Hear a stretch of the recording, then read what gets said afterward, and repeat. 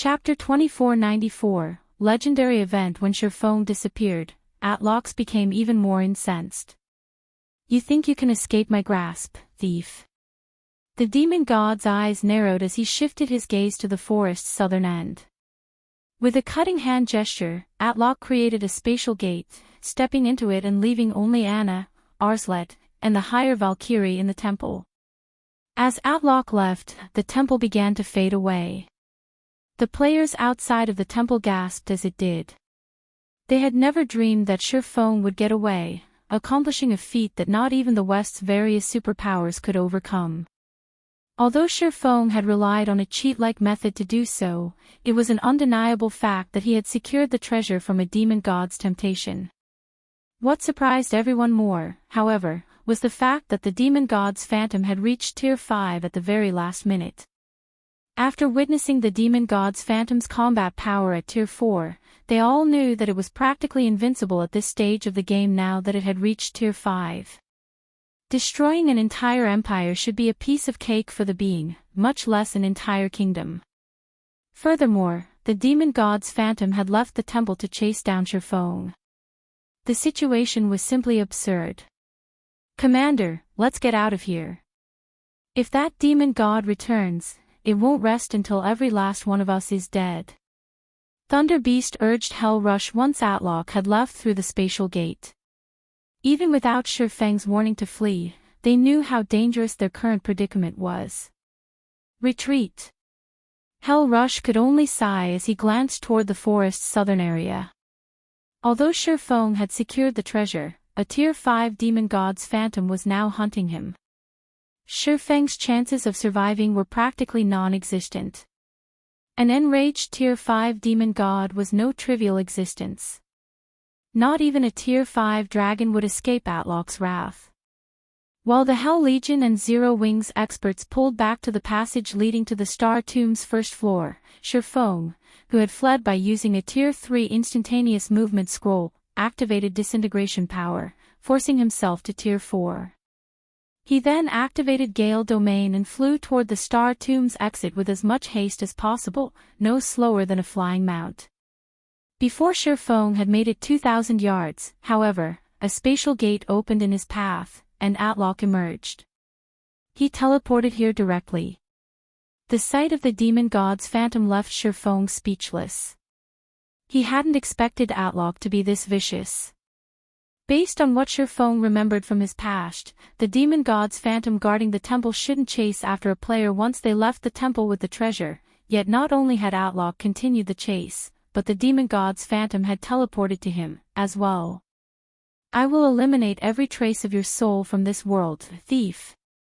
The moment Atlox spotted his prey, he began to chant an incantation. The sky above Shurfong shattered, and an endless torrent of fire descended, covering a 4,000-yard radius. Tier 5 Curse, Extinction Flames. Normally, Tier 5 Divine Mages needed over a dozen seconds to cast this spell, yet Atlox cast it instantaneously. To make matters worse, players couldn't even use Tier 3 instantaneous movement scrolls within Extinction Flames AoE. Noticing the inferno from a distance, the Hell Legion and Zero Wings members were astonished. Even from so far, they could see flames engulf the area above the entire southern forest, threatening to devour the wooded area. How could anybody escape such a terrifying attack? Suddenly a spatial tear opened before the team, and a figure jumped through it. The figure was none other than Shurfong, who looked incredibly miserable. His HP was already in the red. Guild Leader Blackflame. You actually managed to escape. Hell Rush was surprised to see the swordsman. The rest of the team could only stare at Shurfong in shock. The demon god had clearly used a Tier 5 curse against Shurfong, yet he had escaped with his life. It was unbelievable. Everyone, get ready. The demon god's phantom hasn't noticed me yet. I'll open a spatial gate that teleports us to the first floor. As soon as it opens, go through it. Shurfong shouted his command when his teammates only stared at him. The only way to flee from a Tier 5 curse like Extinction Flames was to teleport out of range with a Tier 4 instantaneous movement scroll. Although Feng didn't have one on hand, he had the 7 Luminaries Ring, an extraordinary life-saving tool. With the 7 Luminaries Ring space movement, he could teleport to any location within a 600,000-yard radius, but when he had jumped into the spatial tear the skill created, the curse's flames had followed, scorching him and nearly taking his life. Fortunately, he had activated disintegration power, which temporarily granted him a Tier 4 player's defense and HP. If he had only relied on Heavenly Dragon's power's defense and HP, that attack would have been the end of him. However, space movement had a 3-minute cooldown. If the demon god came at him again, he wouldn't survive. He couldn't just leave the Hell Legion and his comrades here, and now that Atlock was so furious, the demon god's phantom would transform every inch of the Star Tomb into a land of death. Aqua Rose and the others could only survive if they left the regional dungeon now. Feng didn't waste any time in summoning the spatial gate. The rest of his team realized that they were in a race against time, as well, and they charged through the spatial gate the moment it was complete, vanishing from the Star Tomb's 2nd floor. By the time Atlock had realized what was happening and used space movement himself, everyone had fled through the spatial gate already. Despicable thief! I will never let you get away with this! Atlock roared as the spatial gate disappeared as well.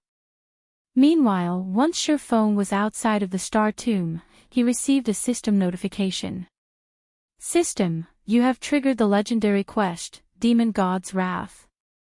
You have stolen Demon God Atlock's treasure, and the Demon God has employed the soul curse against you in retaliation. Not only will Demon God Atlock and his kin hunt you, but you will suffer triple the death penalty. In addition, you will lose 1 level every 7 days. Once your level falls below level 100, the Demon God will find you. Quest content, kill Demon God Atlock's phantom doppelganger. No time limit. Quest reward unknown. As Feng received the system notification, everyone else heard the sound of a system announcement. Star Valley Region System Announcement. A player has triggered Star Valley's legendary event, Demon God's Wrath. A Demon God's Shrine will activate in Star Valley in 1 day. Players will have the opportunity to receive the Demon God's legacy at that time. The system announcement repeated 3 times, and all players within Star Valley heard it clearly. For a time, an uproar shook Star Valley to its very core. Chapter 2494, Legendary Event. When Feng disappeared, Atlox became even more incensed. You think you can escape my grasp, thief? The demon god's eyes narrowed as he shifted his gaze to the forest's southern end. With a cutting hand gesture, Atlock created a spatial gate, stepping into it and leaving only Anna, Arslet, and the higher Valkyrie in the temple. As Atlock left, the temple began to fade away. The players outside of the temple gasped as it did. They had never dreamed that Feng would get away, accomplishing a feat that not even the West's various superpowers could overcome. Although Feng had relied on a cheat-like method to do so, it was an undeniable fact that he had secured the treasure from a demon god's temptation. What surprised everyone more, however, was the fact that the demon god's phantom had reached Tier 5 at the very last minute. After witnessing the demon god's phantom's combat power at Tier 4, they all knew that it was practically invincible at this stage of the game now that it had reached Tier 5. Destroying an entire empire should be a piece of cake for the being, much less an entire kingdom. Furthermore, the demon god's phantom had left the temple to chase down Feng. The situation was simply absurd. Commander, let's get out of here. If that demon god returns, it won't rest until every last one of us is dead. Thunder Beast urged Hell Rush once Atlock had left through the spatial gate. Even without Feng's warning to flee, they knew how dangerous their current predicament was. Retreat. Hell Rush could only sigh as he glanced toward the forest's southern area. Although Feng had secured the treasure, a Tier 5 demon god's phantom was now hunting him. Feng's chances of surviving were practically non-existent. An enraged Tier 5 demon god was no trivial existence. Not even a Tier 5 dragon would escape Atlock's wrath. While the Hell Legion and Zero Wings experts pulled back to the passage leading to the Star Tomb's first floor, Shifeng, who had fled by using a Tier 3 instantaneous movement scroll, activated disintegration power, forcing himself to Tier 4. He then activated Gale Domain and flew toward the Star Tomb's exit with as much haste as possible, no slower than a flying mount. Before Shifeng had made it 2,000 yards, however, a spatial gate opened in his path, and Atlock emerged. He teleported here directly. The sight of the demon god's phantom left Shifeng speechless. He hadn't expected Atlock to be this vicious. Based on what Shifeng remembered from his past, the demon god's phantom guarding the temple shouldn't chase after a player once they left the temple with the treasure, yet not only had Atlock continued the chase, but the demon god's phantom had teleported to him, as well. I will eliminate every trace of your soul from this world, thief. The moment Atlock spotted his prey, he began to chant an incantation. The sky above Shifeng shattered, and an endless torrent of fire descended, covering a 4,000-yard radius. Tier 5 Curse, Extinction Flames. Normally, Tier 5 Divine Mages needed over a dozen seconds to cast this spell, yet Atlock cast it instantaneously. To make matters worse, players couldn't even use Tier 3 instantaneous movement scrolls within Extinction Flames AoE. Noticing the inferno from a distance, the Hell Legion and Zero Wings members were astonished. Even from so far, they could see flames engulf the area above the entire southern forest, threatening to devour the wooded area. How could anybody escape such a terrifying attack? Suddenly a spatial tear opened before the team, and a figure jumped through it. The figure was none other than Shifeng, who looked incredibly miserable. His HP was already in the red. Guild Leader Blackflame. You actually managed to escape. Hell Rush was surprised to see the swordsman. The rest of the team could only stare at Shifeng in shock. The demon god had clearly used a Tier 5 curse against Shifeng, yet he had escaped with his life. It was unbelievable. Everyone, get ready. The demon god's phantom hasn't noticed me yet. I'll open a spatial gate that teleports us to the first floor. As soon as it opens, go through it. Shifeng shouted his command when his teammates only stared at him. The only way to flee from a Tier 5 curse like Extinction Flames was to teleport out of range with a Tier 4 instantaneous movement scroll. Although Shifeng didn't have one on hand, he had the 7 Luminaries Ring, an extraordinary life-saving tool. With the 7 Luminaries Ring space movement, he could teleport to any location within a 600,000-yard radius, but when he had jumped into the spatial tear the skill created, the curse's flames had followed, scorching him and nearly taking his life. Fortunately, he had activated disintegration power, which temporarily granted him a Tier 4 player's defense and HP. If he had only relied on Heavenly Dragon's power's defense and HP, that attack would have been the end of him. However, space movement had a 3-minute cooldown. If the demon god came at him again, he wouldn't survive. He couldn't just leave the Hell Legion and his comrades here, and now that Atlock was so furious, the demon god's phantom would transform every inch of the Star Tomb into a land of death. Aqua Rose and the others could only survive if they left the regional dungeon now. Shifeng didn't waste any time in summoning the spatial gate. The rest of his team realized that they were in a race against time, as well, and they charged through the spatial gate the moment it was complete, vanishing from the Star Tomb's second floor. By the time Atlock had realized what was happening and used space movement himself, everyone had fled through the spatial gate already. Despicable thief. I will never let you get away with this. Atlock roared as the spatial gate disappeared as well. Meanwhile, once Shifeng was outside of the Star Tomb, he received a system notification. Read latest chapters at Wuxia World. EU system, you have triggered the legendary quest, Demon God's Wrath. You have stolen Demon God Atlock's treasure, and the Demon God has employed the soul curse against you in retaliation. Not only will Demon God Atlock and his kin hunt you, but you will suffer triple the death penalty. In addition, you will lose 1 level every 7 days. Once your level falls below level 100, the Demon God will find you.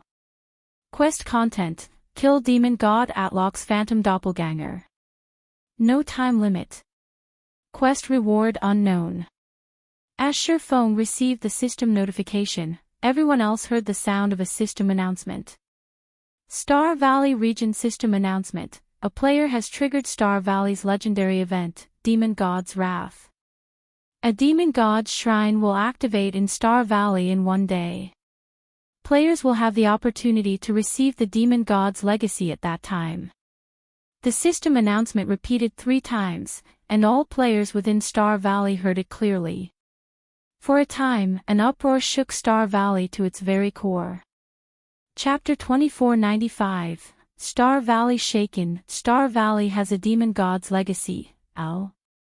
What's going on? The system is releasing a God's legacy.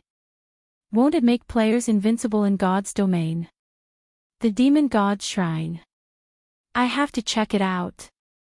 After the system announcement, many players in Star Valley practically glowed with excitement. They wanted nothing more than to charge toward the Demon God's Shrine to investigate the event. In God's domain, legacies were even more important than weapons and equipment. Legacies could transform players' foundations, setting them up with a more advanced starting point than others. With a powerful legacy, players could also learn stronger skills or spells. They could even obtain top-tier weapons and equipment that were specific to their legacy. An ordinary legacy could boost an ordinary player into the ranks of experts. However, legacies were incredibly rare in God's domain, even rarer than epic items. Most importantly, legacies weren't publicly available. Players could only obtain one through luck. And yet, not only did the Demon God's Shrine offer a legacy to the general public, but the system had also declared that it was a Demon God's legacy. This wasn't just some random legacy, barely related to the Demon God. Why wouldn't players go crazy over this news? God's legacies were the highest-ranking legacies in God's domain. Even the various super guilds' big shots dreamed of obtaining one. Unfortunately, God's legacies were so rare that players could only find them if they were truly lucky. While the players in Star Valley were in an uproar, news had reached the various superpowers. What? A Demon God's legacy. Someone has managed to uncover a Demon God's legacy. Look into this matter immediately. Find out who was responsible for activating the Demon God's Shrine. That player must have more details about the development. I want all of our guild's Tier 3 experts sent to Star Valley immediately. We must secure the Demon God's legacy before the other powers. The various superpowers went mad when they learned of the Demon God's Shrine, dispatching organized expert teams to Star Valley. They also ordered investigations into the player responsible for activating the shrine. For a time, the various powers experts and independent experts flooded Star Valley. While all of these players gathered, hunting for the Demon God's Shrine, silence reigned over the Hell Legion, which rested a short distance away from the Star Tomb. None of them were sure whether they should congratulate Sherfone or pity him. None were more familiar with the situation than they were. Sherfone was responsible for activating the Demon God's Shrine in Star Valley and for the availability of a God's legacy, yet he couldn't have anything to do with it. This legendary event was the main God system's way of ridiculing the swordsman. The situation also changed what they understood about God's domain. Sherfone had already turned their understanding of the game upside down, yet this legendary event had gone beyond that. Despite contributing the most to this legendary event's activation, Sherfone had the lowest chance of obtaining the event's reward. It almost seemed like the Demon God, Atlock, were deliberately spiting Sherfone for his wit. Although Sherfone had acquired the inferior legendary treasure chest's contents, he had no chance of obtaining this god's legacy. Atlock was acting as vindictive as any human. Hell Legion's members even wondered if the demon god was human, with human emotions, rather than a computer program. That was a god's legacy they were talking about. Such a legacy was many times more precious than a fragmented legendary item. The two weren't even in the same realm in terms of their value. Is it really necessary to go so far over an inferior legendary treasure chest? Surephone gave the system notification a bitter smile. Normally, the demon god's temptation should have ended the moment he escaped the temple. That was the outcome every player that had plundered a demon god's temptation had met with during his past life, but for some reason, his situation turned out to be wildly different. Not only had the demon god continued to chase him after he had left the temple, but Atlock had even posted a bounty on his head. He had even offered a god's legacy as the bounty's reward. This was just absurd. It's just a god's legacy, guild leader. It's not worth our time. Kola said, clicking his tongue as he read the system announcement. Right. We're strong enough that we'll have plenty of chances to obtain other gods' legacies in the future. Aqua Rose added, nodding in agreement. Although Kola and Aqua Rose tried to reassure their guild leader, the Hell Legion's members realized that they were simply putting up a strong front. They were talking about a god's legacy, after all. Only the most fortunate players had a chance to obtain one. Moreover, based on how this event had been triggered when Surephone slipped through Atlock's grasp, the requirements to obtain the legacy likely involved targeting Surephone. NPCs often hunted down gods' domains players, but since the gods couldn't appear on the continent right now, Atlock was forced to post a bounty. Guild leader Black Flame, you don't need to be concerned about this. The demon god might be using a god's legacy as bait, but obtaining it will likely be a major challenge. This might even be another of the demon god's traps. At least you managed to get your hands on the treasures in that chest, Hell Rush said, trying to console Surephone. Thank you for your concern, Commander Rush, but I don't really mind the situation, Surephone said, smiling at Hell Rush when he saw the man's pity. He didn't actually care that Atlock had placed a bounty on his head. He was far more concerned about the triple death penalty and weekly level reduction, but as long as he took extra care and maintained his leveling speed, the penalties shouldn't pose a problem. While the demon god's legacy might be more valuable than a fragmented legendary item, perhaps even more than a legendary item, he had no desire for it. Atlock's legacy was on par with Aqua Rose's sea god's legacy. At most, it was a peak legacy. Moreover, Hell Rush didn't know that Atlock wasn't the only demon god after his life. He had plenty of time bombs threatening his life in God's domain. What was one more? If offending a demon god meant that he could get his hands on a fragmented legendary item, he didn't mind offending a few more. None of the Hell Legion's members believed Shurfeng's claim, however. They had all witnessed the swordsman's strength.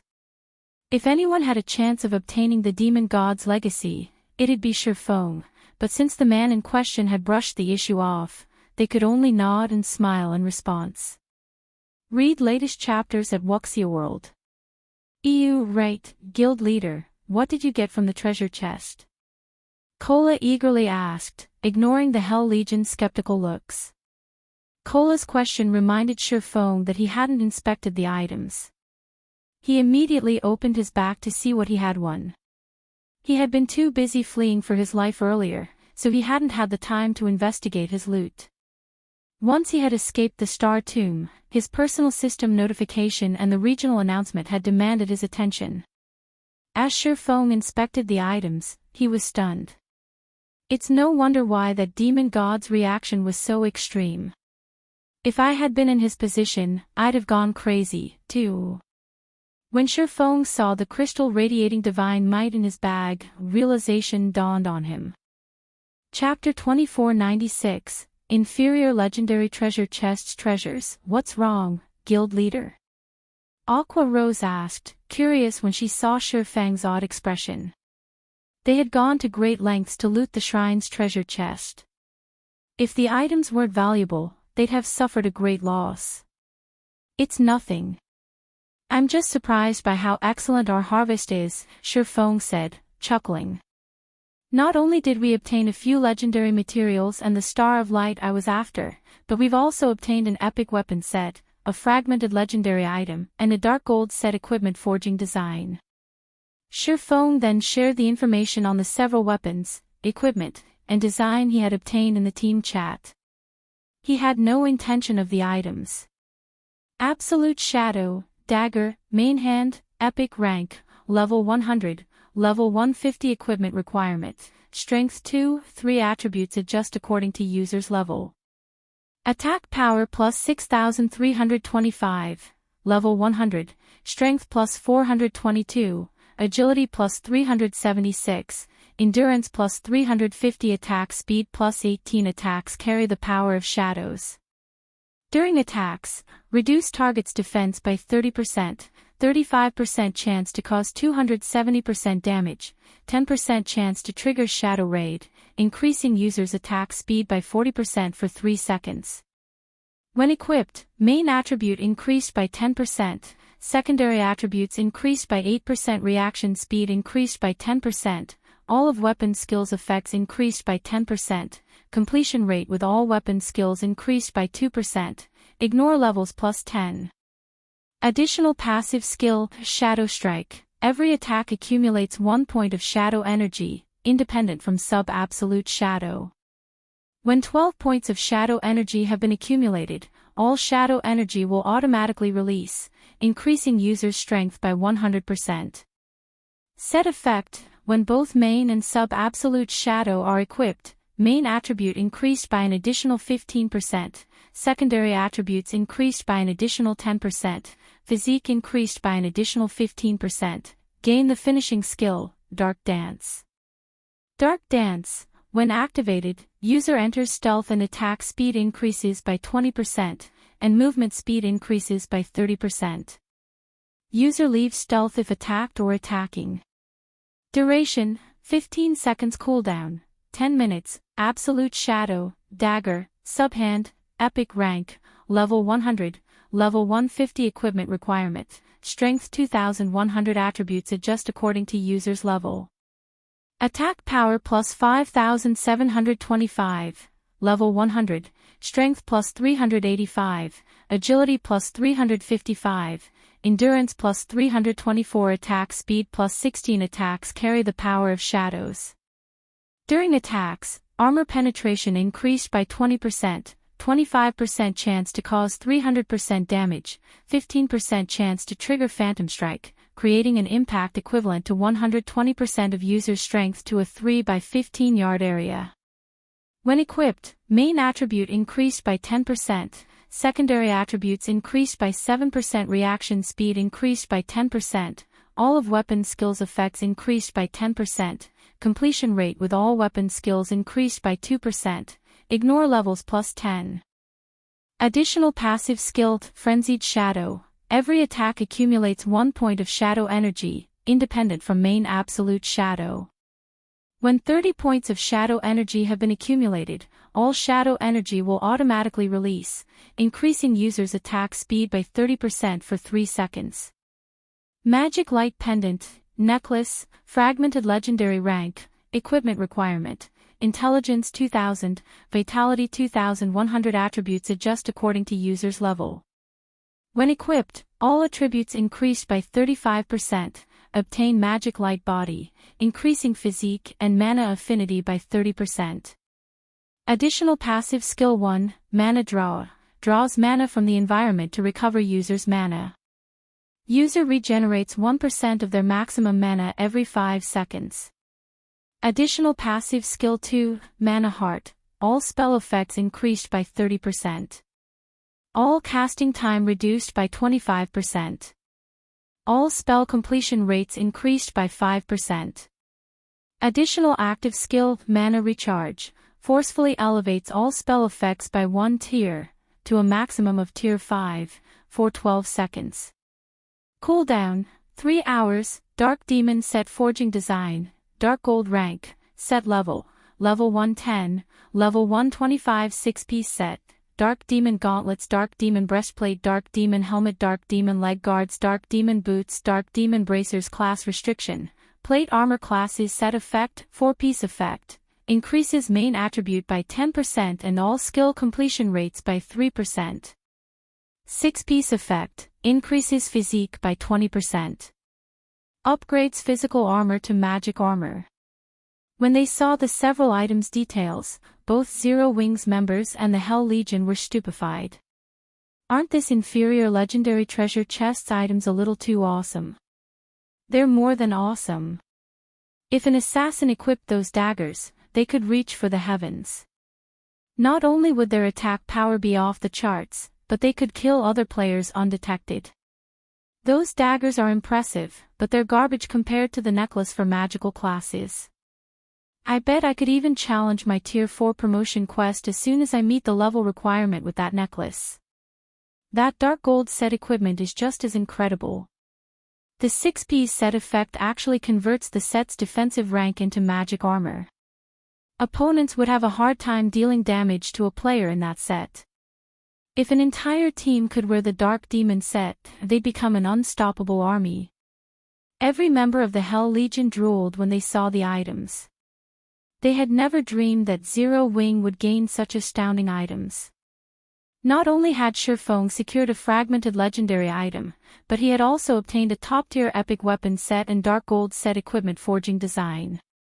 These items were likely as valuable as the Demon God's legacy. Hell Rush was particularly jealous, especially when he saw the Dark Demon set. It was godly equipment for plate armor classes. For a moment, he even forgot about the Demon God's legacy. Magic armor was closest to rivaling divine armor. Not only did it reduce the damage from non-piercing attacks of the same tier by 30%, but it also reduced magic damage by a significant margin. It even doubled the damage reduction from attacks of a lower tier. To put it simply, every plate armor class dreamed of obtaining such equipment. If he could arm the Hell Legion's plate armor members with Dark Demon sets, they'd become an unstoppable force on the battlefield. Although the Demon God's legacy was amazing, it wouldn't be as visibly effective at this stage of the game. Its effects would only become more apparent once players had reached higher levels and tiers. The Dark Demon set, on the other hand, could offer immediate results the moment players equipped it. After seeing these items, Hell Rush was certain that Shurfeng hadn't suffered from this transaction. Shurfeng might have lost an opportunity to gain a legacy, but with these items, he could boost the strength of Zero Wing's main force. They'd be particularly helpful when Zero Wing raided super large-scale team dungeons. You're too impulsive, guild leader. You shouldn't have shared that information. Now, it won't be long before the various superpowers find out about those items. Some of them will try to take them from us, especially aiming for that magic light pendant. I'm afraid that the various superpowers' magical class experts will do everything in their power to get their hands on it, Aqua Rose scolded. She had felt a little exasperated when Shurfeng had shared the weapons and equipment's details with the Hell Legion's members. She realized that Shurfeng wanted to reassure that Zero Wing hadn't suffered, but exposing a fragmented legendary item like the Magic Light Pendant was unwise. It won't hurt anything if they know. Besides, hostile powers will assume that we've gained something powerful even if we didn't say anything. I just opened an inferior legendary treasure chest, after all. Rather than let them guess blindly and target us in secret, they might as well know everything. That way, we can reduce the risks, Shurfeng said, chuckling. Alright, it's about time for us to head back. Hiding the details of his harvest wouldn't have been an issue if the Hell Legion hadn't watched him open the inferior legendary treasure chest, but they had seen everything. Hiding his harvest was impossible. He'd much rather reveal the items and use them to elevate Zero Wing's fame than encourage the various superpowers to hunt the guild in the dark to find out what he had obtained. Top-tier weapons and equipment were always a hot topic among players. As the public learned about these items, they'd come to know about Zero Wing. Read latest chapters at Wuxia World. He had another purpose for revealing these items to the Hell Legion. He needed to conceal the crystal inside his bag. That crystal alone was worth more than the other items combined. Even high-tiered NPCs would try to take the crystal from him if they found out about it. He wouldn't even be surprised if an NPC attacked within an NPC city. This crystal was actually a god's heart, something even more precious than legendary items. The small crystal was enough to cause an uproar across all of God's domain. Shifeng didn't even dare to appraise the crystal at the moment, much less take it out of his bag. On the off chance that the crystal caused a commotion, he'd die from regret. With that said, Shifeng retrieved a return scroll and teleported back to the Starlight Fortress. He had lingered in the Star Tomb for long enough. Chapter 2497, Changes to the Starlight Fortress. Star Valley, Starlight Fortress. As Shifeng and the others returned to the Starlight Fortress, they were surprised by the sight that greeted them. Players now crowded the previously unpopular Starlight Fortress, and some hadn't even reached level 100 yet. These players hawked their wares from the fortress's streets, selling all kinds of resistance potions and equipment. Some of them even sold level 100+ secret silver weapons and equipment. Such prosperity made it hard to imagine that the Starlight Fortress was a small fortress that had only opened less than a week ago. It looked more like a medium fortress that had been open to the public for several months. Why are so many players here? Thunder Beast was stunned and confused as he glanced at the crowded streets. He knew that very few players, other than Divine Tribe and his team, had been in the fortress before they had left on their expedition. The Starlight Fortress's entrance fee and general expenditures were exorbitant, after all. Remaining in the fortress for one extra day alone cost players another magic crystal. Not even experts like him could tolerate such a high price, not to mention normal players. With how Shifeng ran the fortress, Thunder Beast thought he would be fortunate to earn enough to sustain the fortress's daily operations. But contrary to his expectation, the Starlight Fortress practically overflowed with wealth, most of which came in the form of magic crystals. This fortress was almost more profitable than a grade 3 or vein. The situation even astonished Hell Rush. Even if the Demon God's Shrine has attracted quite a few players to Star Valley, the Starlight Fortress shouldn't have developed so quickly. What exactly happened here? Hell Rush watched the players wander the fortress's streets in confusion. He had expected the Starlight Fortress to become a popular location in Star Valley. Not many on the Western continent could resist the temptation of a demon god's legacy, and if they wanted to obtain it, they had to spend some time in the area. There was no denying that the Starlight Fortress was the best resting spot in Star Valley. The cost of living in the fortress might be incredibly high, but compared to a demon god's legacy, the cost was practically negligible. However, less than half an hour had passed since the system announcement. How had so many players gathered in the fortress in less than 30 minutes? Commander, I think the mana here has changed. Since we've arrived, my mana affinity has increased, a tier 3 elementalist informed Hell Rush. I can even sense a significant amount of the 3 supreme elements in the fortress's ambient mana, the 3 supreme elements. Doesn't that mean that this environment can rival that of ancient times? Hell Rush couldn't help his growing excitement. Ordinary players wouldn't have a clue about the environment of ancient times or its effect on players, but as the Hell Legion's commander, he understood much about God's domain. If the Starlight Fortress's environment resembled that of ancient times, the players resting in the fortress would have a much easier time unlocking their mana body's potential. Every player's mana body consisted of all 7 elements, and within an environment that lacked the 3 supreme elements, unlocking one's mana body was excruciatingly difficult.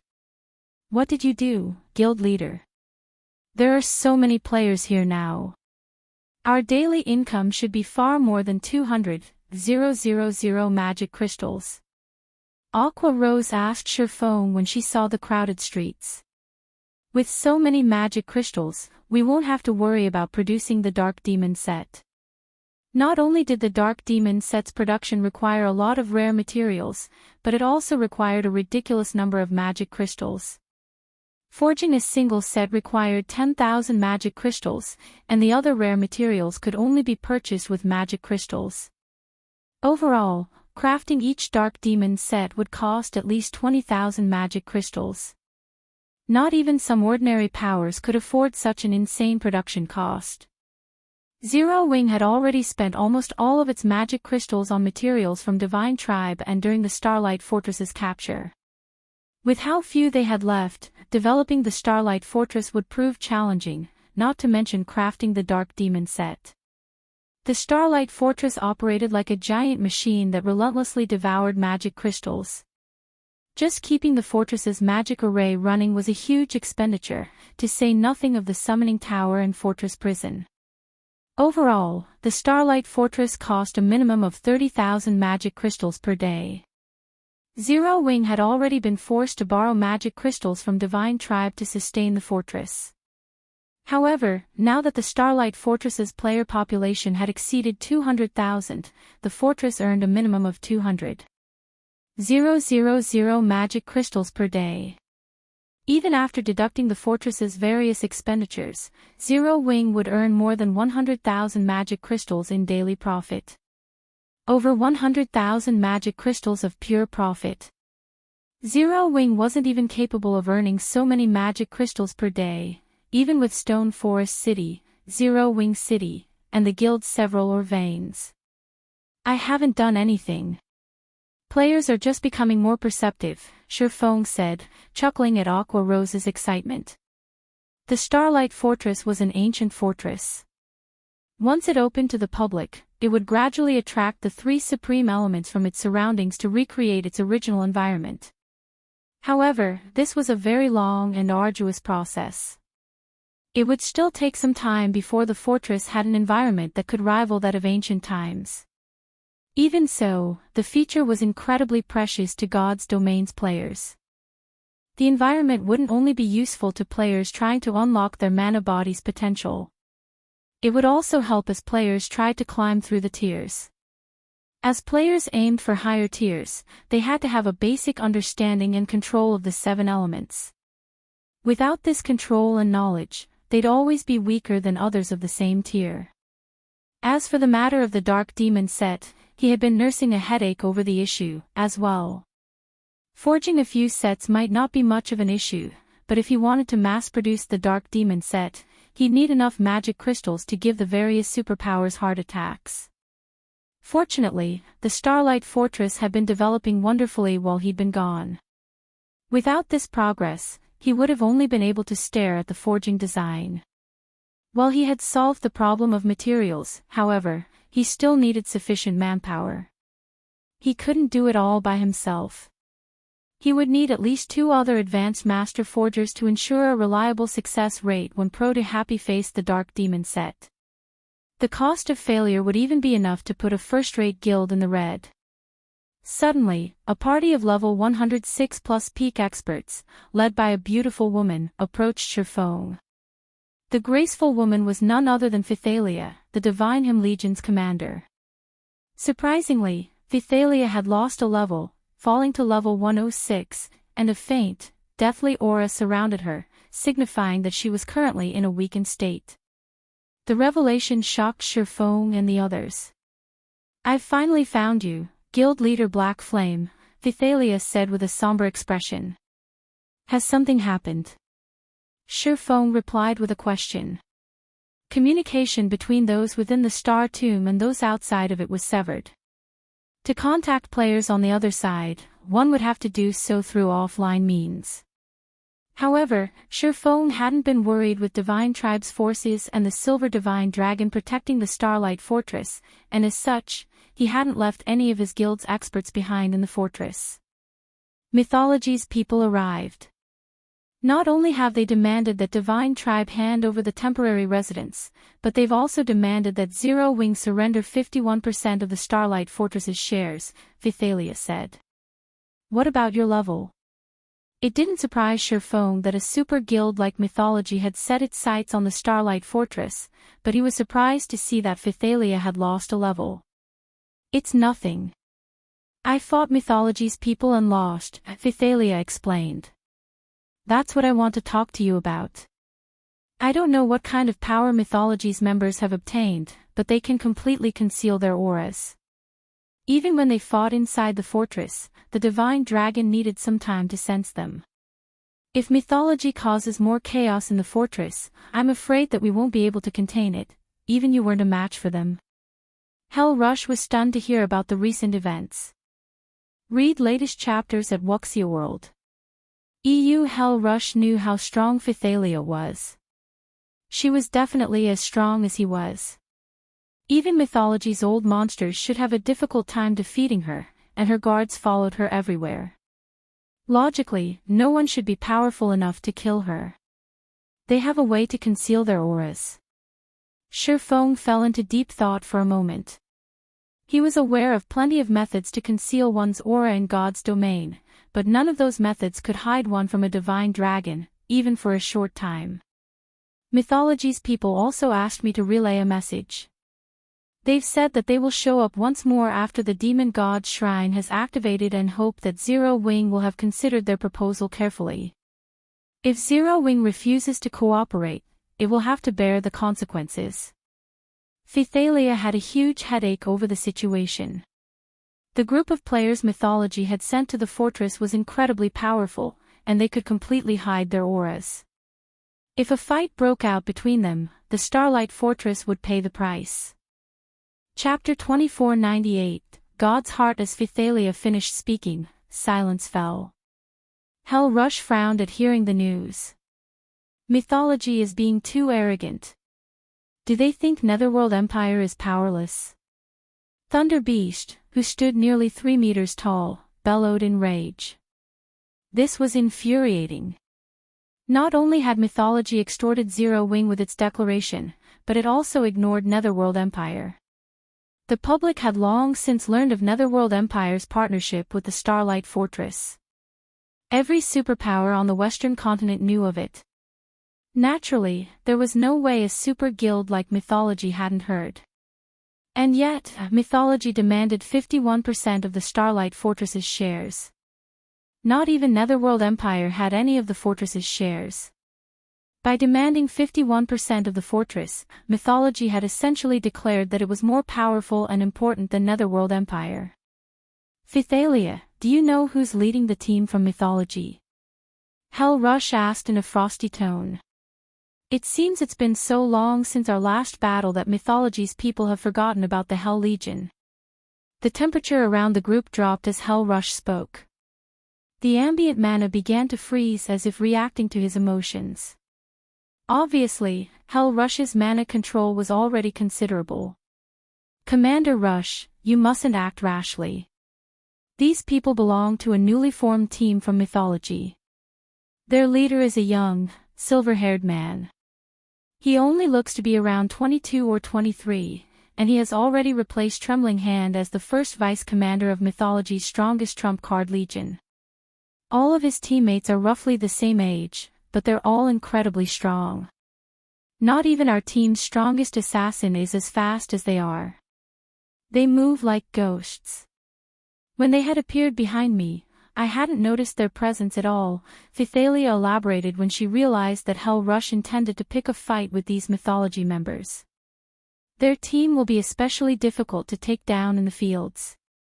She understood Hell Rush's rage, but this team had a little over a dozen players, and they could all vanish without a trace. If the Hell Legion fought these players in the Starlight Fortress, they might be fine, but the Legion would only be running towards its death if it tried to take them on in the fields. With the complex terrain in the fields, not being able to sense one's opponent would leave one blind. Even if Hell Rush and the others were strong, those Mythology members were exceptionally fast. Pinning down just one of those players would require 5 or 6 peak experts at the very least. And there were over a dozen of those experts. When these players had attacked the dozens of peak experts under her command, she hadn't been able to stop them. These Mythology members targeted a single player before fleeing once they killed their mark. It was easy to imagine how formidable they'd be out in the fields. He's replaced Trembling Hand. How is that possible? Thunder Beast was astonished. Trembling Hand had been known as a genius ever since he had joined the virtual gaming world. He had fought in virtual games for over a dozen years now and had long since reached the domain realm. He had achieved just as much in the domain realm as Hell Rush, and the man was still in his 30s. He was currently at his prime, and he still had plenty of room for improvement. The various superpowers upper echelons all believed that Trembling Hand was the most likely player to become the commander of Mythology's strongest trump card legion, and yet, he had lost his position as first vice-commander to a youth. Even Hell Rush wore a grim expression after hearing the news.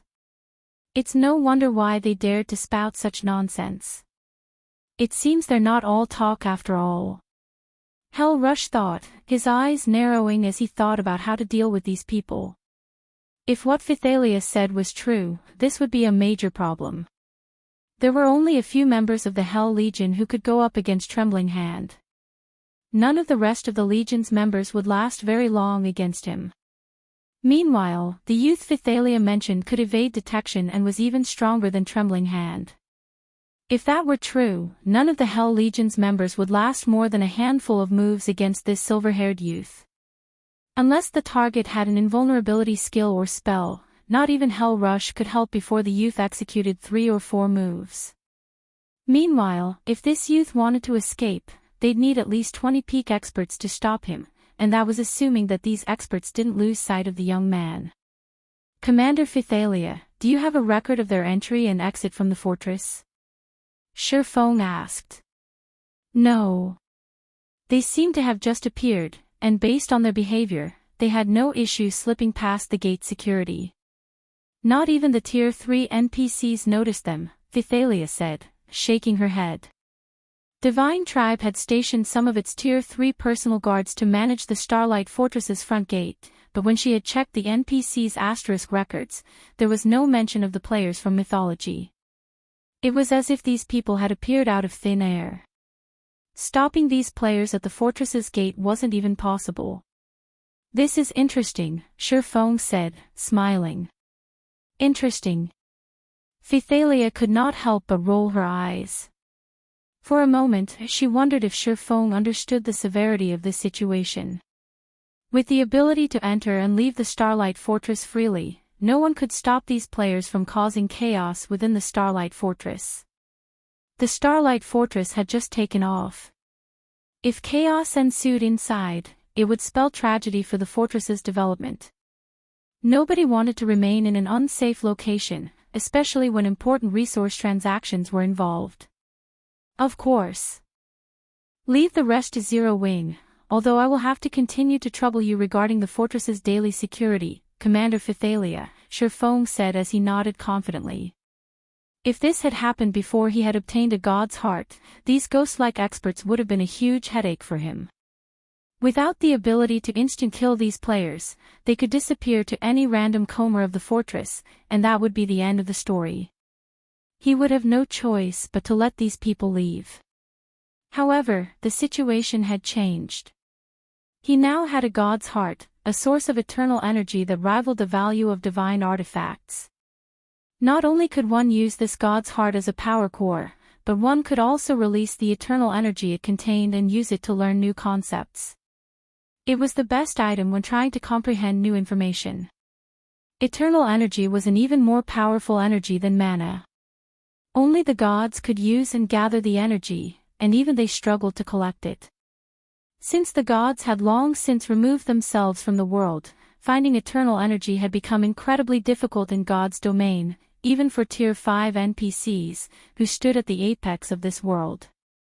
A single, small drop of concentrated eternal energy would be enough to incite an all-out brawl between Tier 5 NPCs and Tier 6 God-ranked players. Meanwhile, the god's heart in Shi Feng's bag was a condensed form of eternal energy, which not even an empire's entire wealth could buy. Initially, Shi Feng had wanted to learn the rest of the memory crystal's content once he had returned to the eastern continent and found an ideal venue for studying the information. Tier 3 players' foundations were their mana bodies, and only by unlocking his epic mana body's potential could he display his full strength. He'd then be able to explore the maps that contained Solomon's sword's remaining fragments. Hence, he needed a location that could help him gain the most benefit from the Eliades memory crystal. However, now that he had a god's heart, he wouldn't have to go to such great lengths to learn the crystal's contents. Once he found enough privacy to take the god's heart from his bag without exposing it to others, he could create his own venue, the best in God's domain. Fortunately, the Fortress Lord's mansion was the perfect location.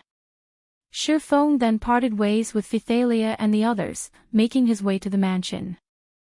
Phythalia was dumbfounded as she watched Shurfong and Zero Wings members walk away. She couldn't fathom what was going through the swordsman's mind. At such a crucial moment, Shurfong had reacted similarly to Hell Rush, intent on taking his anger out on these mythology players. "What should we do now, Commander?" the Tier 3 shield warrior beside Phythalia asked. "The ruckus mythology caused has already scared plenty of merchant players away. If mythology causes another scene, I'm afraid everyone in the fortress will panic. Controlling the situation won't be easy." Read latest chapters at Wuxia World. EU, forget it. I don't care anymore. Let mythology's people cause a scene if they want. Once Zero Wings people realize how severe the situation is, we should be able to curb mythology's experts as long as our 3 guilds work together, Phythalia said as she massaged her forehead. She had already learned that trying to dissuade Shurfong from doing anything foolish was a waste of time. She might as well let him try whatever he had planned. Once he failed, he'd approach Divine Tribe to work on a solution together. "There's no need for such pessimism, Commander Phythalia. Who knows? Guild leader Black Flame might actually be able to show these mythology members who's boss. Zero Wings' strength is the real deal. Even if Zero Wings players can't stop mythology's experts completely, they should be able to give them a run for their money," Hell Rush said, attempting to console Phythalia. Hell Rush didn't think Zero Wing had enough power to take out this team from mythology by itself either, but with experts like Fire Dance and her comrades, they should be able to give mythology a huge headache for their trouble. Now, it was just a matter of waiting to see who lasted longer. While Phythalia and Hell Rush conversed, Shurfong had reached the Fortress Lord's mansion's core room. He used the Fortress Lord's token to activate the room's defensive magic array before carefully retrieving the crystal that emitted a faint trace of divine might from his bag. Chapter 2499, Epic Mana Body unlocked as Shurfong pulled the god's heart from his bag, faint mana pulsed throughout the dark and quiet core room. It wasn't a lot of mana, but it had enough power that space within the room trembled. When the pulse encountered the room's magic barrier, it, too, began to tremble, almost failing to block the mana. Sure enough, a god's heart is intensely powerful. I only took it out of my bag, and it nearly felled the room's magic barrier. Shurfong stared at the magic barrier around the room, astonished. Fortunately, he was within an ancient fortress's core room. This magic barrier was far stronger than ordinary versions. Even mythic monsters would have an extremely hard time trying to destroy it. Had he retrieved the god's heart in any other location within the Starlight Fortress, the barrier wouldn't have been able to contain the mana pulse. The energy would have escaped and caught the attention of everyone within the fortress. However, this pulse of mana had also substantially increased the mana density in the room. A gentle layer of mist now filled the core room. If players trained here, they'd likely be able to practice bronze combat techniques without rest. They could train to their heart's content. Following which, Shurfong activated Omniscient Eyes to appraise the god's heart. Augustus's damaged heart, inferior divine artifact rank material, this is the barbarian god Augustus's heart and crystallization of eternal energy. When Augustus had fallen, the demon god, Atlok, had secured his heart and repeatedly modified it. Once one has activated the magic array engraved on the heart, the user will be exposed to dense eternal energy for 12 hours. The magic array will require 3 months to recover after each activation. Restoring the magic array's eternal energy is possible by sacrificing one god crystal. Amazing! Atlok had transformed a consumable god's heart into a tool that can supply endless eternal energy. When Shurfong read Augustus's heart's description, he was shocked. Gods' hearts were typically one-time use consumables. When players released the eternal energy contained within, the god's heart would release all of its energy. Eventually, the god's heart would run out of eternal energy and fade from existence. Only a few Tier 5 NPCs could control the release of eternal energy from a god's heart, allowing them to use the item multiple times. Even so, they couldn't change the fact that the god's heart would vanish when it ran out of eternal energy. And yet, Atlock had successfully modified Augustus's heart, transforming it into a tool that could offer endless eternal energy.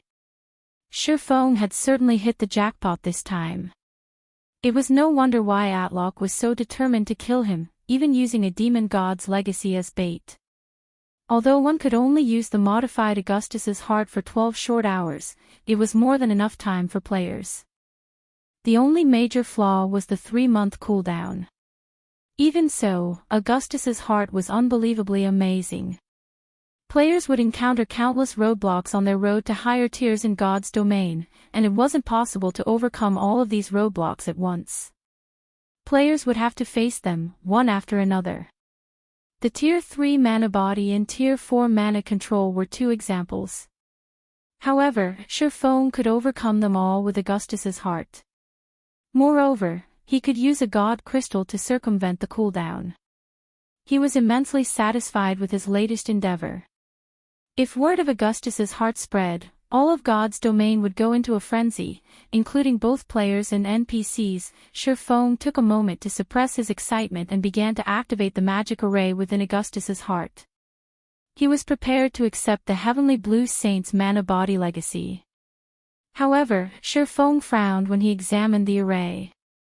This magic array was more complex than any he had encountered before. Manipulating it would be intensely challenging, even now that he had become an intermediate master magician. A basic master magician would have no chance of activating this magic array. Sure enough, the main god system won't just hand players so much power. Shurfong gave the magic array a bitter smile. He had wanted to use the god crystals he had on hand to help Kola and the rest unlock their mana body's full potential once he had done so himself. The sooner they did so, the more they would benefit in the future. However, it seemed that that wouldn't be possible. Activating Augustus's heart's magic array would be absolutely impossible unless one had become an intermediate master magician. His dream of forming an army of powerful experts had just shattered. Becoming a master magician in God's domain was far easier than becoming a master forger, yet very few players were capable of accomplishing the feat naturally. Reaching every subsequent rank after becoming a basic master magician was incredibly difficult, even more so than rising through the ranks after becoming a master forger. In all of Zero Wing, only Aqua Rose and Violet Cloud had high chances of becoming basic master magicians. Everyone else would still have a long road ahead of them, and 2 players simply weren't enough to form an army. Shaking his head, Shurfong banished his thoughts and began to focus on learning and decoding the magic array. 10 minutes. 20 minutes. 40 minutes. As he completed the final strand of mana's trajectory, Augustus's heart lit with a colorful glow. Streams of purple mist then flowed from the item and into Shurfong. Suddenly, Shurfong felt incredibly comfortable, and his mind was unprecedentedly clear. The eternal energy proved many times more effective than the densest mana. Wasting no time, Shurfong retrieved the memory crystal Iliade had given him and started to study her legacy on the mana body. The goddess's mana body technique was more complex than her mana technique legacy. Not only did it contain information on mana and the methods to control it, but it also contained concise information on the structure of mana bodies. According to Iliade's research, the higher a mana body's rank was, the more complex it would be. Subsequently, one would need a more complicated mana control method to use their mana body. An epic mana body was on par with a super large-scale magic array consisting of several hundred smaller arrays. There were many ways to control this super large-scale magic array, but only one would give a player full control over the entire array. They'd have to construct a simple magic array that would allow the user to control multiple core arrays. The more core magic arrays this simple array could control, the more power the super large-scale magic array could exhibit. If Shifeng had tried to process all of the information within the memory crystal before he had obtained Augustus's heart, none even the densest mana would save him from the headache. Fortunately, the eternal energy around him was amazingly beneficial. Not only did it boost his comprehension and memory, but it also allowed him to try to create the simple magic array that was necessary for controlling the flow of mana within his mana body. For a time, Shifeng radiated stronger and weaker mana at random intervals. At his strongest, he radiated dense enough mana to rival that within Stone Forest City, and at his weakest, he radiated roughly the same density as the mana found in ordinary NPC cities. During the process, Shifeng rapidly unlocked more of his mana body's potential. 40%. 55%. 70%. Read latest chapters at Wuxia World. EU. However, as Shifeng continued to unlock his epic mana body, his progress slowed. By the time the memory crystal's duration ended, Shifeng had only reached 82% of his potential. He was still far from 100%. In the 9 hours since he had activated Augustus's heart, he had only unlocked 91% of his mana body's potential. Just as the 12 hours were almost up, an intense wave of mana exploded from Shifeng's body, forming a mist in the core room. The mist was light, easy to miss if one weren't paying attention, but it was undeniable that Shifeng exuded mana that was so dense it condensed into its liquid form. Finally, success. Shifeng's eyes flew open, flashing with excitement as he observed the mana that automatically flowed throughout his mana body. Chapter 2500, Frightening Improvement in God's Domain. Tier 3 NPCs were considered powerhouses that could protect NPC cities. However, players only became powerhouses once they had unlocked their mana body's full potential. Only with a fully unlocked mana body could players enter and leave certain locations freely. If they tried to do so without unlocking their mana body, only death would await them. The Star Tomb regional dungeon's entry requirements were actually quite low. Even Tier 3 players that hadn't fully unlocked their mana bodies could explore the area, albeit barely. In comparison, certain unique areas were full of incredibly corrosive energy, and Tier 3 players wouldn't last more than 5 minutes in these areas without unlocking their mana body's full potential. Unlocking their mana bodies was the only way players could protect themselves against the corrosive energy. This was why players were only considered powerhouses once they had fully unlocked their mana bodies. Most importantly, the skills and spells players used would be far stronger once they had unlocked their mana bodies than those who hadn't. So, this is an epic mana body. Astonishment colored Shifeng's features as he sensed the dense mana radiating from his body. He had never dreamed that an epic mana body would be this powerful. Normally, a mana body relied on its own mana to function, but his mana body could attract ambient mana and use it to strengthen and nourish itself. His epic mana body had also coated his body with a thin barrier of mana. The barrier was easy to miss if one weren't paying close attention. It almost felt like a skin-tight suit. It trapped a significant portion of the mana radiating from him, drastically reducing the amount of mana wasted. Not only did this mana barrier improve his recovery, but it also ensured that the mana around him was far denser than normal. The addition of this mana barrier alone doubled or tripled his survivability in the fields, especially in low mana environments. When he fought in such harsh environments, he wouldn't have to worry about losing a significant portion of his combat power. Shifeng tried to manipulate his mana body, guiding the mana around him into his hands. He instantly felt like a black hole as the ambient mana gathered around him. In the blink of an eye, a faint layer of mana mist formed on the surface of his palms. Shifeng's fist then shot out as he punched the empty air. Pang! Space exploded around his fist as if the punch had created a vacuum. Space around him trembled at the power of the strike, and the core room's magic barrier shuddered. With this power, I can now likely solo a mythic monster of the same level, even without my berserk skills. Shifeng gasped when he saw the results of his punch. He had merely executed a normal punch, and he didn't even have his weapons equipped. The difference between a player's attack power with a weapon and without one in God's domain was massive. With Killing Ray equipped, his prior punches had only been able to break the sound barrier. He had only been able to make space tremble and create spatial tears when he used the secret technique, Lightning Flash. Yet now, without any techniques or weapons, he could exhibit power on par with when he wielded Killing Ray. An epic mana body provided horrific power.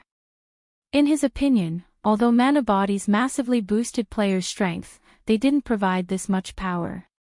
The benefits of unlocking his mana body thus far could already rival that of a fragmented legendary weapon.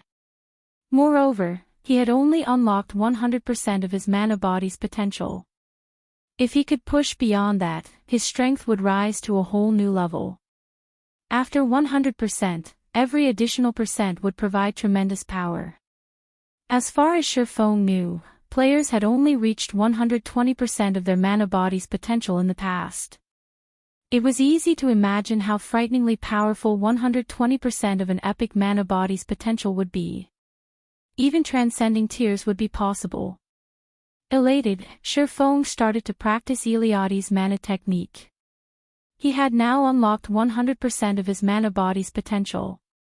Going beyond that would take some time, and it would be as difficult as creating a master magic array for an apprentice magician. Fortunately, unlocking more than 100% of his epic mana body wasn't the only way to transcend tiers. He could also rely on the help of a mana technique. He had experienced Eliade's Holy Annihilation personally, and despite suppressing herself to Tier 3, the Heavenly Blue Saint's attack could instant-kill or heavily injure Tier 4 beings. If Shurfeng could master Eliade's Holy Annihilation, the mana technique would prove significantly helpful. He hadn't been able to learn the technique earlier since he hadn't unlocked his mana body fully yet, but now that he had, he could truly practice the Holy Annihilation. Mana techniques weren't like combat techniques. Combat techniques consumed the user's stamina and concentration, but mana techniques, on the other hand, only consumed concentration. Players generally avoided using combat techniques in harsh environments, trying to conserve their stamina due to the heavy burden the environment placed on them. However, with a few exceptions, these harsh environments did not affect players' concentration consumption. Hence, God's domain's experts that had grasped mana techniques, whether self-taught or learned from the system, had an easier time exploring the world, especially the maps with harsh environments. Now that Shurfeng had achieved his goals in visiting the Western continent, he needed to search for Solomon's sword's remaining fragments to maintain his advantages and pave a smoother path for Aqua Rose and his other comrades as they aimed for Tier 4. If he put the task off, it would only be a matter of time before the various superpowers, with how fast they were developing, would overpower Zero Wing. If he could learn Eliade's mana technique now, not only would he have a much better chance of securing the fragments of Solomon's sword, but he could also teach the technique to Aqua Rose and the others. As Shurfeng tried to mimic the way Eliade had executed the first sword, Lightshadow, the more the Heavenly Blue Saint amazed him. Eliade's mana technique even seemed slightly stronger than the mana techniques the demon god, Atlok, had used. The first sword, Lightshadow, used all 7 elements, and executing the strike proved even more difficult than Lightning Flash, a bronze combat technique. Shurfeng needed to channel and gather his mana for several seconds before he could attempt to execute Lightshadow. Atlok had also needed some preparation time before executing his mana technique. The demon god had spent several seconds preparing the black hole, the last attack he had used against Shurfeng. Even though Atlok had executed the mana technique through his phantom, that phantom had still been at the Tier 5 standard. The goddess, on the other hand, had executed Lightshadow, Holy Devour, and Holy Annihilation without any preparation time whatsoever. On the contrary, it has seemed as if she had been able to pause her technique, releasing her attack when she needed to in a systematic manner. When Shurfeng thought about that fight, he realized the intervals between each of her attacks had been exactly the same. Even at the Tier 3 standard, Eliade had accomplished the feat as Shurfeng continued to practice Lightshadow, however, he was able to reduce the time he needed before executing the technique. Initially, he spent nearly 8 minutes preparing his strike, but now, he could do so after around 5 minutes. The more Feng practiced, the more he understood about mana control. 2 hours. 6 hours. 12 hours. Read latest chapters at Wuxia World. While Feng was immersed in his training, he received a call request from Fictional. Guild leader Black Flame, Mythology's people are back. They are all gathered in the Starlight Bar, and I think they've found a way to deal with your divine dragon. More of them have arrived, as well. Now, there are more than 30 players in their group, Fictional reported with a somber expression. Dealing with the dozen-plus experts had already been a struggle, but now, more than double had shown up in the Starlight Fortress. Even if Zero Wing, Divine Tribe, and Hell Legion gathered all of their peak experts in the fortress, suppressing these mythology players would still prove difficult. They've returned so soon. Feng muttered in surprise. However, when he glanced at the time, he realized that he had been training for over half a day. It had felt like time had passed even more quickly than when he had worked to unlock his mana body. He then sheathed his swords and grinned. "Alright, I'll be right there." With that, Feng disconnected the call and left the core room. Chapter 2501, Mythology arrives Starlight Fortress, Starlight Bar. The Starlight Bar was usually the most popular bar in the Starlight Fortress, but right now, the bar, which was half the size of a football field, was silent as everyone stared at the group of players in black, drinking quietly in the middle of the establishment. No one even dared to breathe too loudly. The rest of the crowd wasn't simply reacting in such a way because the black-clad players had appeared like a group of magicians. Rather, their reactions were due to the fact that every one of those players wore Mythology's guild emblem. So, they're the rumored experts from Mythology. Amazing. I see them, yet I can't sense their presence. How did they do it? It seems that even Mythology can't help but get involved now that the demon god's shrine had appeared. Once everyone had gotten over their shock at seeing these players, they quietly chatted amongst themselves. Some players were afraid, while others were excited. Mythology was one of the 5 great super guilds in the virtual gaming world. Every player on the Western continent was familiar with its reputation. News of Mythology's black-clad players causing chaos had already spread throughout the fortress. Not only had these players avoided the Divine Dragon's wrath, but they had also managed to slay quite a few of Divine Tribe's experts. Even Fictional, the commander of one of Divine Tribe's trump card legions, had lost her life in battle. In response, Divine Tribe had dispatched even more experts to patrol the Starlight Fortress's streets. It had even sent plenty of Tier 3 personal guards to join the patrols. However, not only had Mythology's experts snuck into the city again, but more of them had come, as well. Now, they even congregated in the Starlight Bar, the fortress's most popular bar, drinking like normal customers. They treated the Starlight Fortress like they would their own hometown. Mythology is amazing, boss. They're completely disregarding the fortress's divine dragon. It seems the Starlight Fortress will soon have a new owner, the ruthless man from the Stormheart Adventurer team admired as he watched the black-clad players from Mythology. When he had encountered the Starlight Fortress's divine dragon, he had only felt fear.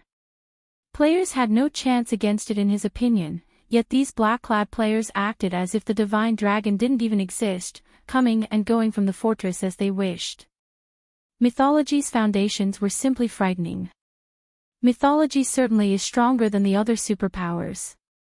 Aside from those players' ability to conceal their presence, their combat standards are impressive. They're all bona fide peak experts. Several of them are even stronger than I am. I don't even know how I would fight that silver-haired youth leading the group. I don't think he's even human, Crow said as he observed Mythology's members, a trace of fear flashing in his eyes. If they decide to cause a scene in the fortress, there will be a mess, and no one will be able to do anything about it. With the situation as it is, even Zero Wing, with all its advantages, will have to make concessions for them. Crow knew that the various superpowers were no match for the 5 great super guilds, but he had never imagined that the gap between them would be this massive. Mythology's black-clad players were at least level 107, but their auras were even powerful enough to make an expert like him feel uncomfortable. The weakest member of the group had basic attributes to rival a Grand Lord of the same level. Fighting just one of those players would pose a huge problem for him. If he had to face 2 or 3 simultaneously, there was a very high likelihood that he'd fall. To make matters worse, there were over 30 of these experts in the bar, and all of them could completely conceal their auras. This was just a nightmare. There was also the silver-haired leader to worry about. Although Crow could not sense the youth's aura, his instincts told him that if he came within 30 yards of the young man, his life would be forfeit. While the bar's patrons quietly watched Mythology's experts, the group in question acted as if none of the surrounding players existed at all, chatting with each other and utterly carefree. "Commander, the higher-ups are being really stubborn. They still want us to negotiate with Zero Wing as a show of respect for Netherworld Empire. Why should we have to show anyone any respect? We should just capture the Starlight Fortress. With the fortress, Mythology can claim the demon god's legacy once the demon god's shrine activates," a tall, slim woman carrying a warhammer and sturdy shield grumbled. As far as she was concerned, Netherworld Empire had only partnered with Zero Wing because it wasn't strong enough to take the fortress for itself, but Mythology was a different story. Capturing the Starlight Fortress wouldn't be difficult for her team, especially now that they had grown stronger. Not even taking out Netherworld Empire's Hell Legion would be an issue, let alone capturing the Starlight Fortress. They had no reason to fear the guild. "I concur. We'd be better off giving Zero Wing a beating and taking the Fortress Lord's mansion. We shouldn't need to go to the trouble of targeting Divine Tribe to get at the Eastern Guild. If we don't teach him a lesson, Black Flame will think the West is just like the Eastern Continent," a young assassin carrying 2 short swords added, nodding in agreement. Mythology's power was limited on the Eastern Continent, and thus, what it could accomplish there was limited, but in the West, squashing Zero Wing would be child's play. Not even the Divine Dragon's protection could save Zero Wing's players. Mythology's foundations on the Western Continent were just that far beyond what Zero Wing could imagine. Don't get careless. Netherworld Empire has its reasons for working with Zero Wing. Based on recent reports, Zero Wing already has 5 members with fully unlocked mana bodies. Those players are extraordinarily strong. If they show up, follow the backup plan. Activate your battle arrays and face them in 4-man cells. The rest of you will continue as we initially planned. If the Divine Dragon approaches, retreat immediately, the silver-haired team leader ordered, watching his impatient team members. "Rest assured, Commander. Aside from the dragon, these players are nothing. I don't know how those Zero Wing players unlocked their mana body's full potential so quickly, but so what?" the assassin youth loudly and fearlessly proclaimed. "If Zero Wing's members really do show up, I'll make sure none of them leave alive." The rest of Mythology's team nodded. Read latest chapters at Wuxia World. EU fully unlocking one's mana body might substantially increase one's combat power, but their advanced battle array was no trivial matter. As long as they activated their battle arrays, they could combine the strength of 4 players. The player that received all this power would be even strong enough to take down a mythic monster of the same level, much less Tier 3 players. If Zero Wing's members dared to show their faces, their team could slap them down with ease. "Is that so? I'd like to test your claim, then." Suddenly, everyone in the bar heard a deep voice, and the speaker immediately caused an uproar. Every player in the Starlight bar spun toward the speaker, assuming whoever had been so bold must be crazy. This player had just directly challenged Mythology's experts. They must be suicidal. 2 people, a man and a woman, walked into the bar. The woman was the beautiful, elegant Phythalia, while the man felt as dark as night. Chapter 2502, Silent Starlight Bar. As Shurfong and Phythalia entered the Starlight Bar, interrupting the black-clad Mythology members' conversation, an uproar broke out among the spectating patrons. Crap! Isn't that beauty Phythalia, the commander of one of Divine Tribe's trump card legions? It seems they're going to start another fight. A fight? This'll be a war. I hadn't thought I'd get lucky enough to watch this unfold personally. Many of these players were experts with vast information networks. They were, more or less, aware of the struggle between the various superpowers over the Starlight Fortress. Now that Mythology had taken the initiative to pick a fight with the Starlight Fortress, a war between the various superpowers was unavoidable. Although, none of them had expected it to begin so soon. Clashes between experts, particularly those from the various superpowers, were extremely rare learning opportunities in God's domain, especially for the players that got to watch the fights personally. They'd be able to learn far more than from watching a recording of the battle. This was precisely the reason that the various powers constantly tried to gain entry tickets to the various superpowers' Dark Arena. Unfortunately, without adequate connections, normal players didn't even qualify to enter the Dark Arena. However, compared to the battle unfolding right before their eyes, the Dark Arena's battles were nothing. The various superpowers participants in the Dark Arena never went all out, but this situation would be different. To secure the right to rule the Starlight Fortress, all parties involved would fight with everything they had. While the bar's spectating patrons became excited, Mythology's members turned to give Shurfong cold looks. Every one of them was restless, eager to get the fight started. Sensing these black-clad players' hostility, Phythalia felt a headache brew. She had tried to convince Shurfong to gather some manpower before confronting Mythology's members, but Shurfong had headed for the Starlight Bar the moment he had heard about their arrival. Shurfong was the only player that had a claim over the Fortress Lord's mansion. If anything happened to him, defending their hold on the fortress would become far more difficult. The various superpowers had already stationed plenty of experts in the Starlight Fortress. If the fortress suddenly lost its owner, they'd cause a huge commotion. Not even Divine Tribe's forces would be able to stop them. In the end, she had no choice but to follow Shurfong to the Starlight Bar, contacting the players under her command to meet them there on the way. Shurfong, however, had done the unexpected again and picked a fight with Mythology before the backup she had called could get there. They were currently facing over 30 peak experts. And these weren't any ordinary peak experts. Not only could they hide their auras, but they were all incredibly fast. If these peak experts decided to attack as one, the consequences would be dire. "You're quite daring, you bastard," the short sword-wielding assassin youth said, sneering at Shurfong. "Show me whether or not you have the strength to support that courage." Just before the assassin could step forward, however, the silver-haired youth beside him extended a hand, blocking his path. "Commander?" the assassin asked, confused about why his leader had stopped him. But the silver-haired player hadn't offered an explanation. Rather, he smiled at Shurfong.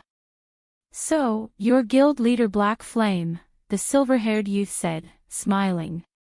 "Allow me to introduce myself.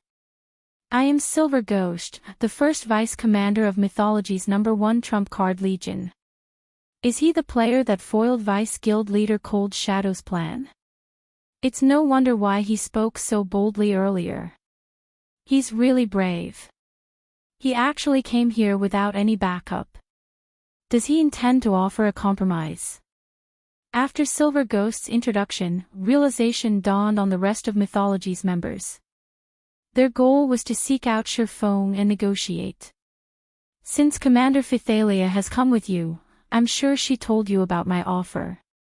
What do you think about it, Guild Leader Black Flame?" Silver Ghost patiently asked, glancing at Phythalia before returning his gaze to Shurfong. Silver Ghost had fought Phythalia personally, so he knew that she was a monster-level expert. She also had a party of peak expert bodyguards. Normally, she and her bodyguards shouldn't have any issue defeating a 100-man team of Tier 3 experts. Unfortunately, his team wasn't here for Phythalia. Even with her strength, she had no chance against 3 or 4 of his subordinates. She'd be doomed if over a dozen of his teammates attacked at once. The only real threat in the Starlight Fortress was Netherworld Empire's Hell Legion. Not only did the Hell Legion consist of 300 Tier 3 experts, but they were all extraordinarily strong, as well. However, if his team intended to cause chaos in this fortress, not even the Hell Legion was powerful enough to stop them. I have no reason to consider it. Since Zero Wing is strong enough to capture the Starlight Fortress, it's strong enough to hold it. If you want a fight, bring it on. Shifeng calmly stated, eyeing Silver Ghost. How unfortunate. Silver Ghost could only sigh at Shifeng's reply. Why are you still wasting your time with him, Commander? The assassin youth sneered. Let my group deal with him. If we don't teach him a lesson, he'll continue to assume that mythology is powerless against him. That's right. If we don't show him our strength, he'll likely assume that we left earlier because we were afraid of him. The rest of Mythology's team nodded. Their previous visit to the Starlight Fortress had merely been a form of greeting. Now that Shifeng had rejected their goodwill, they had no reason to hold back. In fact, if they continued to act passively, Shifeng would treat their guild as a joke. All right. Your group can deal with him, but make it quick. Everyone else, pay attention to your surroundings.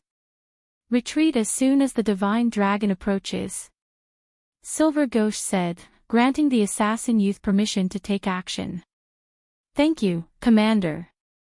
I'll make sure to end the fight quickly, the assassin youth replied with a hungry expression. He turned toward Shifeng and continued, you've been pretty arrogant, bastard. Let's see if you can back up those words.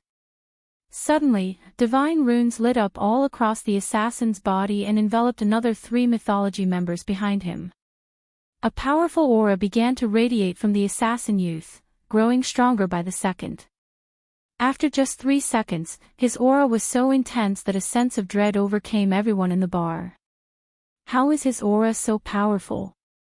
It's almost as intense as a Grand Lord ranked archaic species of the same level. The bar's patrons gaped at the young assassin. Is this a sample of Mythology's foundations? The situation shocked the ruthless man from Stormheart. Although it wasn't possible to determine a player's strength based on their aura, that aura would at least hint at their strength. At this stage of the game, Tier 3 players still struggled to defeat great lords of the same level, and in Star Valley, players couldn't use their berserk skills. If a player had the strength of a Grand Lord ranked archaic species of the same level, they'd be able to move through Star Valley unhindered. With that kind of power, even killing Tier 3 MTs would be as easy as swatting a fly. They hadn't actually used their full strength earlier. Phythalia watched on with a grim expression. When she felt the assassin's violent aura, she was overcome with despair. She had hoped that the Hell Legion's experts and Zero Wing's 5 experts, those that had fully unlocked their mana bodies, would be enough to suppress Mythology's invading experts, but seeing these black-clad players now, she found the idea laughable. A peak expert that was as powerful as a Grand Lord ranked archaic species could even toy with a Tier 4 summoned creature. After all, players' combat techniques allowed them to push their combat power to its limits, perhaps even beyond them. Aside from the Starlight Fortress's Divine Dragon, no one in the fortress could stop the assassin before her. An advanced battle array. Shifeng muttered when he saw the divine runes coating the assassin youth's body. You seem to know a lot, bastard, but that won't change anything. Licking his lips, the assassin youth continued, now, I'll teach you just how foolish your decision was. The assassin then took a step forward, instantly vanishing. Neither he nor his aura could be found within the bar. It was as if he had never been there in the first place.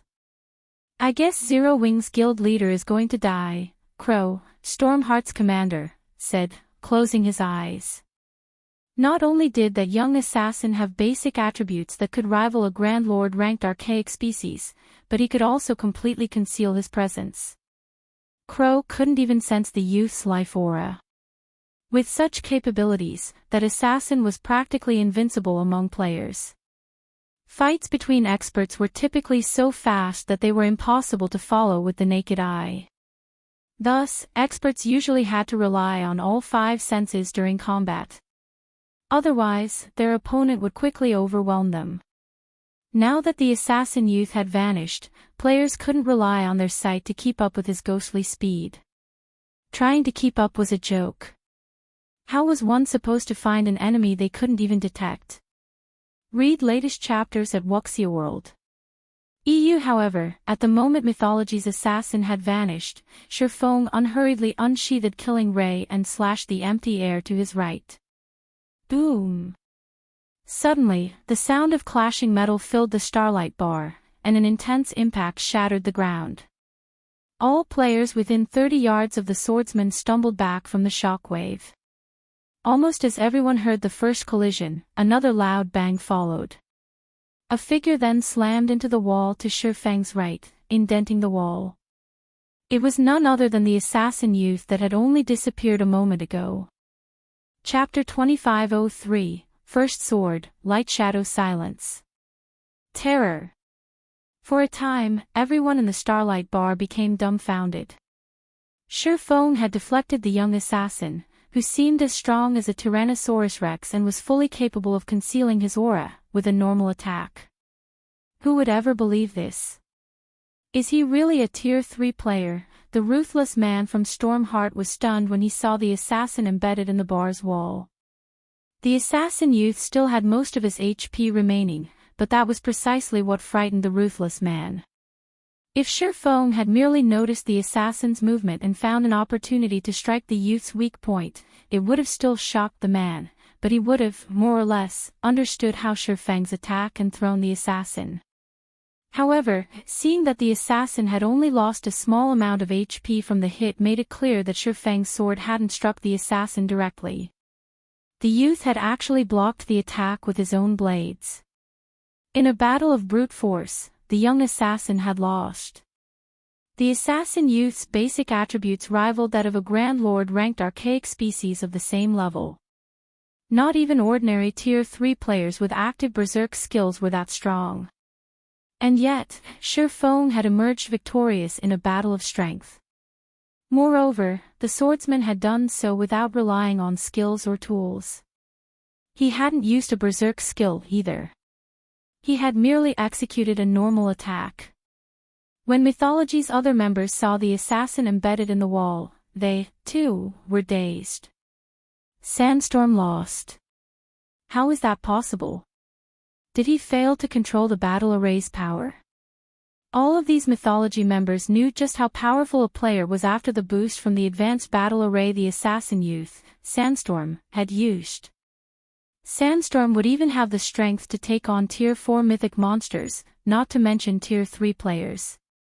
Using the advanced battle array was expensive, so they couldn't use it casually. The only reason that Silver Ghost had agreed was to prove Mythology's strength to Zero Wing. None of them had expected this outcome. Shifeng had sent Sandstorm flying with a normal attack. For a moment, they wondered if Sandstorm had been careless and failed to grasp the battle array's power. How is he so strong?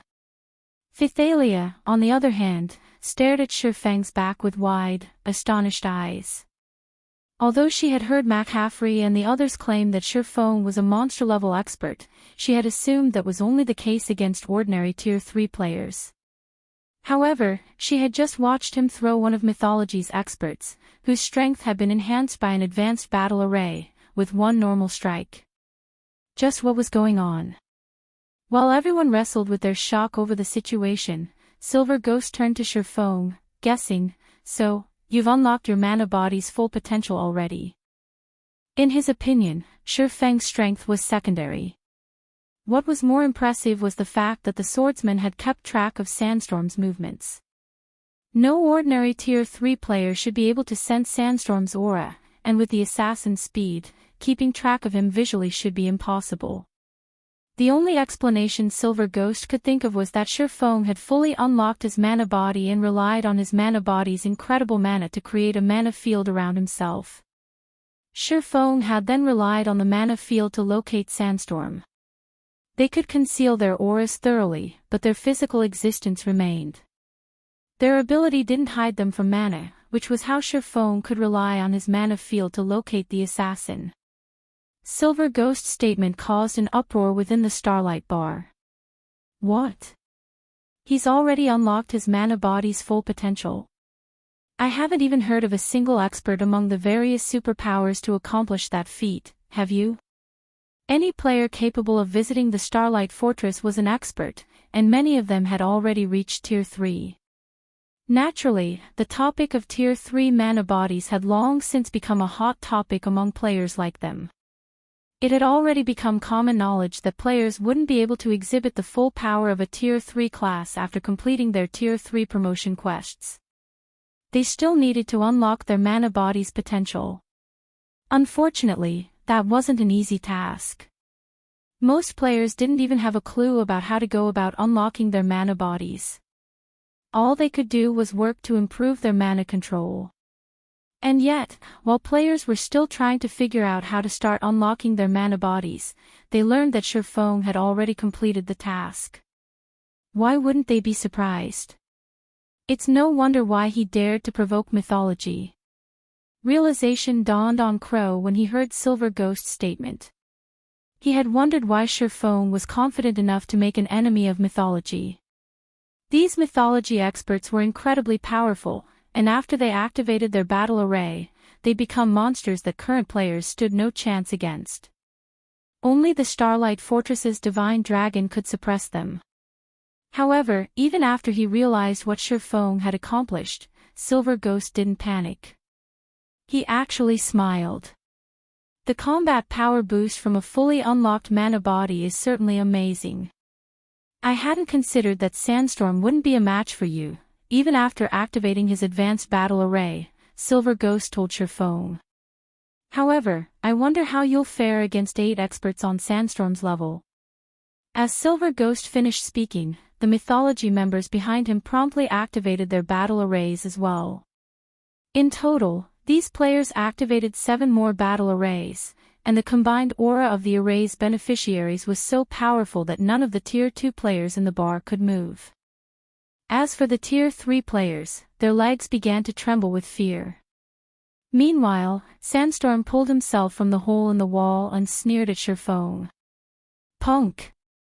I'll admit that you're strong, but you're not strong enough to kill us.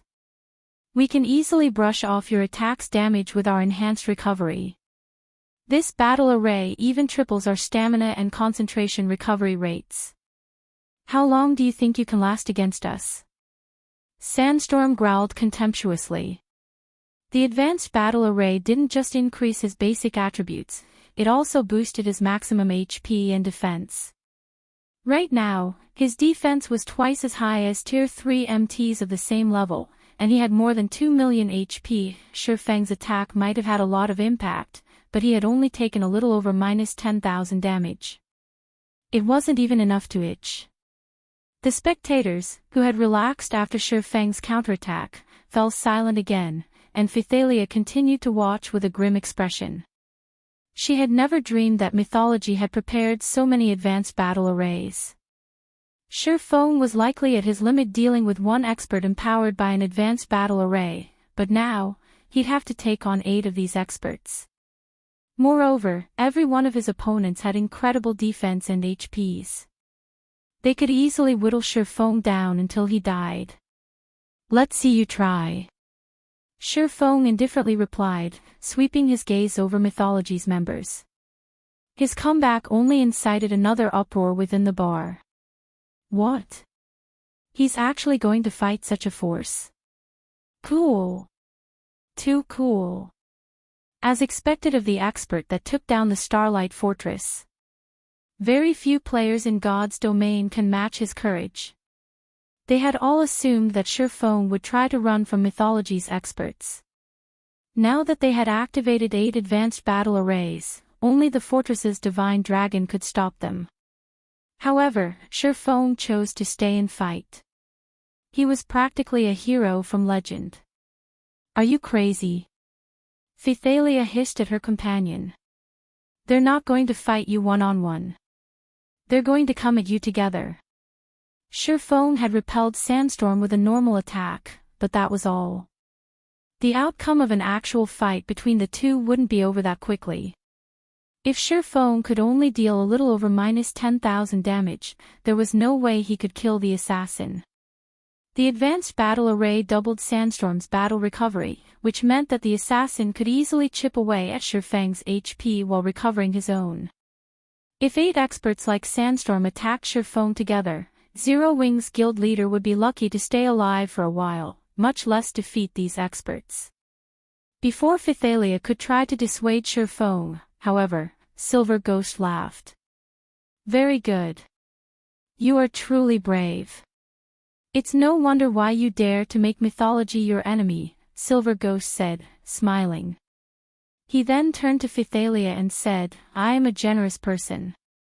Why don't you both try to take us on? I'll even wait until your reinforcements arrive." "That won't be necessary. You should really face me together. I'd like to see if you're as powerful as you claim," Feng said, shaking his head. "Bastard!" Sandstorm snarled, enraged. He immediately charged at Feng again. As the assassin moved, the 7 other empowered experts did the same, dashing toward Feng like a violent gale. Read latest chapters at Wuxia World. All 8 of Mythology's experts were in perfect sync as they attacked Feng simultaneously. As long as Feng tried to attack one of them, the other 7 would strike at his vitals. This was the same method they had employed to take down Phythalia. While they charged at Feng, however, he raised Killing Ray above his head and shut his eyes, patiently waiting for Sandstorm and his companions to reach him. 30 yards. 20 yards. 10 yards. Just as the assassin youth and Mythology's other experts were about to strike, Feng's eyes abruptly opened, and he swung his sacred sword in a downward arch. First Sword, Lightshadow. Chapter 2504, The Power of Mana Techniques. When Killing Ray descended, the mana around Feng immediately gathered to form a phantom greatsword around the sacred sword. Immediately afterward, the phantom greatsword, which was 20 meters long, tore apart space. Those looking at the phantom greatsword from a distance noticed a pitch-black trail in the phantom greatsword's wake. A skill. When Sandstorm and the others saw the phantom greatsword ripping even space itself, they were sure that the greatsword's power was at the Tier 4 standard. They instinctively thought to dodge the attack. After all, although they possessed basic attributes rivaling Grand Lord-ranked archaic species of the same level, they were still a far cry from the Tier 4 mythic standard. However, Feng's attack had appeared too suddenly and was too fast. Moreover, the attack had a very large AoE. Evading it was simply impossible, they had no choice but to receive it directly. "Block it together," Sandstorm shouted. Following which, under Sandstorm's lead, all 8 experts from Mythology executed Tier 3 skills simultaneously. Triple Shadow. Spatial Severance. Thunder's Wrath. All 8 melee players used their strongest offensive skills without hesitation, every one of which was executed at a completion rate of 90% or better. For a time, over a dozen attacks could be seen striking the descending greatsword. Boom! The instant the attacks of both sides collided, a powerful storm blew, sending all Tier 2 players within a 50-yard radius stumbling back. A small crater even formed on the ground directly beneath the point of impact. As the dust settled, a gash that was over 20 meters long and 2 meters deep appeared in the middle of the bar. As for Sandstorm and the others, although they were not bashed into the floor, they were still forced to retreat 5 or 6 steps before they managed to stabilize their footing, each step they took shattering the tiles beneath them. The force from the impact also left their hands trembling violently, and every one of them lost over 100,000 HP. For a time, shock and confusion reigned in the entire bar. Previously, everyone had already found it unbelievable that Shifeng had sent Sandstorm flying with a normal attack. Now, he had actually overwhelmed Sandstorm and 7 other experts of similar strength with a single move. Shifeng's combat power was simply heaven-defying.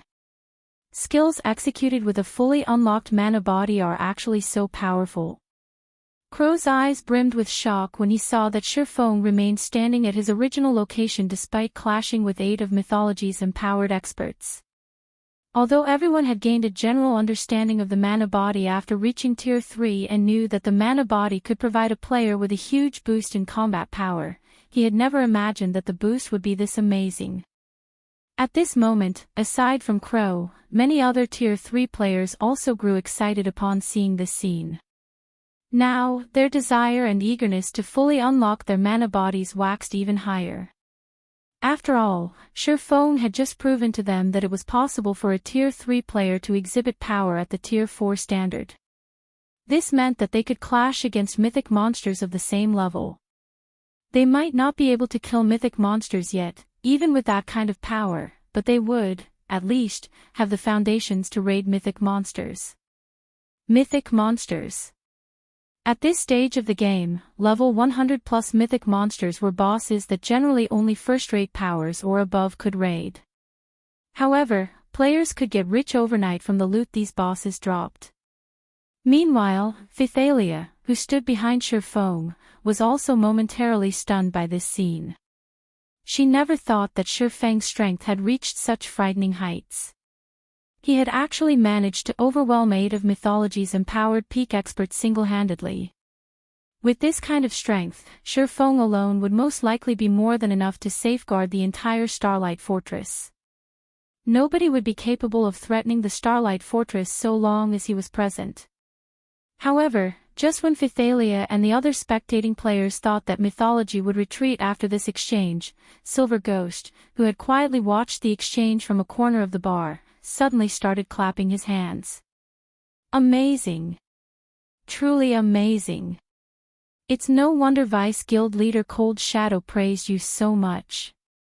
Silver Ghost said, his joyful reaction making it seem as if the loss of Sandstorm's group had nothing to do with him. Chuckling, he continued, unfortunately, the moment Sandstorm and the others activated their battle arrays, the outcome of this battle was already decided. Even if you can exhibit power at the Tier 4 standard, you still can't stop us.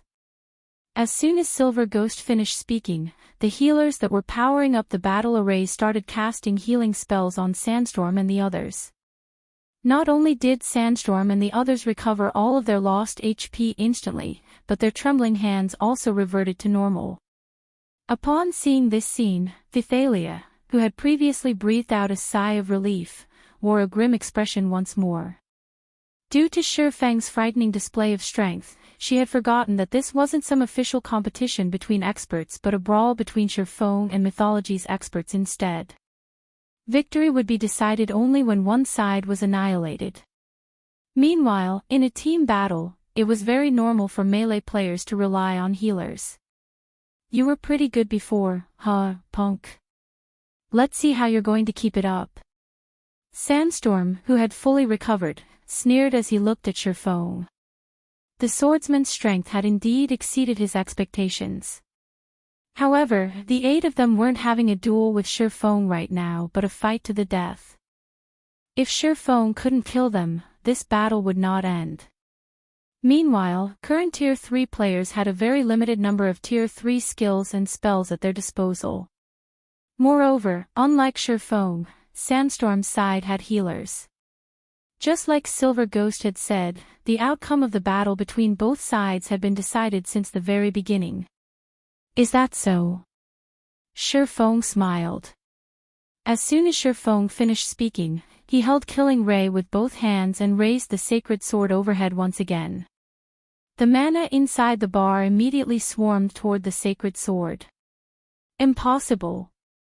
Sandstorm fell into a daze at this extremely familiar scene. The cooldown of skills and spells generally increased, the stronger and higher tiered they became. Since Shifeng had exhibited power at the Tier 4 standard with his attack, the skill he had used should have had a cooldown of several minutes or, at least, a few dozen seconds. However, only about 6 seconds had passed since Shifeng executed his attack, yet he was using the same move again. This shouldn't be possible. However, before Sandstorm and the others could snap out of their daze, Shifeng's killing ray was already chopping at them once more.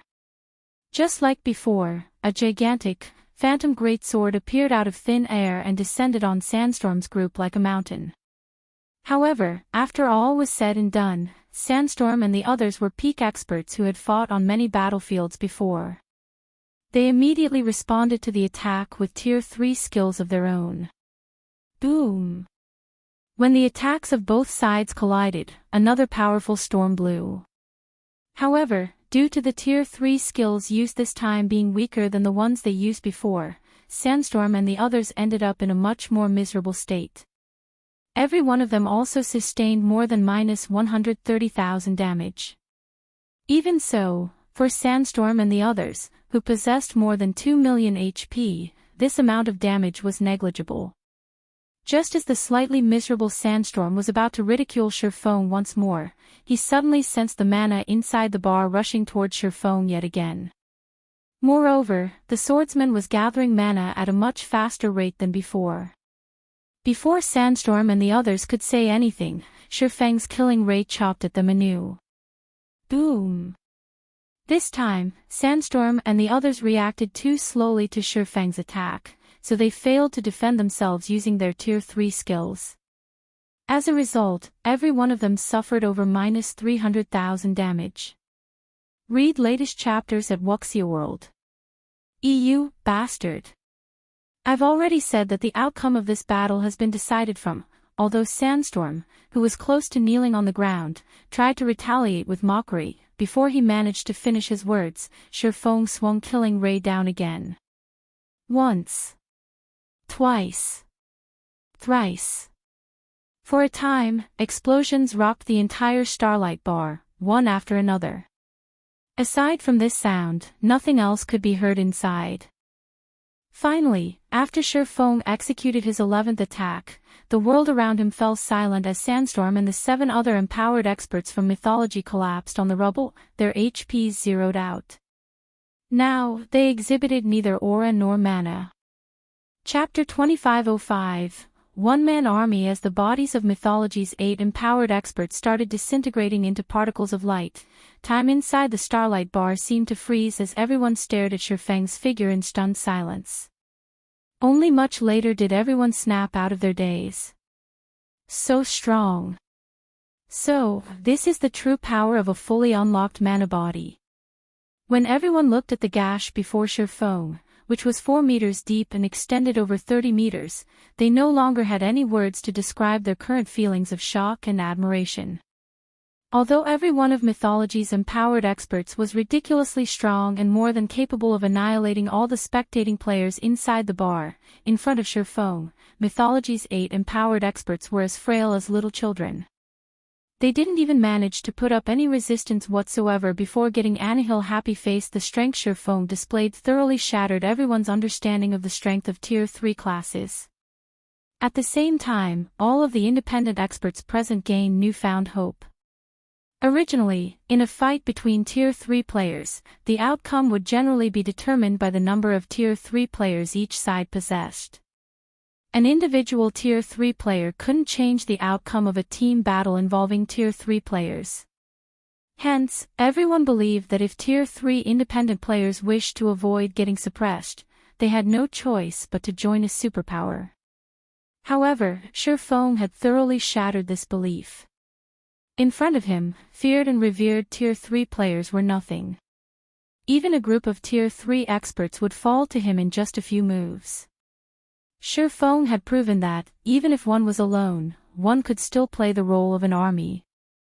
Just like the heroes of legends, he had the strength to change the fate of an entire kingdom or even an empire. Meanwhile, so long as they fully unlocked their own mana bodies, they, too, could replicate Shifeng's feats. Commander, with that kind of combat power, don't you think that Black Flame is stronger than the 5 great super guild's true monsters? The ruthless man from Stormheart asked Crow, his eyes filled with reverence as he gazed at Shifeng. Since Shifeng had single-handedly defeated 8 peak experts with combat power rivaling Grand Lord-ranked archaic species of the same level, his strength could definitely rank at the top among the experts on the Western continent. The feat he accomplished today would start a new chapter of development in God's domain and maybe even the virtual gaming world. Throughout the long history of the virtual gaming world, the various superpowers had constantly oppressed the experts belonging to non-superpowers. There was no way to reverse the situation. This was especially true with the 5 great super guilds that stood above even the various superpowers. The 5 great super guilds were not existences that individuals could hope to challenge. However, Shifeng had broken this curse time after time. First, Shifeng had made Netherworld Empire concede by using a divine dragon. Now, he had defeated Mythology's monstrous team with his own strength. Such amazing battle records would definitely be immortalized in the annals of the virtual gaming world. I don't know whether he is stronger than the 5 great super guilds' true monsters or not, but after today's battle, Black Flame's name will most likely spread throughout the Western continent. No one would dare have any ideas about the Starlight Fortress anymore, Crow said, excitement flashing across his eyes as he looked at Shifeng. The 5 great super guilds were the absolute titans of the virtual gaming world. Many newly risen superpowers might have challenged the 5 great super guilds before, but it had been over 2 decades since a non-superpower had dared to do so. Now, not only did Shifeng challenge Mythology's prestige, but he had even routed the great super guild. Just this point alone was more than enough to make Shifeng the topic of discussion for the Western continent's independent players and shake the foundations of the entire continent. This was because Shifeng's feat had illuminated the path for players that did not belong to the various superpowers. Moreover, with the strength Shifeng had just displayed, Crow believed that no one could threaten the Starlight Fortress so long as Shifeng was present. In fact, Crow suspected that, even if today's matter spread, no one would believe it. The benefits provided by a fully unlocked mana body are actually that excellent. While the spectating players inside the bar were filled with shock and excitement over this matter, Vithalia was gaping at Shifeng in surprise and confusion from behind him. In God's domain, any powerful skill or spell possessed a long cooldown, even tier 0 skills and spells. However, Shifeng had executed the same devastating attack 11 times in a row, with almost no gap between each attack. He couldn't have executed a combat technique, as combat techniques relied on the movements of the physical body to execute powerful attacks. Moreover, combat techniques would not attract mana or make it manifest as a giant greatsword. The only explanation Vithalia could think of for this situation was that Shifeng's attack was a special effect resulting from fully unlocking his mana body. If that was the case, then what Divine Tribe needed to do from now on wasn't to devote its efforts to raiding super, large-scale team dungeons or increasing the number of tier 3 experts it had, but figuring out how to unlock the mana body of players. Otherwise, just one expert with a fully unlocked mana body could dictate the direction of a guild war. In fact, just the presence of one such expert might make raiding current super large-scale team dungeons possible. Meanwhile, the Mythology members still inside the bar were momentarily dumbfounded by this situation. They had never imagined that Shifeng would actually be powerful enough to destroy Sandstorm's group with just 11 attacks. Sandstorm and the others each boasted more than twice the defense of ordinary tier 3 MTs. Their HPs also exceeded 2 million. They could survive against actual mythic monsters for quite some time. However, Shifeng had taken no more than 8 seconds to finish them off. He defeated Sandstorm's group so quickly that the rear-line healers couldn't save them. Vice Commander, 8 of our advanced battle arrays have already shattered. We only have 1 remaining. Should we continue fighting? A tier 3 ranger asked Silver Ghost. The advanced battle arrays they prepared were no ordinary items. Not only did producing these battle arrays require a lot of precious materials, but using them was also remarkably expensive. This time, the guild had decided to supply their team with 9 sets of advanced battle arrays only to ensure that they secured the Starlight Fortress and gained the initiative when the Demon God's Shrine activated. Meanwhile, they had used 8 sets right off the bat, leaving only 1 set for Silver Ghost's use. Every Mythology member present knew full well how strong Silver Ghost was. In the entire Trump Card Legion, aside from the commander, nobody else was a match for Silver Ghost. In fact, even Trembling Hand, the ex-first vice-commander of the Legion, lasted only 20 moves against Silver Ghost. Everyone else couldn't even last 10 moves. Silver Ghost's presence was also the reason for their confidence in the success of the operation this time. However, the combat power Sherfong displayed was simply too frightening. They could not help having doubts. Just as Silver Ghost was about to reply, a deafening roar that shook everyone down to their very souls suddenly sounded from somewhere far away from the Starlight Bar. "It's come already. What a pity. Save the battle array for now. We're retreating," Silver Ghost said, sighing as he glanced at the shattered roof of the bar. He then turned to Sherfong and said, "Mythology will give up on the Starlight Fortress this time. However, we will meet again, Guild Leader Black Flame." As soon as Silver Ghost finished speaking, a spatial tear opened up before him. Even though the Divine Dragon had already used spatial imprisonment on the space around the Starlight Bar, it actually failed to stop the spatial tear from forming. When this spatial tear appeared, Mythology's members promptly hurried into it and disappeared from the Starlight Bar. Meanwhile, shortly after Silver Ghost left, a large group of Tier 3 experts suddenly turned up around the Starlight Bar. These Tier 3 experts numbered more than 400, and their appearance made the players inside the bar nervous. "It seems we came a little too late," Hell Rush said, cursing silently when he saw that no Mythology member remained inside the miserable Starlight Bar. To be certain of dealing with Mythology's 30-plus experts, he had gone to great lengths to gather more Tier 3 experts from Netherworld Empire. However, he never thought that he would still arrive a step too late. "You did arrive a little late. The battle just ended, and Mythology's experts have left already," Phythalia said, nodding. "However, I believe they won't come to harass the Starlight Fortress anymore, at least not in the near future. They won't come back soon." Hell Rush was a little confused by Phythalia's words. From what he understood of Mythology, the guild definitely wouldn't rest until it achieved its goals. "Emisham. You can see what happened yourselves." Phythalia did not wish to dwell on the matter. Instead, she sent Hell Rush and the others the battle video she recorded. This was because even she herself couldn't understand many aspects of this battle. It would be much better for Hell Rush and the others to watch it themselves. In the video, Sherfong could first be seen sending Sandstorm flying with a normal attack. Then, he could be seen thoroughly overwhelming Mythology's 8 empowered peak experts. Throughout the whole exchange, he looked like a god, an existence that players could not resist. Whether it was Hell Rush and the other Hell Legion members or McCaffrey and Crimson Witch, who had made contact with Sherfong shortly after he arrived on the Western continent, every one of them nearly had their eyes fall out of their sockets. For a moment, they all wondered if the Sherfong portrayed in the video was the same person they knew. Read latest chapters at Wuxia World.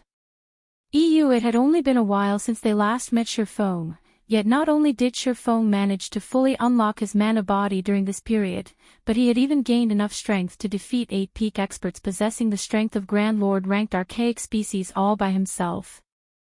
Was he still human? Meanwhile, during the time Hell Rush and the others were flabbergasted over this matter, battle videos showing Sherfang's fight in the Starlight Bar started spreading like the plague.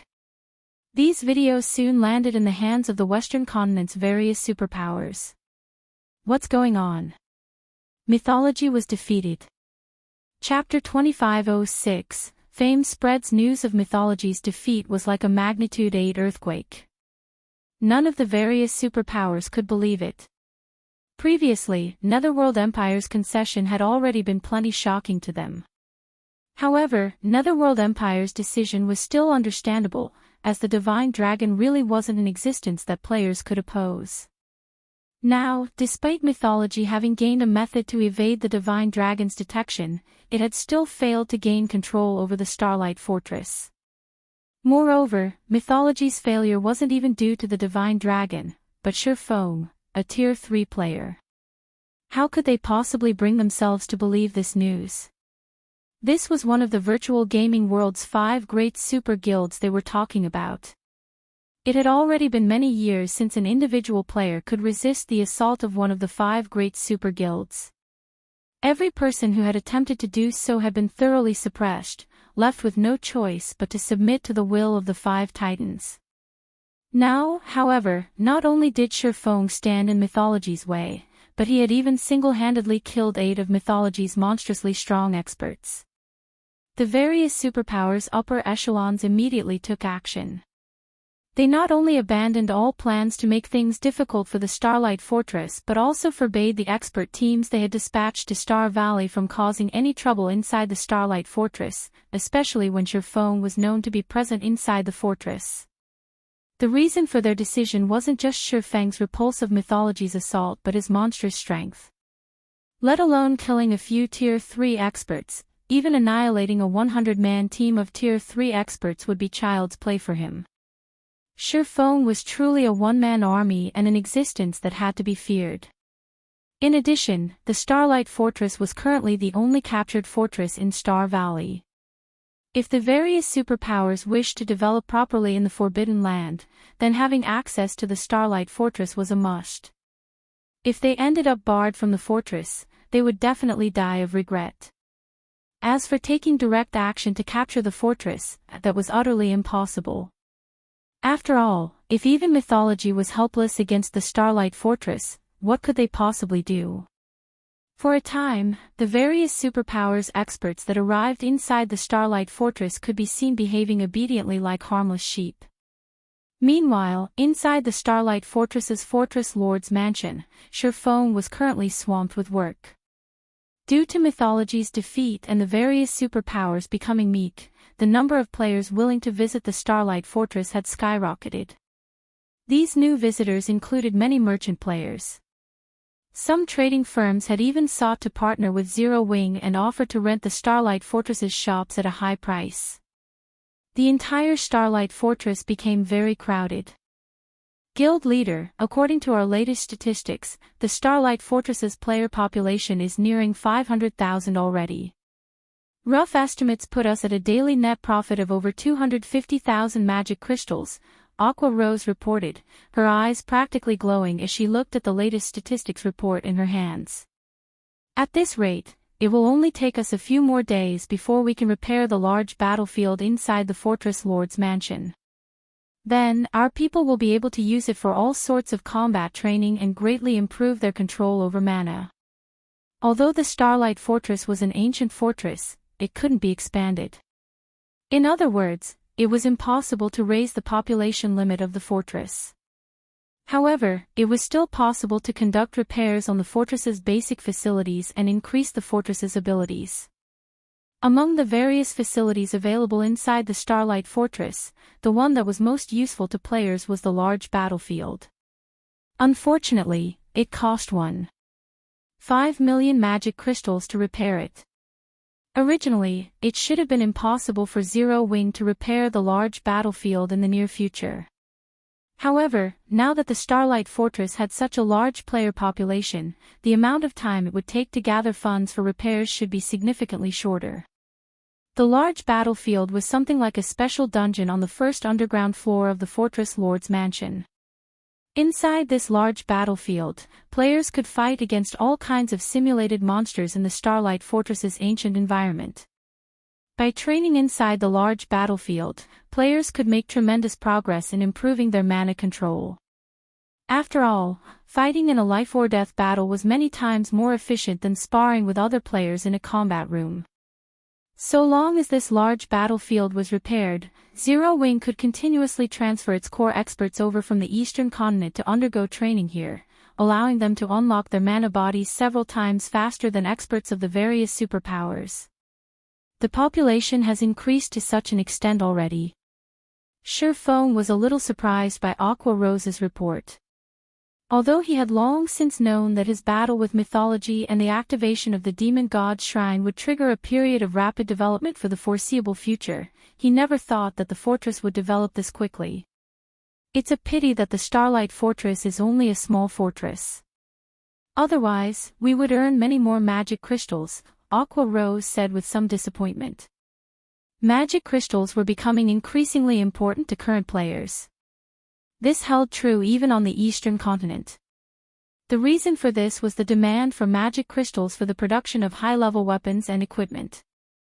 Now, despite Zero Wing having gained an opportunity to earn a large amount of magic crystals, this opportunity was restricted due to the Starlight Fortress's limitations. A small fortress is already more than enough for us. After all, our foundations on the western continent are too shallow. Even if a medium, or even large, fortress were presented to us, we wouldn't be able to manage it, Feng said when he saw the disappointed look on Aqua Rose's face. I understand this, as well.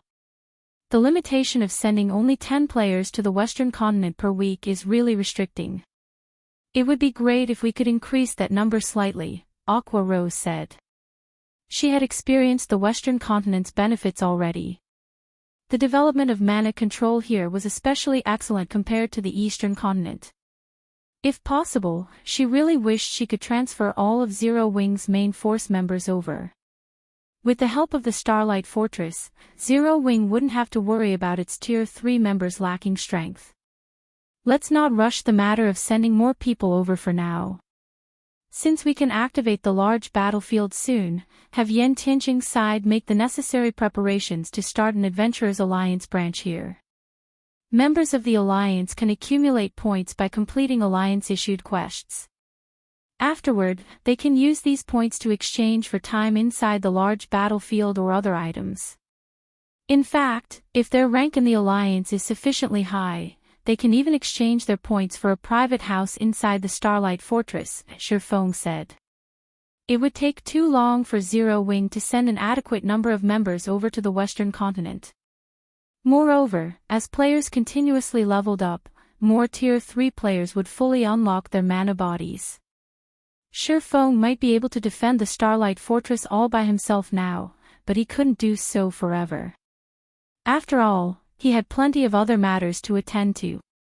He couldn't stay cooped up in a single location for long. If he wanted the Starlight Fortress to experience long-term stability or Zero Wing's development on the western continent to accelerate, he needed sufficient manpower and resources. Previously, he had still been troubled as to how to go about doing so.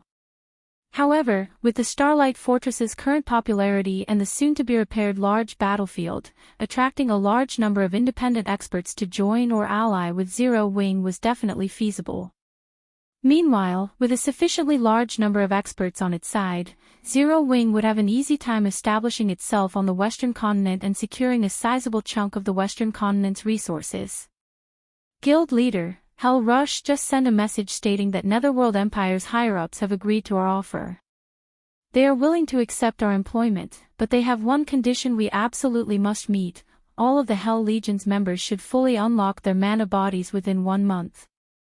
Otherwise, they want 20% of the Starlight Fortress's shares as compensation, Aqua Rose reported, frowning.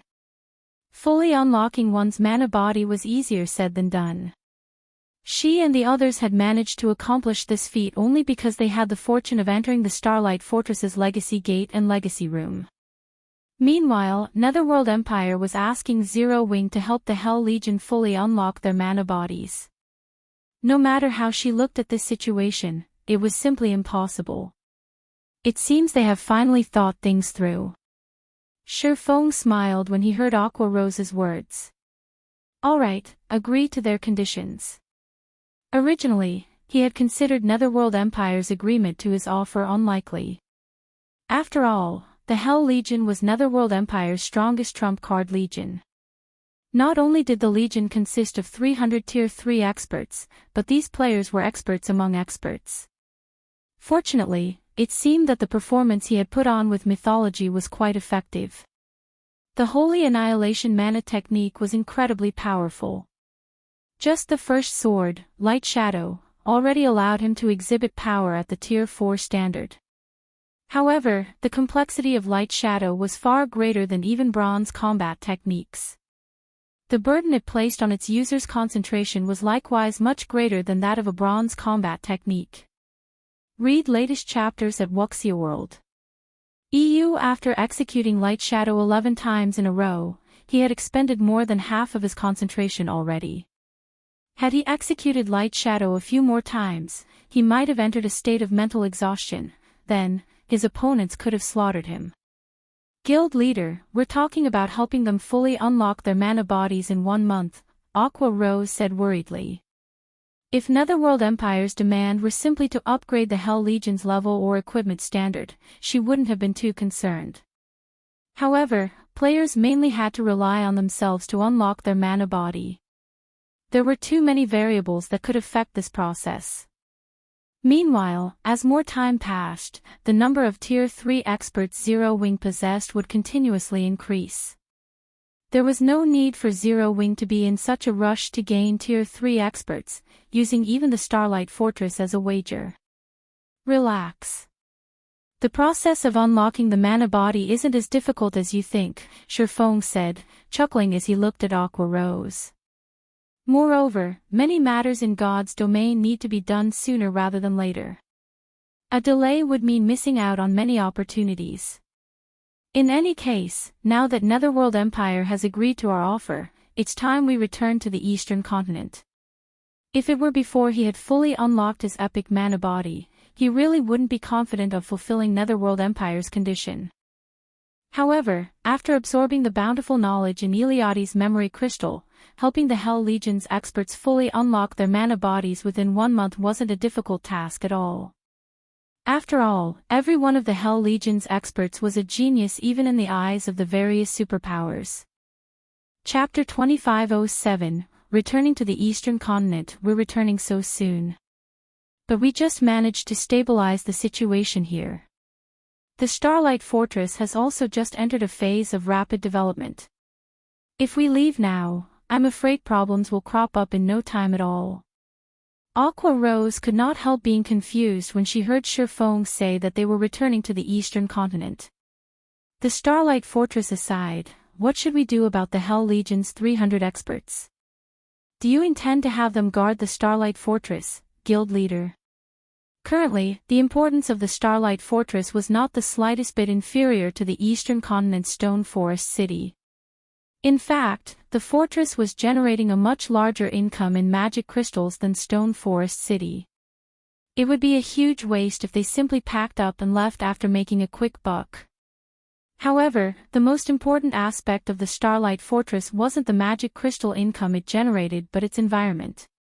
The Starlight Fortress's ancient environment made it the best location for developing one's mana control on the Western Continent. Although the Starlight Fortress can bring us a ton of wealth and resources, it is just a tiny area on the Western Continent. If we wish to have a truly stable foothold on the Western Continent and gain a constant supply of resources from it, we need a kingdom or empire of our own. With just the number of players the Starlight Fortress is capable of attracting, securing a place of our own on the Western Continent will be a pipe dream, Shifeng explained, smiling. Therefore, before the Eastern Continent superpowers shift their development focus toward the Western Continent, we need to occupy as many teleportation portals on the Eastern Continent as possible and send our members over. Otherwise, with just the one portal we currently possess, securing our hold over the Starlight Fortress will be our limit. Originally, he had not planned on extending Zero Wing's development to the Western Continent, merely on gaining some additional resources for the guild. After all, travel between the two main continents was simply too difficult. With Zero Wing's current ability, developing on both continents simultaneously was impossible. However, after acquiring the Starlight Fortress and the Silver Divine Dragon, as well as witnessing the power of mana techniques, he had changed his mind. During his previous life, the various superpowers had not placed much importance on mana techniques. Hence, he had thought that mana techniques were nothing to write home about. However, after witnessing and learning the Heavenly Blue Saint Eliade's mana technique, he understood just how much help mana techniques could provide players in challenging their future promotion quests. This was especially true for the Tier 4 promotion quest. Mastering a proper mana technique should reduce the difficulty of players' Tier 4 promotion quest by at least 30%. Even if players fail to master a mana technique, the knowledge they gain should still improve their combat power by a significant margin. After all was said and done, Tier 3 was only a transitional phase for the various powers of God's domain. Ultimately, the ones who would truly decide the strength of a power would be the experts standing at the peak of the game. This was also the reason why first-rate powers could never compete with the various superpowers. Meanwhile, the Starlight Fortress was currently the best location for players to develop their mana control. However, the current teleportation portal Zero Wing controlled only allowed a maximum of 10 players to be teleported to the Western continent each week. Just transferring all official and reserve members of Zero Wing's main force to the Western continent would take several months. By then, everything would be too late. Time waited for no man. With God's domain's current popularity, the development of powers was absurdly fast. This was especially true for the superpowers. With the number of experts and territories the various superpowers occupied, so long as they had sufficient funds and resources, their development speed could be far superior to the current Zero Wings. Hence, what Sherfone needed to do now was occupy more teleportation portals on the eastern continent, thereby increasing the number of players Zero Wing could send to the western continent. That way, the guild would be able to secure resources and advantages from both continents. At that time, the development speed of its experts would easily outstrip that of the various superpowers' experts. Aqua Rose's eyes glowed with excitement at Shifeng's words. If Zero Wing truly became capable of teleporting a large number of experts over to the western continent, then the guild would no longer have to worry about clashing with the various superpowers in the future. It might even become a true superpower. After all, the various superpowers might be superior to Zero Wing when it came to the number and quality of expert players, but in terms of guild resources and income, Zero Wing was not the slightest bit inferior to ordinary superpowers. Guild leader, in that case, why do we need to employ the Hell Legion? In any case, the Starlight Fortress shouldn't face any problems in the short term.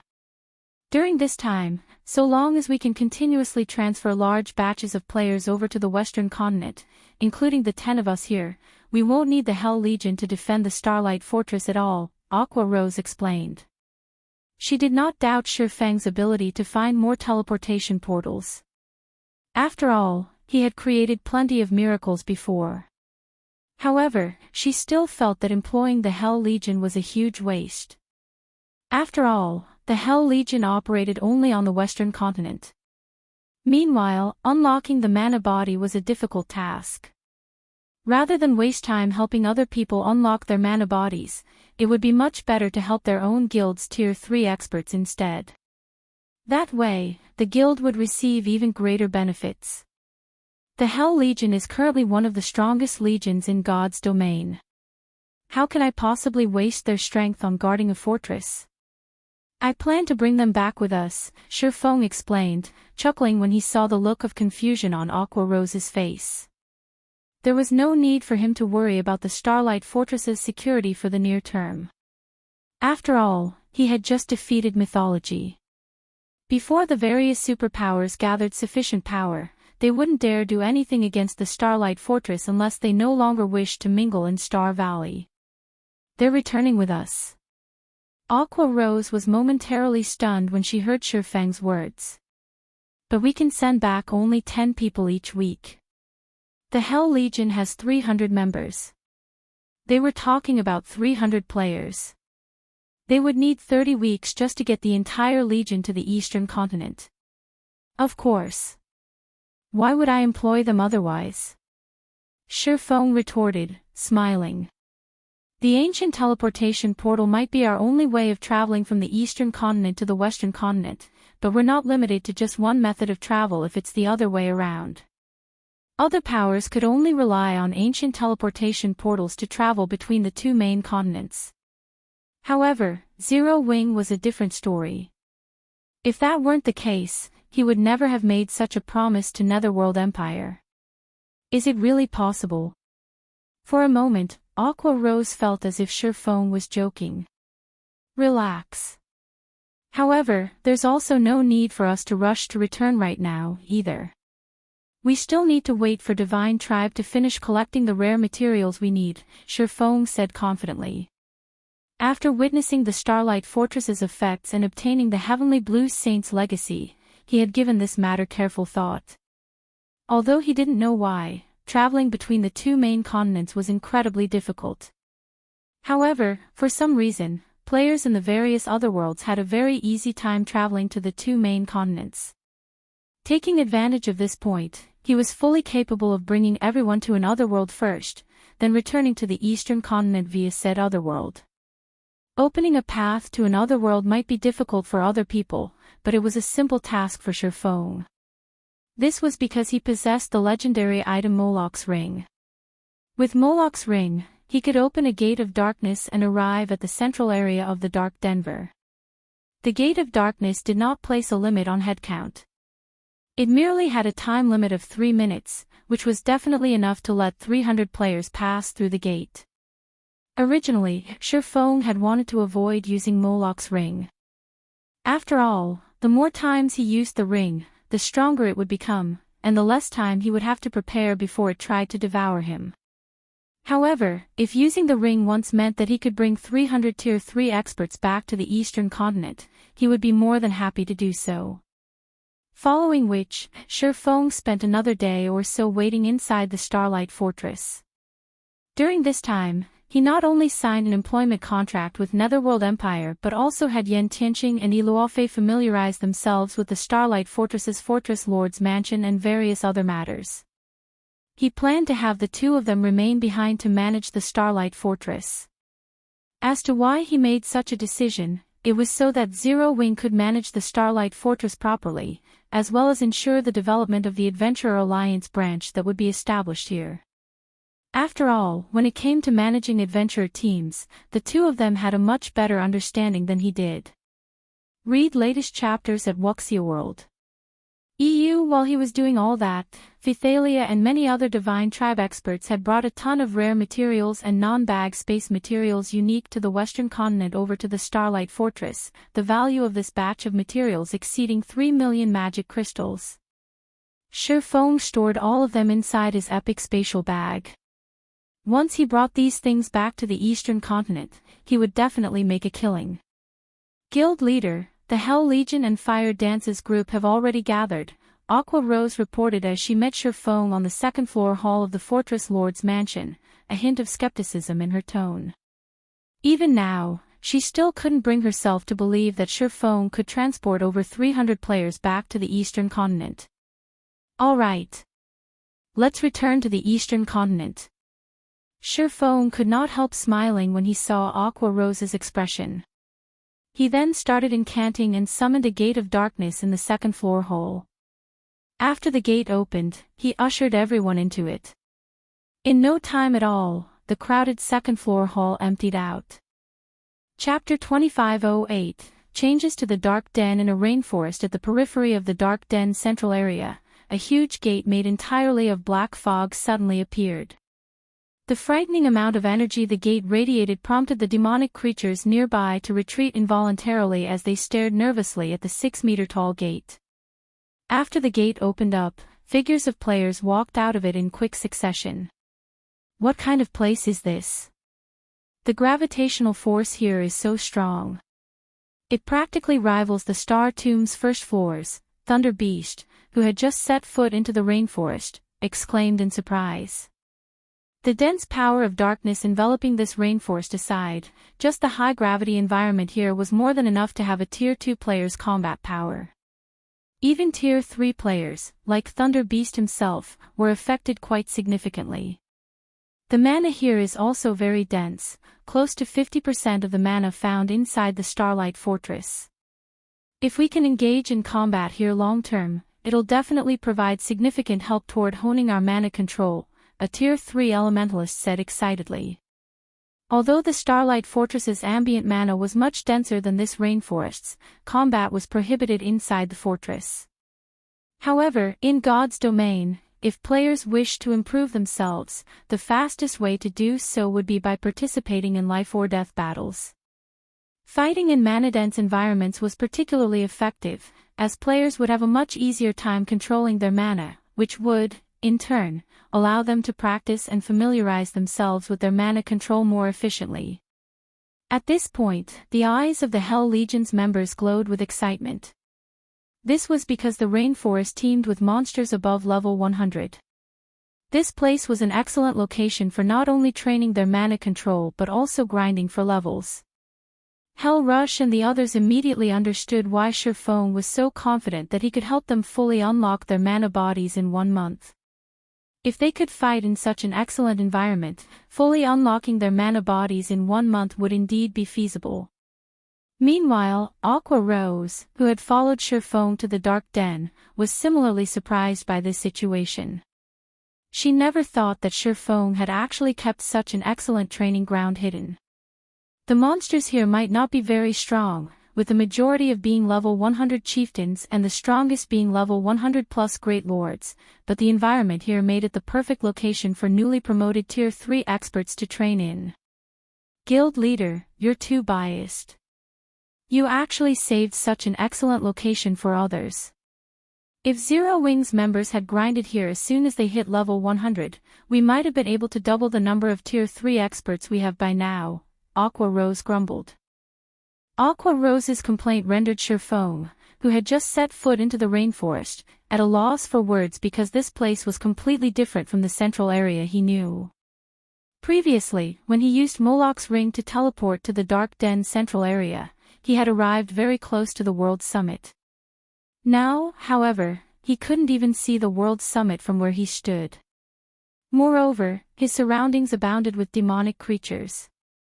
The mana density here was also considerably high. In addition, the world here seemed to have built up some resistance toward him, as he found that he currently couldn't exhibit his full strength. Does the teleportation gate change destinations according to my tier or level? After giving the matter some thought, Sherfone concluded that his hypothesis was very likely to be correct, because he had arrived at different locations during his first and second use of the Gate of Darkness. Only, the difference was not particularly obvious, as he was teleported close to the World Summit on both instances. On the third instance, however, he was teleported to a completely foreign location, although still in the Dark Den central area.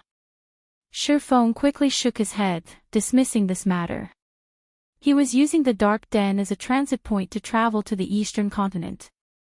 As they were going to leave the Dark Den very soon, it did not matter what kind of location they arrived in.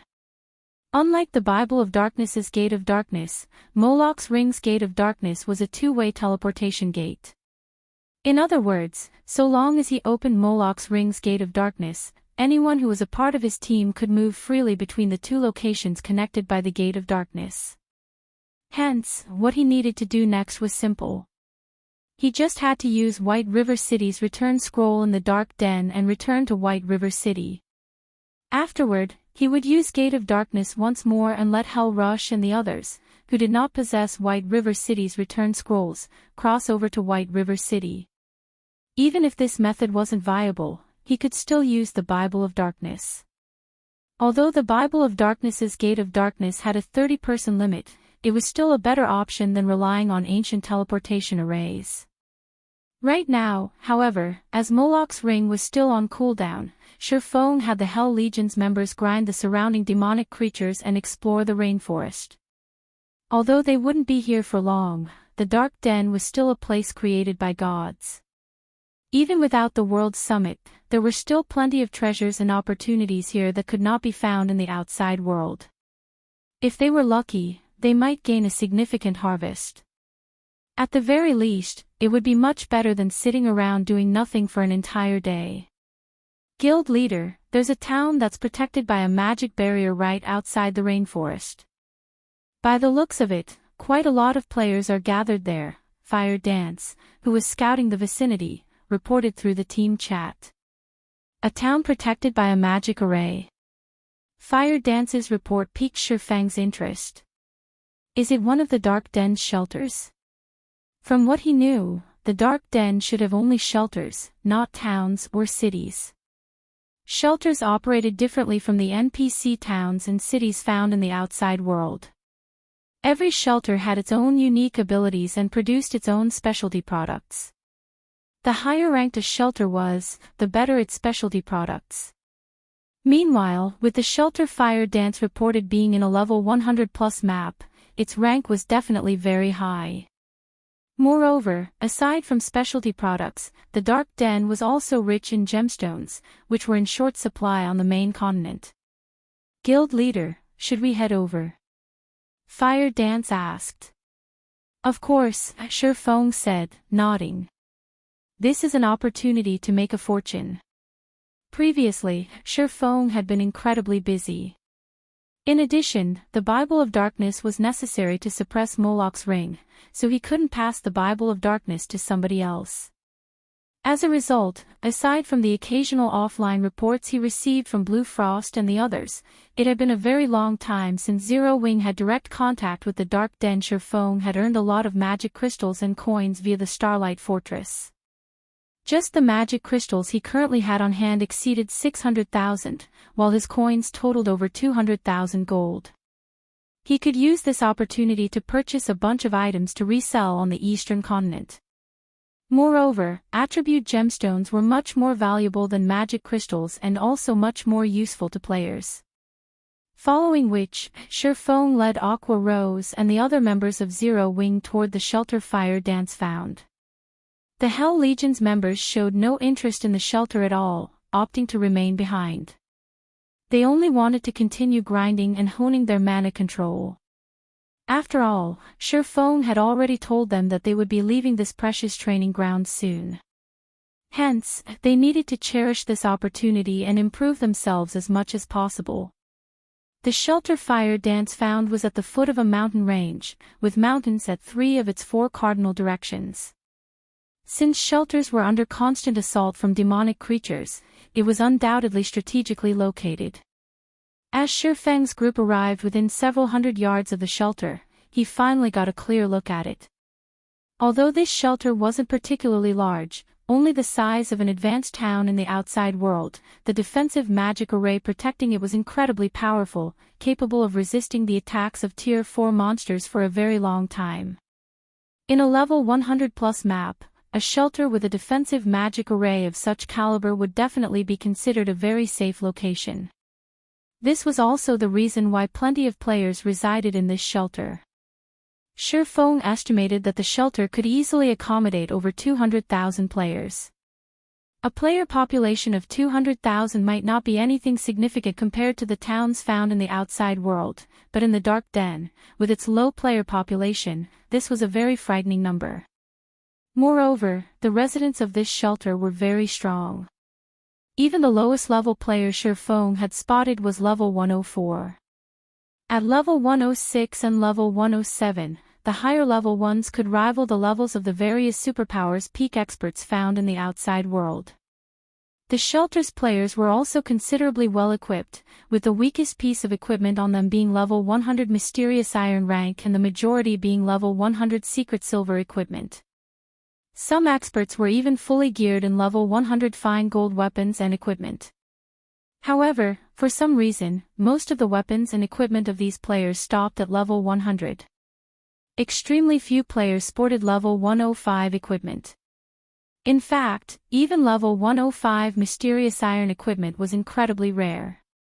When Shi Feng's group arrived at the shelter's entrance, a level 106, Tier 3 female swordsman who looked both beautiful and capable suddenly approached them. I believe you are Vice Guild Leader Blue Frost's teammates. I have been waiting for you for a long time now, the female swordsman said excitedly. May I know when Vice Guild Leader Frost will arrive? Blue Frost. Shi Feng could not help growing confused at this situation. The female swordsman before him was considerably strong. Not only was she at the Flowing Water Realm standard, but she was also just one small step shy of the Void Realm standard. When the female swordsman saw the confusion on Shi Feng's face, she pointed at the 6-winged emblem he wore and asked strangely, "Are you not Vice Guild Leader Frost's companions?" Read latest chapters at Wuxia World. EU. At this stage of the game, Tier 3 players were still incredibly rare, and Tier 3 players wearing Zero Wings Guild emblem were even rarer. Hence, she had concluded that Shifeng's group should be Blue Frost's companions. We are indeed companions, but probably not in the way you think we are, Shifeng explained. So, Vice Guild leader Frost's team still couldn't make it in time. The female swordsman grew a little dejected when she heard Shifeng's words. Meanwhile, as soon as this female swordsman finished speaking, a clear and pleasant voice suddenly came from a short distance away. Graceful, I told you long ago that rather than inviting Zero Wings Blue Frost, it would be much better to invite Crimson Emperor's Vice Guild leader Fantasy, yet you refused to listen. Now, we're doomed. Chapter 2509, Struggle over a Bronze Teleportation Gate. Purple, why are you here? When the female swordsman named Graceful Monarch turned toward the clear and pleasant voice, joy and surprise flashed across her eyes. In the next moment, a beautiful level 107, Tier 3 female elementalist, dressed in light blue robes and holding a dark, purple wooden staff, walked over to Graceful Monarch. Similar to Graceful Monarch, this female elementalist was almost at the Void Realm. However, in the female elementalist's presence, the surrounding mana was much tamer than before, looking as if it had found its owner. The appearance of this female elementalist immediately caught the attention of the surrounding players. Everyone turned to look at her, many of the female players present eyeing her with awe and worship. What? Purple Rakshasa. She actually came here. It seems our extreme light shelter has hope of protecting our bronze teleportation gate this time. That's only natural. After all, Purple Rakshasa is one of the Dark Den's 3 great elementalists, just like Shelter One's Blue Frost. Although she just got promoted to the position recently, she's not the slightest bit weaker than Blue Frost. With her youth, she might even surpass Blue Frost and become the #1 elementalist in the Dark Denver. As the various experts present looked at the luxuriously dressed Tier 3 female elementalist, they broke into a heated discussion among themselves. The originally tense atmosphere enveloping the shelter also lightened considerably due to her appearance. Purple Rakshasa. When Shifeng looked at the female elementalist who looked like a prideful female leopard, he, too, was surprised. He never thought that he would meet her, one of God's domain's famous 12 sacred elementalists. During Shifeng's previous life, Blue Frost had served as one of the capable generals of Fantasy Shrine and received the first-rate guild's full support. This was the reason why he had managed to become a Tier 5 expert in God's domain. Purple Rakshasa, however, had spent her entire career in God's domain as an independent player, yet not only did she manage to reach Tier 5, but she had even become one of the publicly acknowledged 12 sacred elementalists. Back then, aside from Tier 6 God-ranked experts, there was nobody capable of doing anything against Purple Rakshasa. The only unfortunate thing was that Purple Rakshasa had not come across sufficient fortuitous opportunities. Otherwise, she might have become a Tier 6 mage god. While Shifeng's group was observing Purple Rakshasa, the latter had simply glanced at Shifeng's group before returning her attention to Graceful Monarch, mindless of the fact that Shifeng's group of 10 consisted entirely of Tier 3 players. Currently, Tier 3 players might still be very powerful, but they were no longer as rare as before. Moreover, there were stark differences between players even after reaching Tier 3, unlike when players were still at Tier 2. The reason for this was the difference in mana body rank. If players merely completed the most basic trial when challenging their Tier 3 promotion quest, their strength would not increase by much. Meanwhile, the majority of the Tier 3 experts she normally saw had gotten promoted to Tier 3 using this method. Such Tier 3 experts might be unreachable existences in the eyes of ordinary players, but for experts of her caliber, such Tier 3 experts were no different from ordinary Tier 2 experts. They merely had a few more basic attributes than their Tier 2 counterparts. The Extreme Light Shelter's Bronze Teleportation Gate is our lifeline to the outside world. If we really let guilds from the outside world monopolize it, then local players like ourselves will be doomed. I naturally have to put in some effort into defending it, Purple Rakshasa said as she faced Graceful Monarch. I understand. But both Blue Frost and yourself are elementalists. The combat power you two can exhibit in a team battle is several times greater than what physical classes like myself are capable of. If we have the two of you helping us, the Extreme Light Shelter will have a much greater chance of successfully defending the Bronze Teleportation Gate, Graceful Monarch said, sighing. If the upcoming battle were merely a small-scale team battle, she would be confident of the Extreme Light Shelter emerging victorious. Unfortunately, the battle over the Bronze Teleportation Gate's management rights was a large-scale war that would involve hundreds of thousands of players. It was not a battle that melee players like herself could hope to make a difference in. However, it was a different story for magical class players. This was especially true for Blue Frost and Purple Rakshasa, two of the Dark Den's three great elementalists. Both of them possessed plenty of Tier 3 large-scale destruction spells, which would be extremely valuable in the upcoming war. It was no exaggeration to say that just one of them could contribute as much as several dozen melee experts like Graceful Monarch herself. Otherwise, she wouldn't have sought out Blue Frost to manage the Bronze Teleportation Gate together. Blue Frost's team is indeed very strong. This is especially true if those several lunatics are participating, as well. However, if you think you can win against the outside world superpowers in the upcoming war by relying just on them, you're in for a rude awakening. You don't know how powerful the outside world superpowers are, Purple Rakshasa said, shaking her head. Even with my current self, I can barely hold my own against 2 or 3 peak experts belonging to superpowers simultaneously. As for the various superpowers domain realm monsters, I'd have trouble surviving against one of them. However, each of these superpowers has several domain realm monsters. They have several experts that even you can't defeat. Graceful Monarch's eyes widened in shock when she heard Purple Rakshasa's words. After all, Purple Rakshasa could trounce over a dozen Tier 3 experts by herself. Even the peak experts of first-rate guilds were no match for her. Graceful Monarch found it truly hard to believe that the outside world's superpowers had multiple experts that surpassed Purple Rakshasa. Commotion. I met a lot of experts during my last visit to the outside world. I have to admit that the combat standards there are much higher than the Dark Den's. We only have an advantage when it comes to Tier 3 skills and spells, as well as level 100 weapons and equipment, Purple Rakshasa said humbly. What should we do, then? If what you say is true, our shelter doesn't stand a chance, Graceful Monarch said, frowning. Although she had long since known that the outside world's superpowers were not simple, she never thought that they were this strong. Hence, like I said before, partnering with Vice Guild leader Fantasy is our best option. With Crimson Emperor's help, we can easily secure our hold over the Bronze Teleportation Gate and gain more time for preparations, Purple Rakshasa advised. She then glanced at Shifeng's group before continuing, otherwise, even if Shelter 1's experts arrive, we will still lose the gate.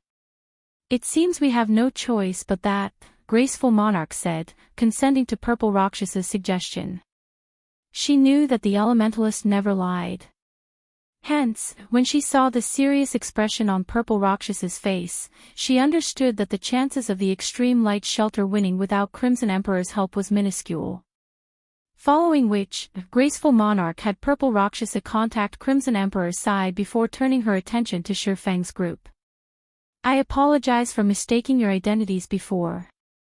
I also hope that you don't take Purple Rakshasa's words to heart. She's not looking down on Zero Wing. It's just that the Extreme Light Shelter's future is at stake right now. As compensation, read latest chapters at Wuxia World. I can represent the Extreme Light Shelter in offering you a 20% discount on all expenditures inside the shelter today. However, as the Extreme Light Shelter will be fighting a war soon, I advise you not to stay for too long. Otherwise, you're likely to get embroiled in the fight. If that happens, you'll have a difficult time leaving, Graceful Monarch said in an apologetic tone to Shifeng. Meanwhile, just as Shifeng was about to say something, Purple Rakshasa suddenly walked over with an excited look on her face. Graceful, good news. Vice Guild leader Fantasy and her team has arrived already. She says that she'll be here soon.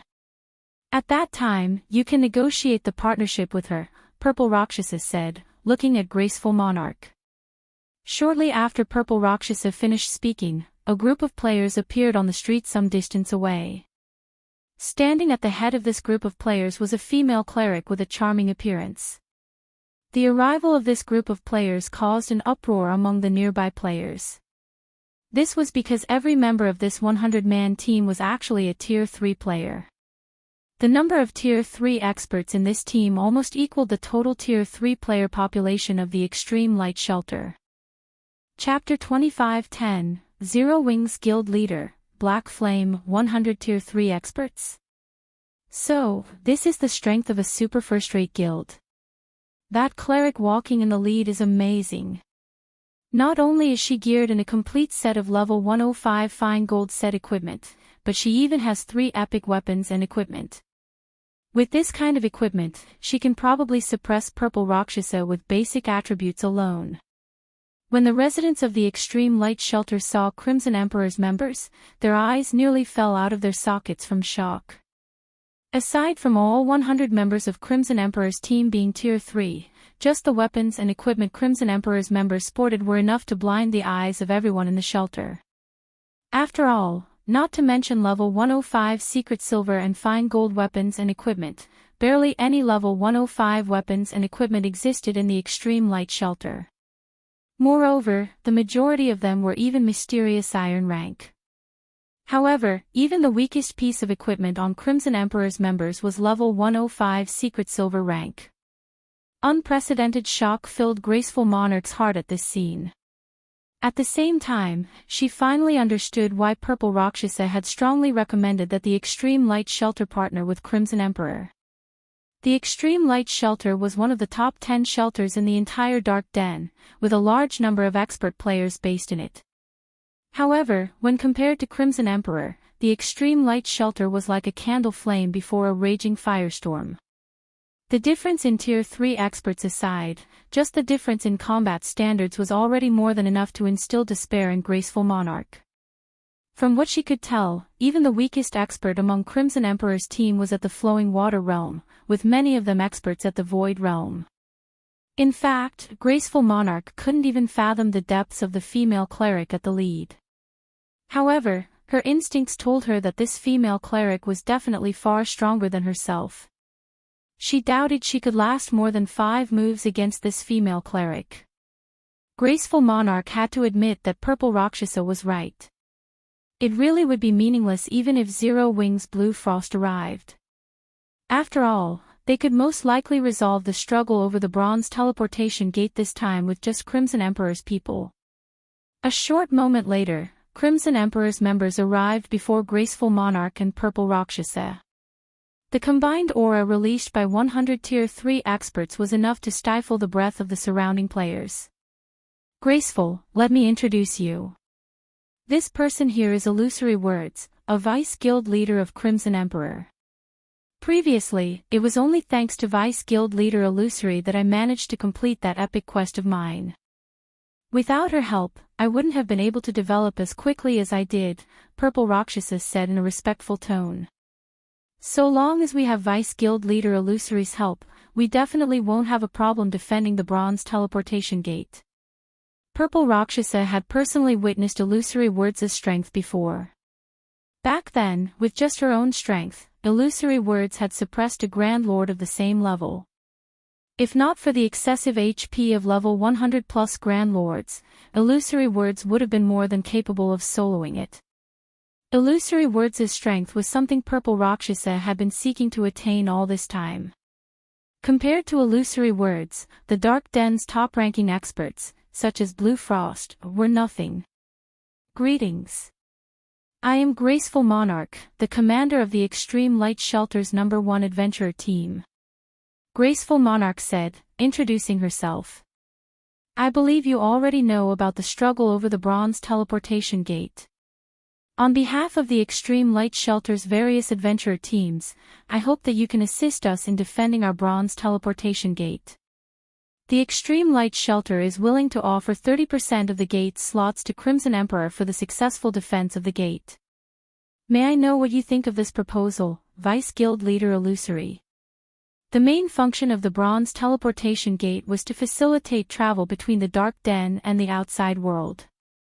However, the gate limited travel to a maximum of 1,000 players daily. It naturally held an incredibly huge temptation for the Dark Den's players and the players of the outside world. As a result, the gate had become the Extreme Light Shelter's main source of income. However, as luck would have it, powers in the outside world had somehow obtained a key that could control the bronze teleportation gate and gained the right to contest for the gate's authority. Fortunately, the Extreme Light Shelter was the one responsible for activating the bronze teleportation gate and held a dominant position over it. Hence, the Extreme Light Shelter could send as many players as it wanted to defend the gate. On the other hand, the key allowed its user to send only a maximum of 5,000 players to contest for the gate. Originally, Graceful Monarch had been relatively confident that the Extreme Light Shelter could protect the bronze teleportation gate all by itself. She had recruited the help of Shelter 1's Zero Wing merely as a precaution. However, after seeing Crimson Emperor's team, she came to understand how mistaken she was. In front of a true superpower, the 100+ Tier 3 experts the Extreme Light Shelter possessed were nothing but a joke. As for Tier 2 players, they were nothing more than cannon fodder before Tier 3 players. The most they could do was whittle down the stamina of the enemy's Tier 3 players. However, if the Extreme Light Shelter's Tier 3 experts couldn't stand up to the enemy's Tier 3 players, then the efforts of the Shelter's Tier 2 players would be for naught. After Graceful Monarch finished speaking, she looked at Illusory Words nervously. Conceding 30% of the gate's slots was already the Extreme Light Shelter's various adventurer teams' bottom line. After all, aside from the slots for the various adventurer teams, the shelter had to sell some to earn the resources and coins for its own development. However, Crimson Emperor would be pivotal to a successful defense of the bronze teleportation gate. The Extreme Light Shelter wasn't the only shelter with a teleportation gate connecting the Dark Den with the outside world. However, its bronze teleportation gate was currently the sole teleportation gate to have a key fall into the hands of a superpower in the outside world. The keys for the other teleportation gates had yet to be discovered. Meanwhile, for a teleportation gate that had its key discovered, the shelter that ruled the gate would face a power struggle once a month. Moreover, the timing of the struggle was the same for all teleportation gates. In other words, Crimson Emperor would be able to help only one shelter at a time. The Extreme Light Shelter might be the only shelter available for Crimson Emperor to partner with right now, but that wouldn't be the case in the future. It was only a matter of time before a power in the outside world discovered the keys of the teleportation gates of the other shelters. At that time, Crimson Emperor would have more, and possibly better, partners to choose from. During the time Graceful Monarch and Purple Rakshasa were quietly waiting for Illusory Words' reply, the latter actually had her eyes directed behind Graceful Monarch. To be precise, she was looking at the departing backs of Shifeng's group. Vice Guild Leader Illusory, is something wrong with those people? Purple Rakshasa asked when she noticed Illusory Words staring at Shifeng's group with a strange expression. It's nothing. I just felt that those people looked somewhat familiar. However, it shouldn't be possible for them to appear here, Illusory Words said, shaking her head. She felt that she was overthinking things. According to her guild's investigation, Shifeng's group was currently on the Western continent. With the Western continent's resources at hand, why would they come to such a small world to compete for resources? Are you talking about them? They are experts belonging to Shelter 1's Zero Wing. They should be here to trade with the Extreme Light Shelter, Graceful Monarch said as she turned to look at Shifeng's group, which had already moved over 300 yards away from her position. Previously, I invited Blue Frost, Zero Wing's Vice Guild leader, to help in defending the bronze teleportation gate. Unfortunately, it seems that Vice Guild leader Frost got pinned down by some problems on his side. Otherwise, with the help of his team, we'd have a much easier time defending the gate. Shelter 1's Zero Wing has only a few noteworthy experts. Everyone else is not worth mentioning whatsoever. If Zero Wing's members really participate in the defensive battle this time, they'll be fortunate to stay alive, Purple Rakshasa said nonchalantly as she glanced at Shifeng's group. It is simply impossible for Zero Wing's Tier 3 experts to bring about any significant changes to the defensive battle this time. In normal times, Tier 3 experts would indeed be very amazing. However, the defensive battle this time would be extraordinary. Ordinary Tier 3 experts would be no different from Tier 2 experts. No, that might not be the case, Illusory Words objected, shaking her head. Wearing a look of admiration, she continued, if it's that person from Zero Wing, then Zero Wing can easily win the defensive battle by itself. Read latest chapters at Wuxia World. EU, does Zero Wing really possess such an expert? Graceful Monarch asked curiously. Graceful Monarch had a relatively good understanding of Shelter 1's Zero Wing. Among the guild's members, the strongest was Blue Frost. However, he was only slightly stronger than the current Purple Rakshasa. In front of Illusory Words, he wouldn't last more than 10 moves. Hence, Graceful Monarch found it very difficult to believe that Zero Wing possessed an expert capable of turning the tide of the defensive battle this time all by themselves and earning the admiration of an expert of Illusory Words' caliber. Purple Rakshasa similarly wore a skeptical look at Illusory Words' statement. Upon seeing that neither Graceful Monarch nor Purple Rakshasa believed her, Illusory Words chuckled and said, of course, it does. That person is Zero Wing's current guild leader, Black Flame. Chapter 25:11, Shocking Appearance at the Shelter. Is Zero Wing's guild leader really so amazing? Graceful Monarch and Purple Rakshasa could not help the skepticism on their faces when they heard Illusory Words' statement. They felt that the cleric was joking. Both of them were familiar with the strength of Shelter 1's Zero Wing. They also knew that Zero Wing was a large guild in the outside world. Naturally, the guild leader of Zero Wing should possess extraordinary strength as well, otherwise, an expert of Blue Frost's caliber wouldn't have joined it. However, no matter how they thought about it, they simply could not imagine one individual being capable of turning the tide of the upcoming defensive battle. After all, the defensive battle this time was a large-scale war, not some simple skirmish out in the fields. The opponents they had to face wouldn't be limited to just expert players but would include powerful war weapons and tools as well. In the face of powerful war weapons and tools, Tier 3 players were no different from Tier 2 players. Unless players had an invulnerability skill, they would almost certainly die upon getting attacked. Emisham. He is very amazing. It's no exaggeration to call him a true monster, Illusory Words said, nodding. Upon seeing Graceful Monarch's and Purple Rakshasa's skeptical looks, she smiled helplessly and continued, with my present skills, I wouldn't last more than 3 moves against him. Even you can't last more than 3 moves. Both Graceful Monarch and Purple Rakshasa were astounded at this revelation. Although they couldn't fathom Illusory Words' strength, instinct told them that they had only one viable option if they went up against the cleric. Escape.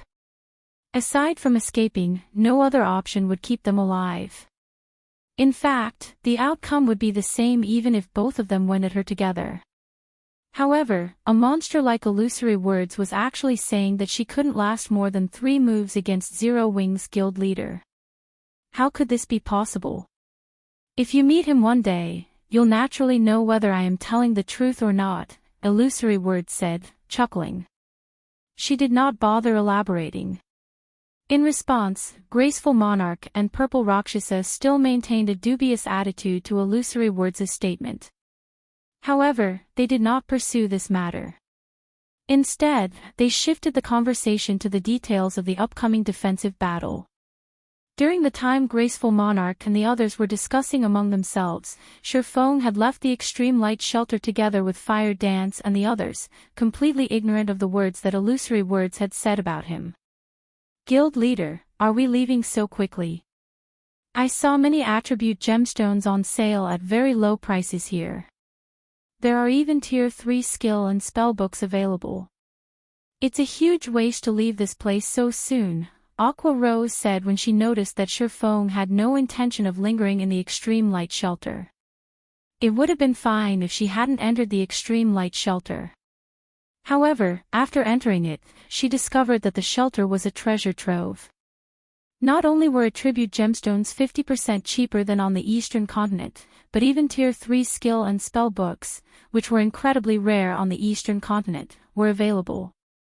Although these tier 3 skill and spell books were all for ordinary skills and spells rather than control or AoE skills and spells, if put up for auction in the various kingdoms and empires, they would still cause a huge uproar. Tons of people would vie to purchase them. After all, the power of tier 3 skills and spells were significantly stronger than their tier 2 counterparts. They would be of great help to players when dealing with both players and monsters. Yes. We need to leave at once. Those attribute gemstones and tier 3 skill and spell books might be precious, but we have much more important things to do, Shifeng said. The Dark Den was a special otherworld. Originally, he thought that it would still be some time before the main continent's various powers started extending their hands toward the Dark Denver. He never imagined that not only had the main continent's powers discovered the Dark Den so soon, but there was even a means of travel between the Dark Den and the main continent already. Others might not realize the implications of this matter, but Shifeng, who had a profound understanding of God's domain, knew just how frightening this matter was. In fact, it wouldn't be an exaggeration to say that the various powers would go crazy upon realizing the Dark Den's benefits. Skill and spell books at the tier 3 standard and above were incredibly rare in the outside world. Players wouldn't necessarily obtain one even if they rated level 100 plus super large-scale team dungeons. Most other worlds shared the same problem. However, the Dark Den was an exception. Let alone tier 3 skills and spells, even tier 3 taboo skills and curses were relatively easily obtainable here. Meanwhile, aside from unlocking the potential of one's mana body, the next fastest way to improve one's combat power would be to learn more tier 3 skills and spells. Nowadays, competition in God's domain was intensifying, and the various powers were all frantically searching for ways to increase their own strength. With such a perfect opportunity to elevate the combat power of their tier 3 experts, the various powers would naturally go crazy. While there still weren't many passages linking the Dark Den and the main continent in existence, Shifeng needed to occupy as many advantages in the Dark Den as he could and accelerate Shelter One's development. Only by doing so would he be able to provide Zero Wings experts with a continuous supply of tier 3 skill and spell books. Currently, although Shelter One's development was progressing relatively smoothly, it barely ranked within the top 10 shelters of the Dark Denver. It was quite inferior even to the Extreme Light Shelter. Normally, it was incredibly difficult to accelerate the development of a shelter, as it depended on the effort and contribution of the shelter's residents. To accelerate a shelter's development, one had to raise the quality of the players residing in the shelter. For other powers and players, this might be quite a challenge. For the current Shifeng, however, it wasn't a difficult task at all, because he was already an intermediate master magician, with the ability to construct and strengthen town and city magic arrays. So long as he strengthened Shelter One's magic array and improved its defensive capabilities, the shelter would become a much safer place for players. Then, he wouldn't have to worry about lacking talented players developing in Shelter One. While Shifeng was trying to find a secluded location to use the 7 Luminaries ring to teleport to Shelter One, a series of explosions came from outside the Extreme Light Shelter. They were so loud that they echoed throughout the entire Extreme Light Shelter. What's going on? Shouldn't there still be several hours before the defensive battle starts? Look over there. A group of people seems to be fighting there. Isn't that hovering elementalist Shelter One's Blue Frost? Who are those people around him? They're so amazing. They actually managed to reduce one of our Dark Den's 3 great elementalists to such a miserable state. The players standing guard on the walls of the extreme light shelter gaped in shock as they looked at a nearby plane. This was because Blue Frost and 24 or so other Tier 3 experts were currently surrounded by a force of several hundred players. Moreover, not only was Blue Frost's side at a complete disadvantage, but by the looks of it, it was also only a matter of time before Blue Frost's side got annihilated. Those were Tier 3 players they were talking about. At this stage of the game, Tier 3 players were existences capable of instant-killing Tier 2 players. This was especially true for a Tier 3 expert like Blue Frost. He could instantly kill a group of Tier 2 players if he wanted to. Now, however, Blue Frost and his team were actually on the defensive, and didn't even have any room to retaliate. Since when did the Sentinel Shelter's people become so strong? Graceful Monarch, who had hurried her way to the top of the shelter's walls, was surprised when she saw the players attacking Blue Frost's team. Others might not be familiar with the several hundred players attacking Blue Frost's team, but she was. These players were experts belonging to the Sentinel Shelter's #1 adventurer team, whom she had clashed with recently. However, back then, the overall strength of this adventurer team was significantly weaker than Blue Frost's team. The adventurer team also had only a little over a dozen Tier 3 experts. There was no way it could match up with Blue Frost's team at all. Now, however, every one of the Tier 2 experts from the Sentinel Shelter had seemingly activated a berserk skill. They not only possessed frightening basic attributes but could also fly for short periods. Blue Frost's team couldn't shake off these Tier 2 experts even if they wanted to. Wait, that's not right. All those people from the Sentinel Shelter are demonized. Moreover, their demonized ranks are considerably high. Purple Rakshasa revealed a somber expression when she saw this scene. Demonized players were extremely rare in the Dark Denver. After her Tier 3 promotion, she had come across a demonized player only once. Although the demonized player was also Tier 3, his combat standard was only at the Refinement Realm standard. However, she had ended up fighting a bitter battle and had even nearly lost her life to the demonized player. Now, however, the Sentinel Shelter actually possessed several hundred Tier 2 demonized experts and over a dozen Tier 3 demonized experts. The Sentinel Shelter originally possessed relatively great strength already, ranking among the Dark Den's top 15 shelters. Troubled Times, the commander of the Sentinel Shelter's #1 adventurer team, was even one of the rare few peak experts in the Dark Denver. As for the remaining Tier 3 experts belonging to Troubled Times' adventurer team, even the weakest among them was at the Refinement Realm standard. With all of these players demonized, Purple Rakshasa couldn't imagine how Blue Frost's team could survive this battle. While everyone from the Extreme Light Shelter was discussing this matter, Blue Frost and his teammates continuously lost HP. Frost, have you still not come to your senses? A level 108, Tier 3 Berserker asked as he quietly watched Blue Frost frantically fending off one attack after another. The higher-ups have a very high opinion of you and your teammates' potential, hence, they specifically instructed me to avoid harming you all. Why do you think the Tier 3 players on our side still haven't made a move until now? Troubled, I admit that you're far stronger than us now, but don't even think about getting us to submit. Moreover, we have long since joined Zero Wing. Why must you keep on targeting us? Blue Frost retorted as he looked at Troubled Times.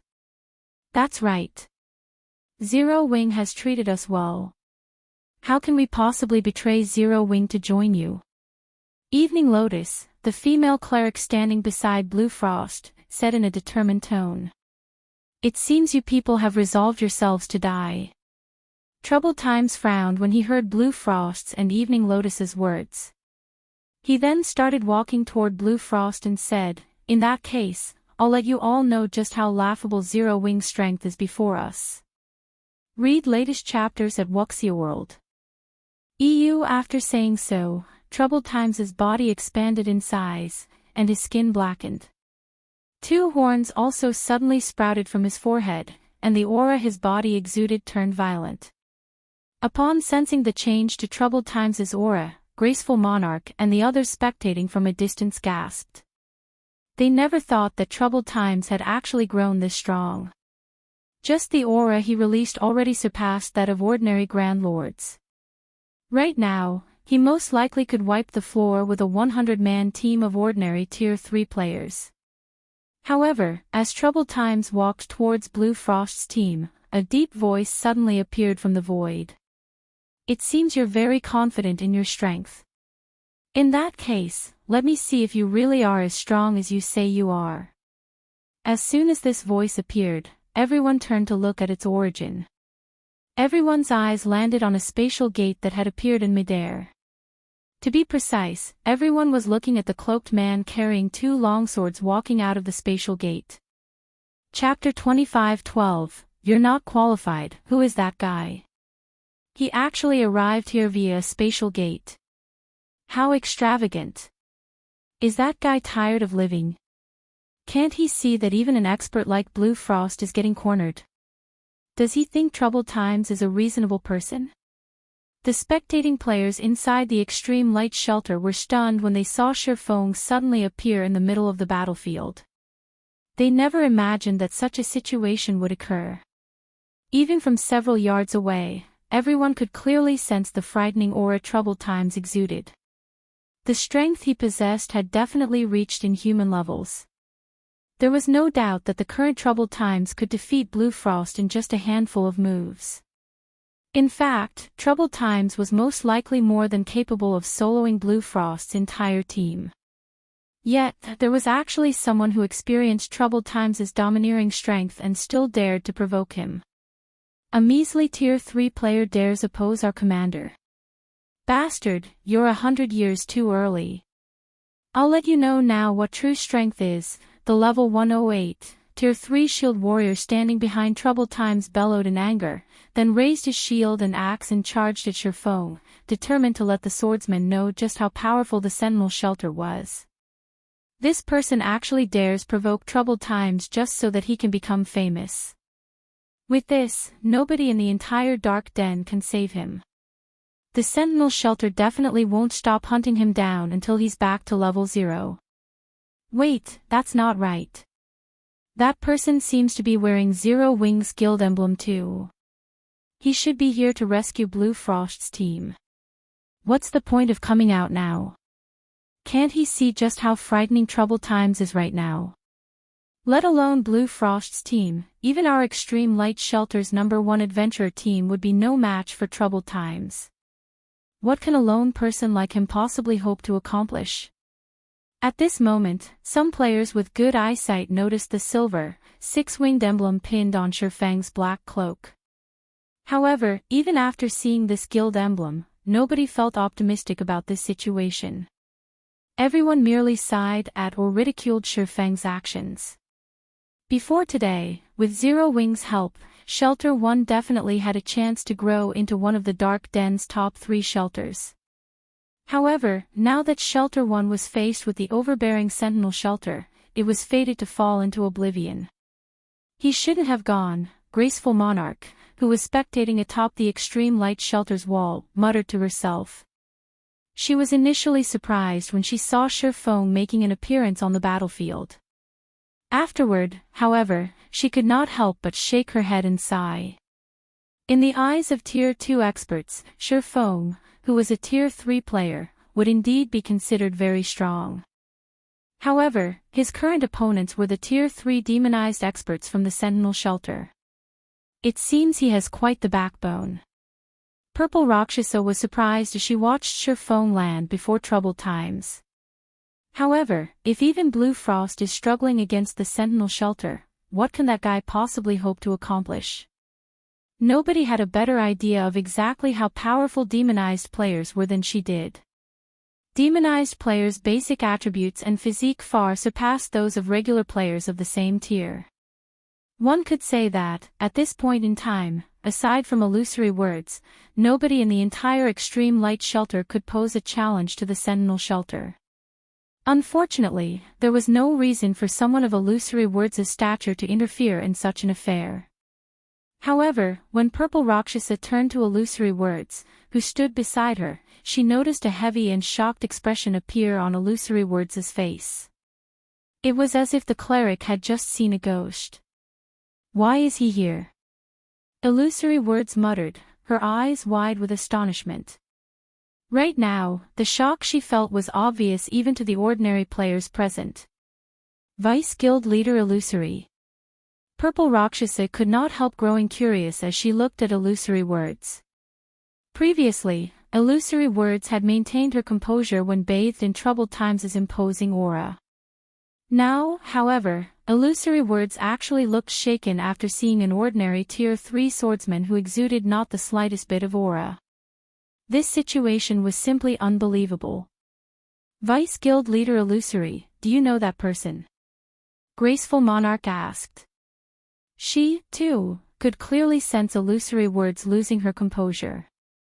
Previously, Graceful Monarch had already carefully observed Shifeng and understood that he possessed considerable strength. However, it was not at a level where experts of her caliber needed to pay much attention. The only thing she found noteworthy about Shifeng was that he was an expert of Zero Wing. However, if even Blue Frost, a vice guild leader of Zero Wing, had failed to gain her Illusory Words' interest, how could a measly Tier 3 expert from Zero Wing possibly do so? "I do. Of course, I do," Illusory Words said, a smile blooming on her face when she saw the curious gazes Graceful Monarch and Purple Rakshasa were directing at her. "He's the person I told you about before. He's Zero Wing's guild leader, Black Flame." As soon as Illusory Words mentioned the name of Black Flame, Graceful Monarch and Purple Rakshasa were momentarily stunned. "Vice Guild Leader Illusory, you're saying that he is Zero Wing's guild leader?" Purple Rakshasa instinctively denied the truth of Illusory Words' statement. "How is that possible? I met him before. Let alone the aura of a Tier 3 player, even the mana fluctuations he is giving off are very weak for a Tier 3 player. How can he possibly be the monster you mentioned? In God's domain, all expert players would exude an aura of strength. After they reached Tier 3, the mana fluctuations their bodies caused would also become much more difficult to hide. Moreover, even if a player managed to conceal those mana fluctuations, an expert's instincts would still warn them if they were standing before an opponent with monstrous strength. Take Illusory Words, for example. Despite Illusory Words having concealed her strength completely, Purple Rakshas's instinct still warned her against fighting the cleric. However, Purple Rakshasa could not sense anything from Shifeng. In her mind, Shifeng was the textbook example of an ordinary Tier 3 player. So, he is that rumored guild leader of Zero Wing. Graceful Monarch muttered doubtfully as she looked at the distant Shifeng. Similar to Purple Rakshasa, she found Illusory Words' statement incredible and suspected it was a joke. The Black Flame Illusory Words mentioned was Zero Wing's guild leader.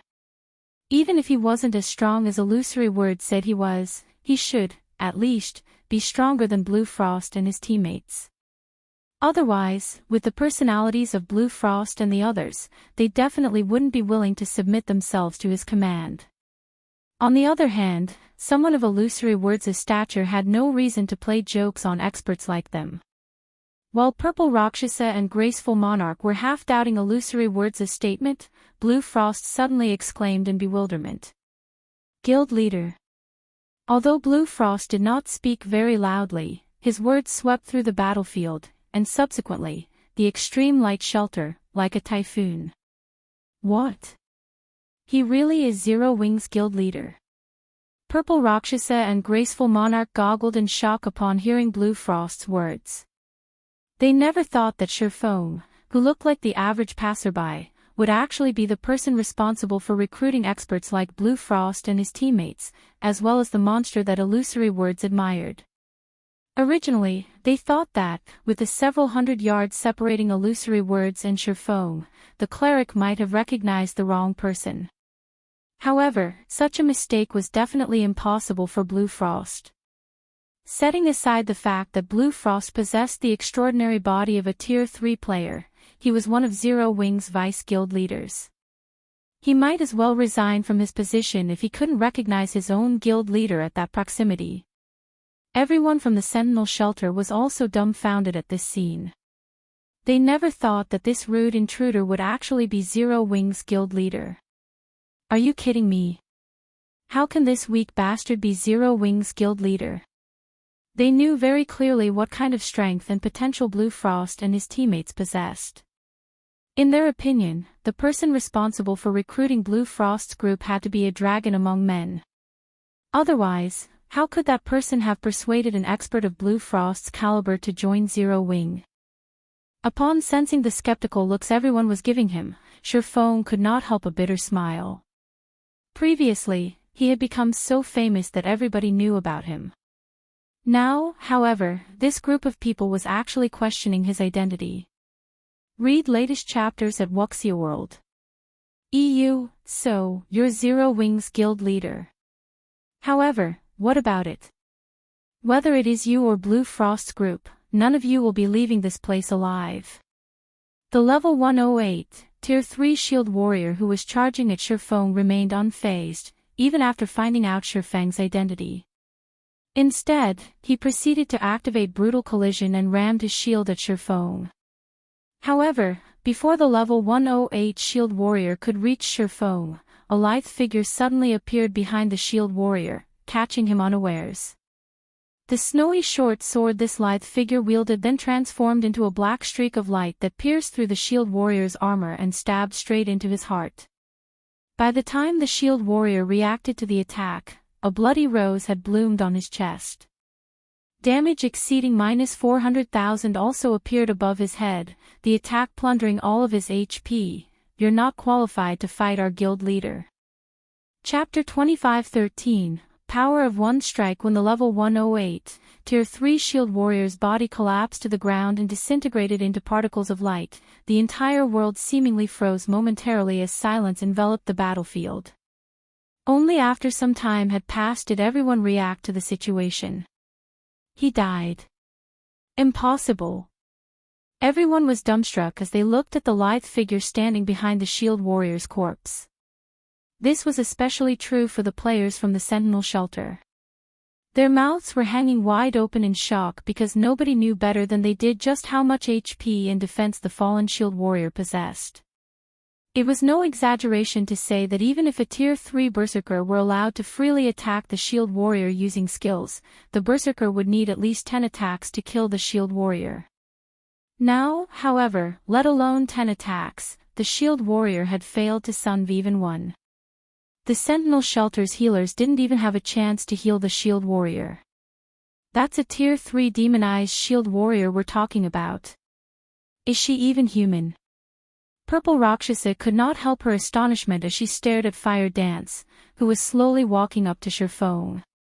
Purple Rakshasa had clashed with a Tier 3 demonized expert before, so she knew exactly how powerful Tier 3 demonized experts were. Their high defense and HP aside, just their physique granted them reaction speeds far superior to Tier 3 human players. However, Fire Dance had attacked and instantly killed the demonized Shield Warrior without the Shield Warrior even reacting. Fire Dance's reaction speed and attack power were simply unheard of. She's actually so strong. When Graceful Monarch looked at Fire Dance's distant figure, shock and excitement flashed across her eyes. Power. Violence. The suffocating strength Fire Dance displayed was something Graceful Monarch was constantly seeking to attain. Graceful Monarch never thought that she would get to witness this domineering display in person.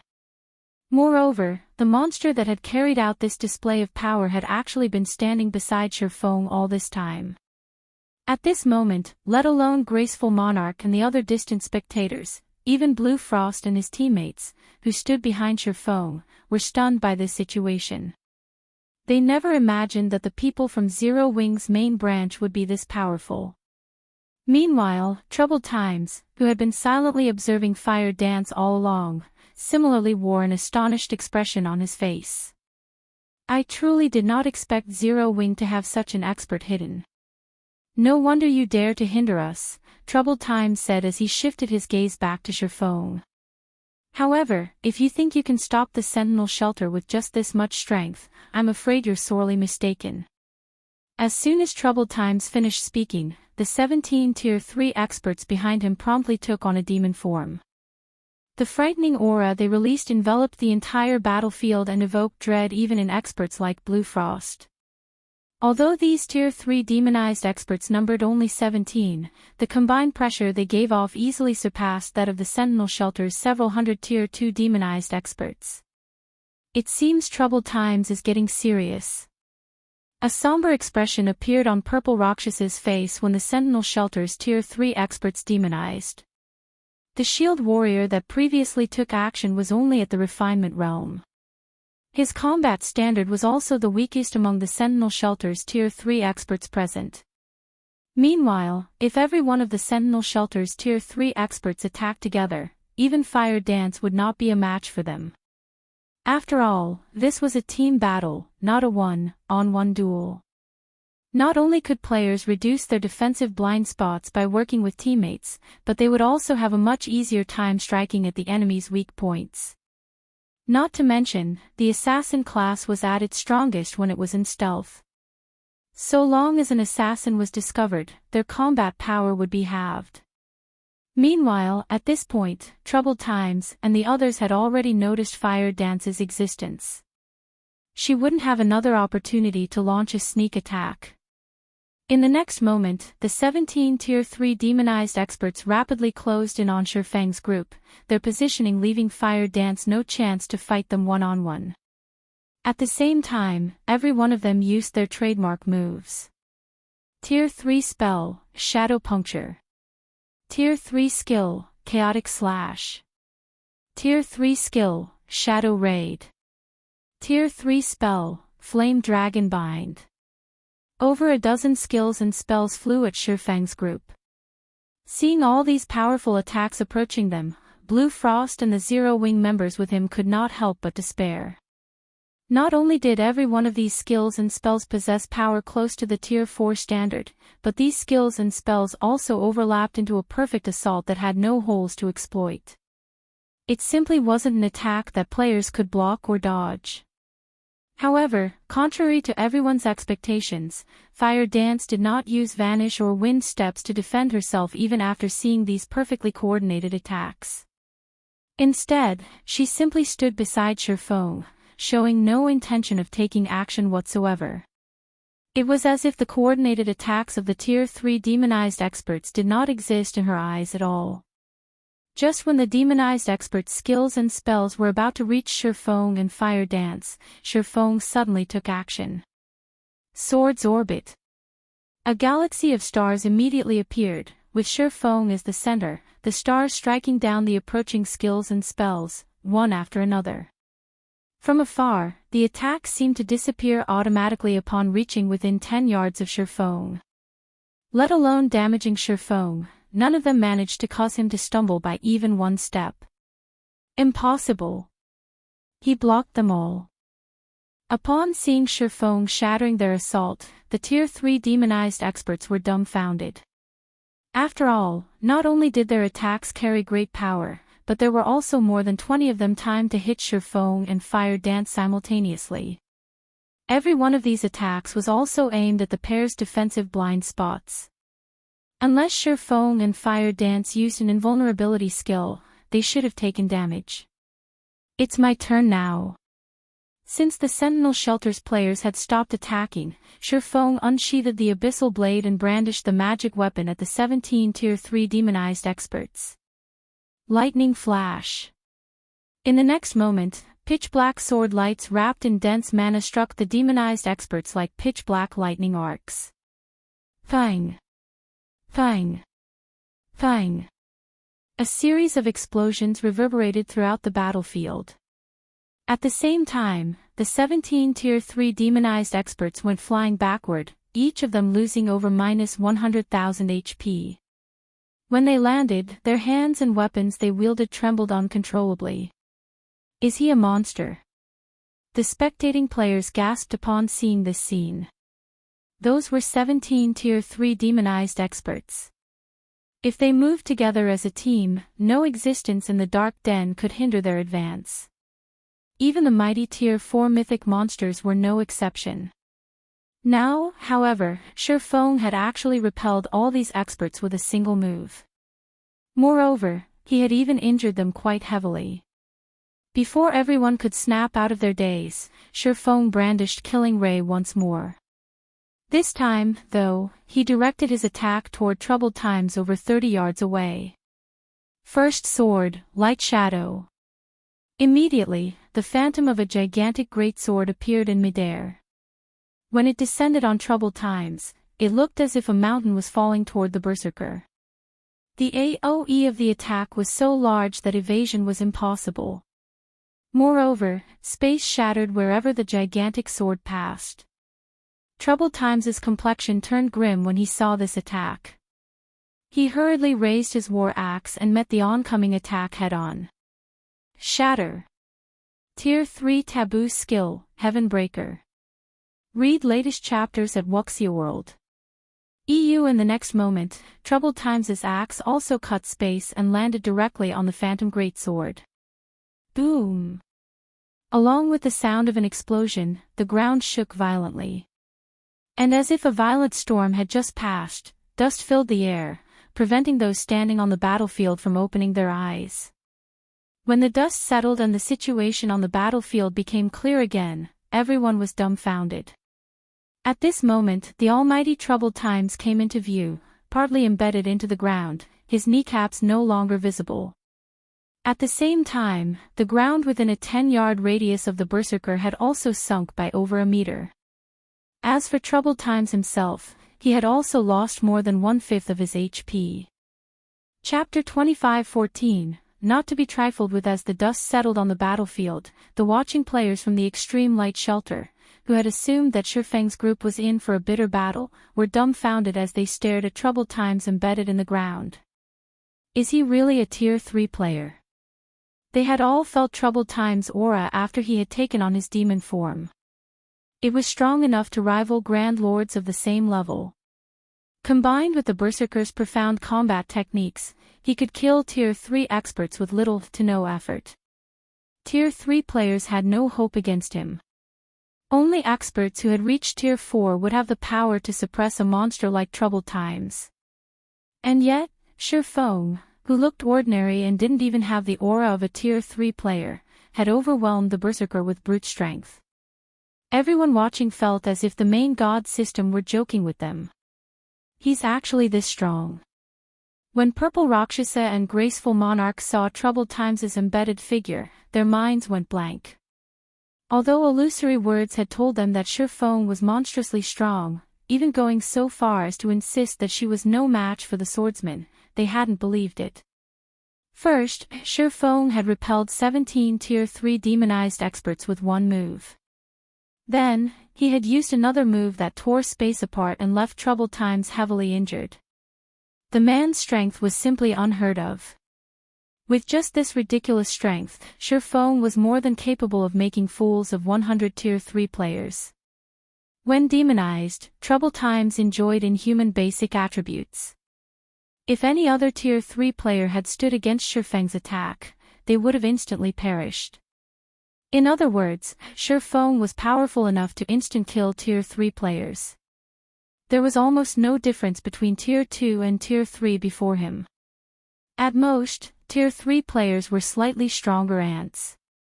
Purple Rakshasa and Graceful Monarch now, more or less, understood why illusory words admired Shifeng, declaring that he alone could change the tide of the upcoming war.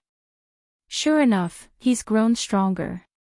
While illusory words watched Shifeng, who stood proudly among the Sentinel Shelter's players, she couldn't contain her bitter smile. After the battle on Dragonheart Island, the various superpowers had recognized Shifeng as a peerless monster, one not to be provoked, but they had continued their development since then. Adding to the fact that they had stronger foundations than Zero Wing, illusory words had been sure that she should have caught up to Shifeng a little. She had never imagined that the distance between her and the swordsman had grown. She had been humble when she had told Graceful Monarch and Purple Rakshasa that she wouldn't last more than 3 moves against Zero Wing's guild leader. In truth, she had been confident that she shouldn't have any issues taking 5 or 6 hits from Shifeng. She had recently obtained a bloodline, and her life rating was beyond that of an ordinary Tier 3 player, after all. Her basic attributes had also substantially increased. But now, she realized how sorely mistaken she had been. When Shifeng's attack had torn apart space itself, she realized that his strike had Tier 4 power. Combined with the attack's large AoE and high attack speed, she knew she didn't have a prayer of dodging or blocking the attack without an invulnerability skill or spell. Naturally, Blue Frost and his teammates were dazed after seeing the outcome of the exchange between Shifeng and Troubled Times. They didn't react like Zero Wing members at all. "Blue, is that really our guild leader?" A level 108, Tier 3 Guardian Knight prodded Blue Frost. When they heard the question, several other recent additions to the guild turned to their vice-guild leader with curious looks. Aside from Shelter One's good development prospects, they had joined Zero Wing because of Blue Frost's individual strength. They didn't view Zero Wing's larger branches in the outside world as important. Many of the Dark Den's shelters had allied with powers from the outside world, too. Aside from financial support, Shelter 1 didn't receive any benefits from Zero Wing's main branch. Their connection was far weaker than the other shelters that had outside power support. This was precisely the reason that they doubted the main branch's strength.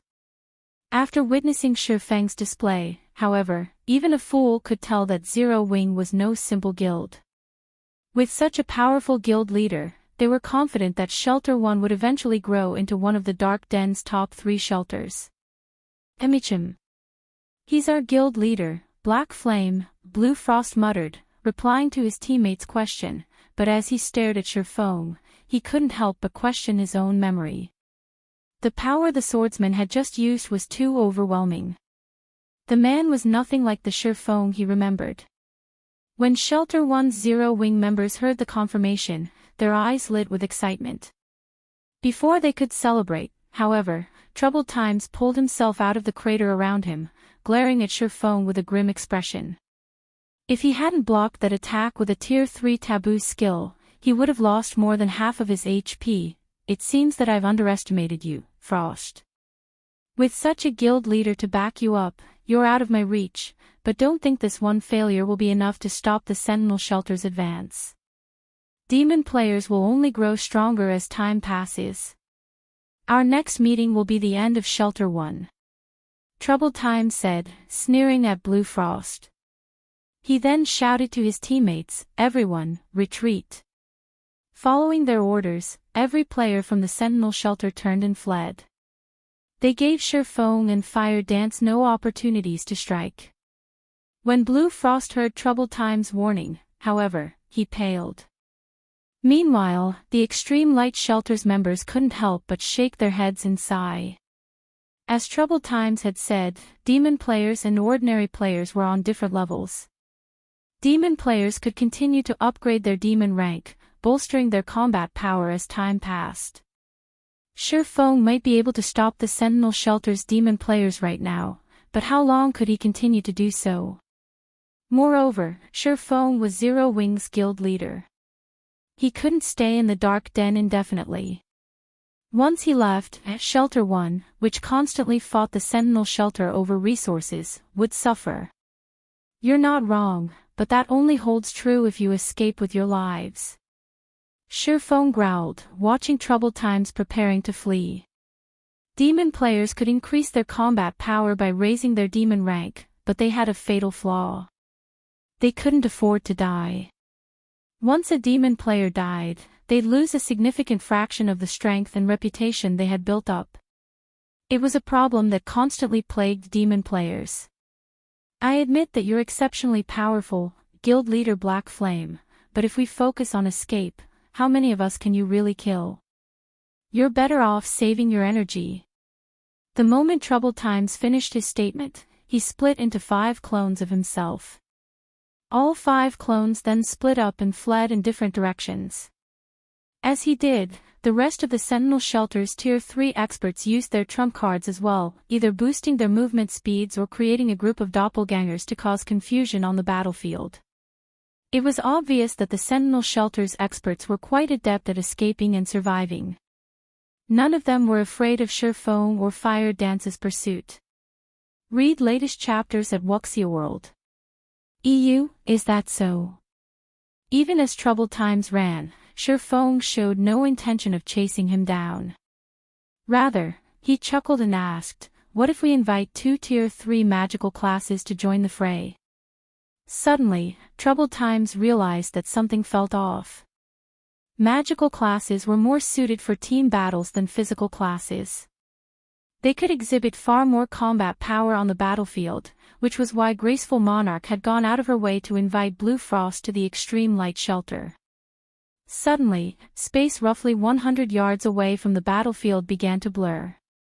A translucent barrier of water then appeared, in front of which stood 2 women in elegant mage robes.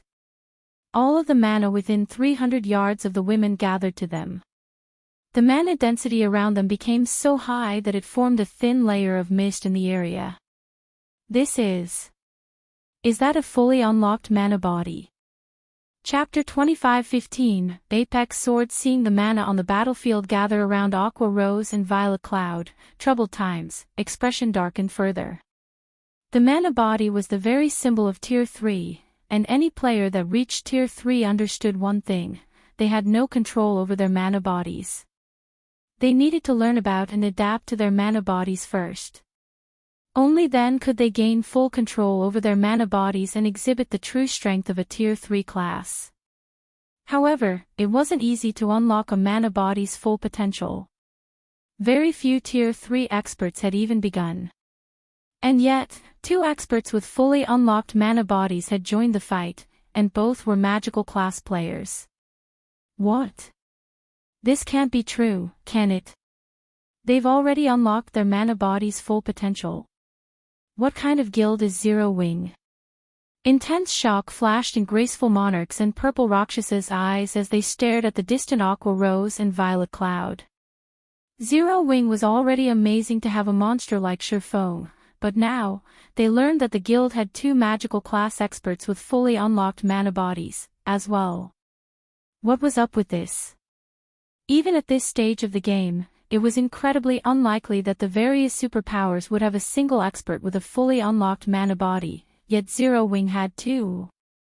How did they do it? Even Illusory Word stared with wide, shocked eyes. She couldn't bring herself to believe what she was seeing. Since more of the various superpowers members had begun to reach Tier 3, these superpowers had shifted their focus toward helping their Tier 3 members unlock their mana body's potential, rather than nurturing more Tier 3 players. Controlling one's mana body wasn't like controlling the physical body, however. Players' mana control needed to be excellent to accomplish the task. Unlocking one's mana body required such high mana control that even magical class players, who often manipulated mana, only had a small edge over physical class players. Unlocking a mana body's potential was a gradual process. Players needed to conduct repeated experiments, slowly learning how their mana bodies operated. This process was impossible to skip since every player had a different mana body. The current top player in Crimson Emperor had only unlocked 35% of their mana body's potential, and the guild's remaining Tier 3 experts hadn't even unlocked 1%. As one unlocked more of their mana body, the process became more difficult. Based on Crimson Emperor's estimates, a Tier 3 player should need 2 or 3 months, at least, of relentless effort to unlock their mana body's full potential, notwithstanding any fortuitous encounters. And now, Illusory Words learned that Aqua Rose and Violet Cloud had both fully unlocked their mana bodies. How could she possibly believe this? Moreover, the mana the 2 women commanded was truly frightening. Despite standing several hundred yards away, Illusory Words could sense the torrent of mana flowing toward them. It felt like watching whales take a breath of air. Those 2 women were practically moving mana engines. Before anyone could recover from their daze, Aqua Rose and Violet Cloud had finished chanting the final verses of their incantations. As they did, a blue, twofold magic array appeared above the battlefield, covering a 100-yard radius. Meanwhile, several hundred silver magic arrays manifested around Violet Cloud. Tier 3 Super Spell, Frostburst Waterfall. Shadow Rage. With the help of their mana bodies, the women's spells drained all of the mana in a 400-yard radius. Suddenly, countless ice shards rained down from above, and as they passed, space froze. Any Tier 2 demonized player these ice shards encountered transformed into ice sculptures and died instantly. When the ice touched a Tier 3 demonized expert, they plundered 1/3 of their HP. While Aqua Rose's ice covered the battlefield, the Shadow Blade's Violet Cloud's Shadow Rage danced among the fleeing demon players. Not only had her mana body strengthened her Shadow Blades, but the fragmented legendary ranked Magic Light pendant did so as well. 300 Shadow Blades, with power approaching the Tier 4 standard, struck the Sentinel Shelter's fleeing members. The blades were so powerful that not even Tier 3 experts could block them without taking some damage. The Tier 2 players didn't even have time to resist before they died. For a time, the several hundred fleeing players from the Sentinel Shelter transformed into ice sculptures or were shredded by the Shadow Blades. They all transformed into particles of light. Not even the running Tier 3 experts could escape death. Despite the world of ice and light the battlefield had become, none of the extreme light shelter's spectating players found the scene beautiful. They only felt fear and dread as they gazed at the destruction. Everyone already knew that magical class players could exhibit far greater combat power on a battlefield than physical class players, but they couldn't help the shock they felt as they watched the two women destroy their enemies. Aqua Rose and Violet Cloud had only used a total of 2 spells, after all. Despite such a large-scale bombardment, not only hadn't the women's attacks harmed their allies, but they had also drastically reduced the number of players from the Sentinel Shelter. Only 4 seconds had passed since they had cast their spells, yet they had slain over 200 players. Moreover, the death toll climbed as more time passed. Not even a 100-man team of Tier 3 experts would prove this effective. Every player that had come from the Sentinel Shelter was a demonized player.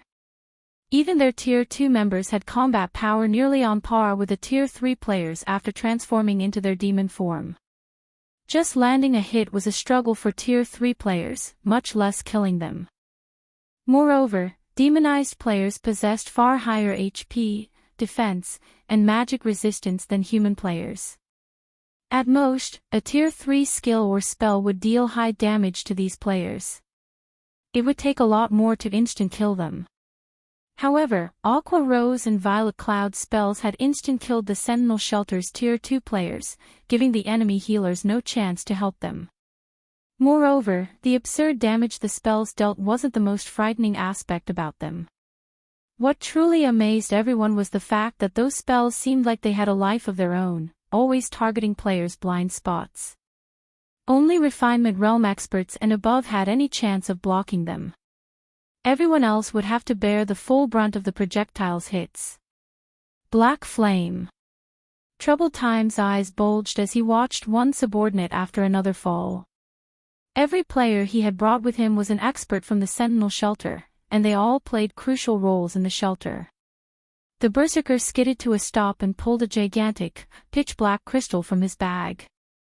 Maddened, he shouted, "Since you won't let my people live, I'll take you down with us." With that statement hanging in the air, Troubled Times shattered the crystal. Suddenly, dark clouds formed above the plain, and a colossal spatial tear split the sky. A gigantic hand, as large as a mountain, then reached through the tear. Both Blue Frost's team and the players from the Extreme Light Shelter watched in horror. What? The Demon King's hand. How does he have that tool? Is Troubled Times insane? Does he want everyone to die? It's over. We're all dead. The players from the Extreme Light Shelter cursed Troubled Times for his cruelty. The Demon King's hand was every Dark Den player's nightmare. An independent player had once gotten their hands on this tool, and to avenge his fallen comrades, he had used the demon god's hand to destroy the shelter responsible. The demon king's hand had only attacked once, crushing the shelter into dust. The attack was a massive AoE. Although Troubled Times had summoned the demon king's hand several hundred yards from the extreme light shelter, it was still well within range. Even illusory words felt the presence of death surround her, not to mention the shelter's residents. Unfortunately, it was too late to run. The spell had already taken shape, and even space would freeze under a Tier 5 spell's influence. Read latest chapters at Wuxia World. She couldn't even use instantaneous movement to flee. Even if she could, she wouldn't have time to escape the spell's AoE. Instantaneous movement would only teleport her several dozen yards away. The Demon King's hand. Even Shifeng's expression darkened when he saw the descending hand. He immediately activated disintegration power, forcing himself to Tier 4 before he leaped into the air, raising Killing Ray above his head with both hands. Block it. First Sword, Lightshadow.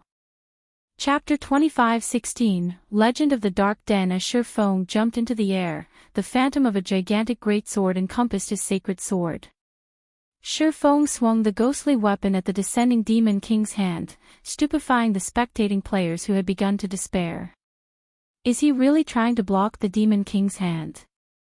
Graceful Monarch was shocked as she watched Shifeng leap into the air. The Demon King's hand had Tier 5 power. Not even the Extreme Light Shelter's defensive magic array could stop that attack. At this stage of the game, this spell was unstoppable.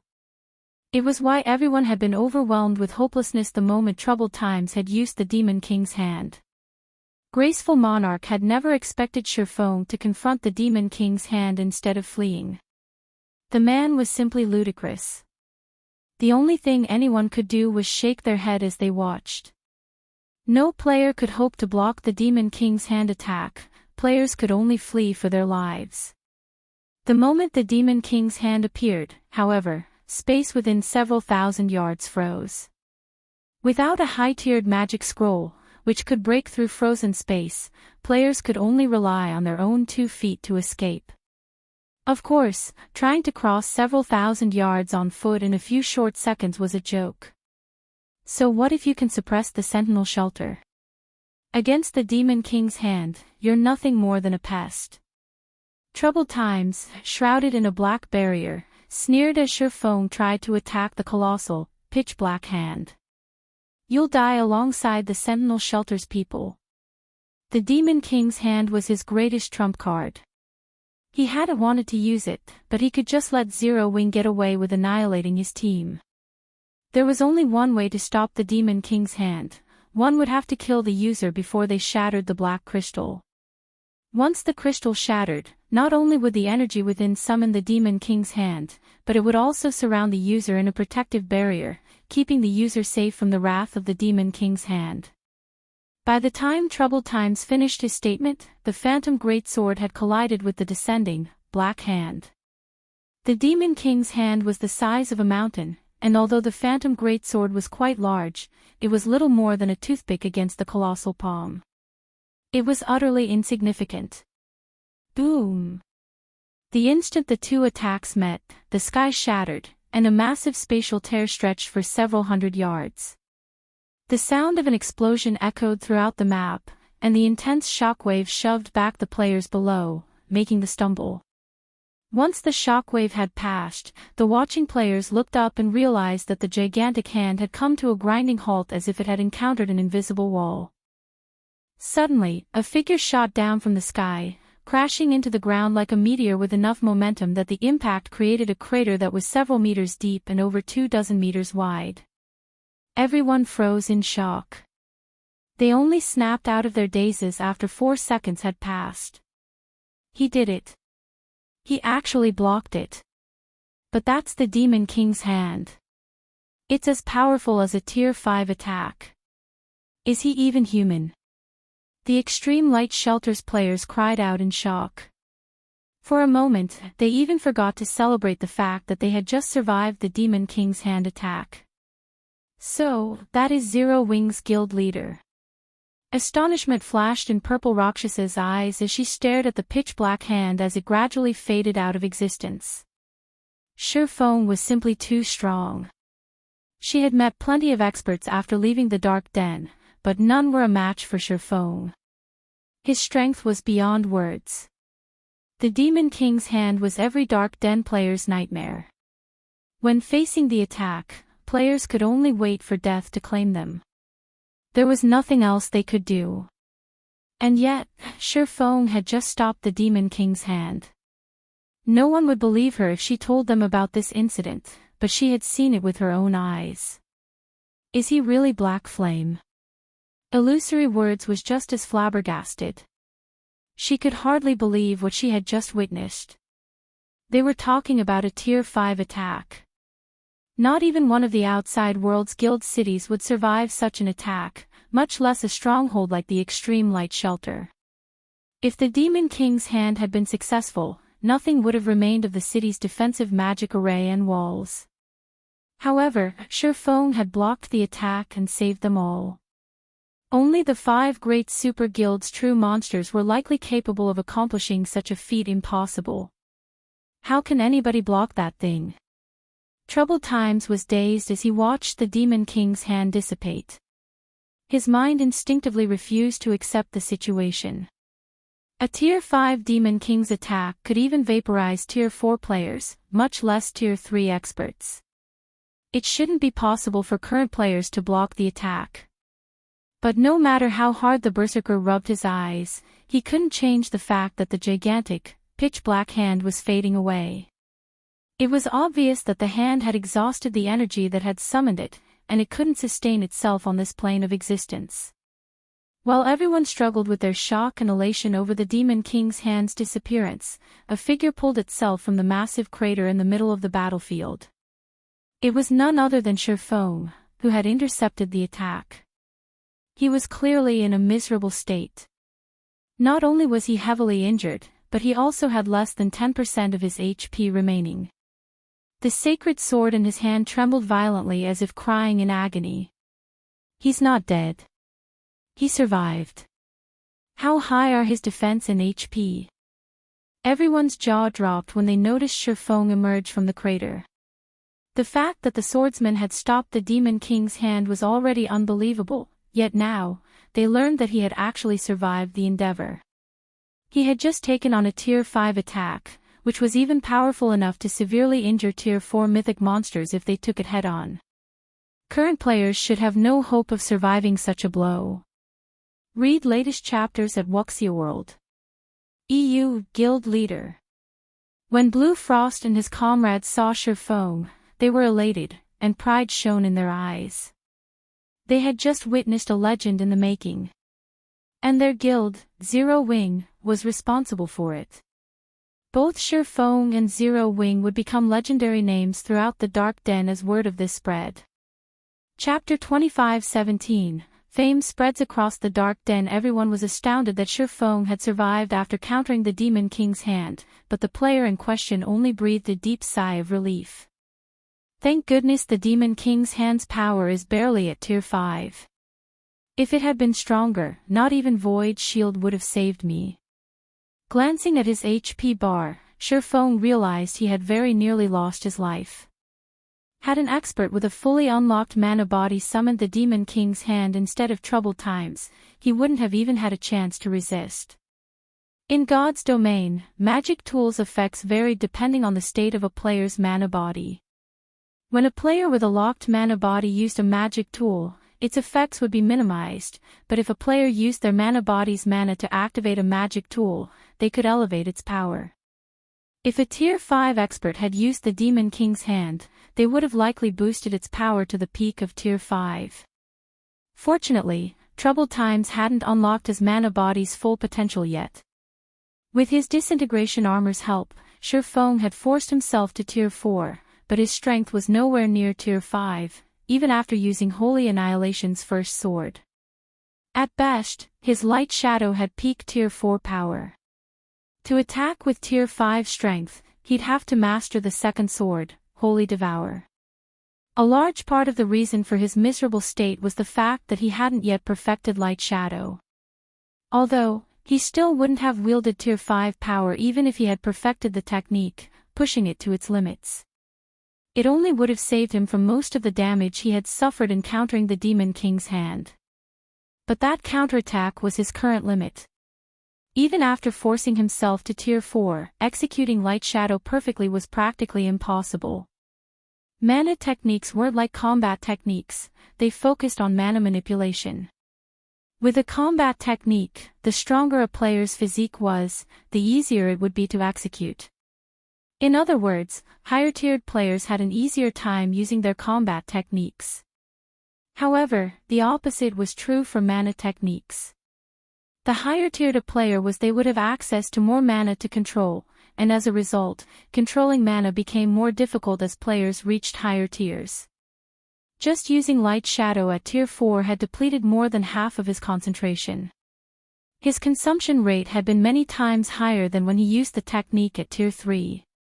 "Since you're done, Commander Troubled, it's my turn." Shurfong snapped, shifting his gaze to the dazed berserker a short distance away.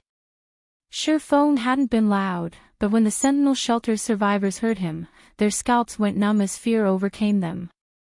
Even Troubled Time's instinct screamed at him to run, and he took an involuntary step back for each step Shurfong took toward him. This swordsman was monstrously strong. The man had actually survived a hit from the Demon King's hand. Troubled Times couldn't even imagine what he could do against Shurfong.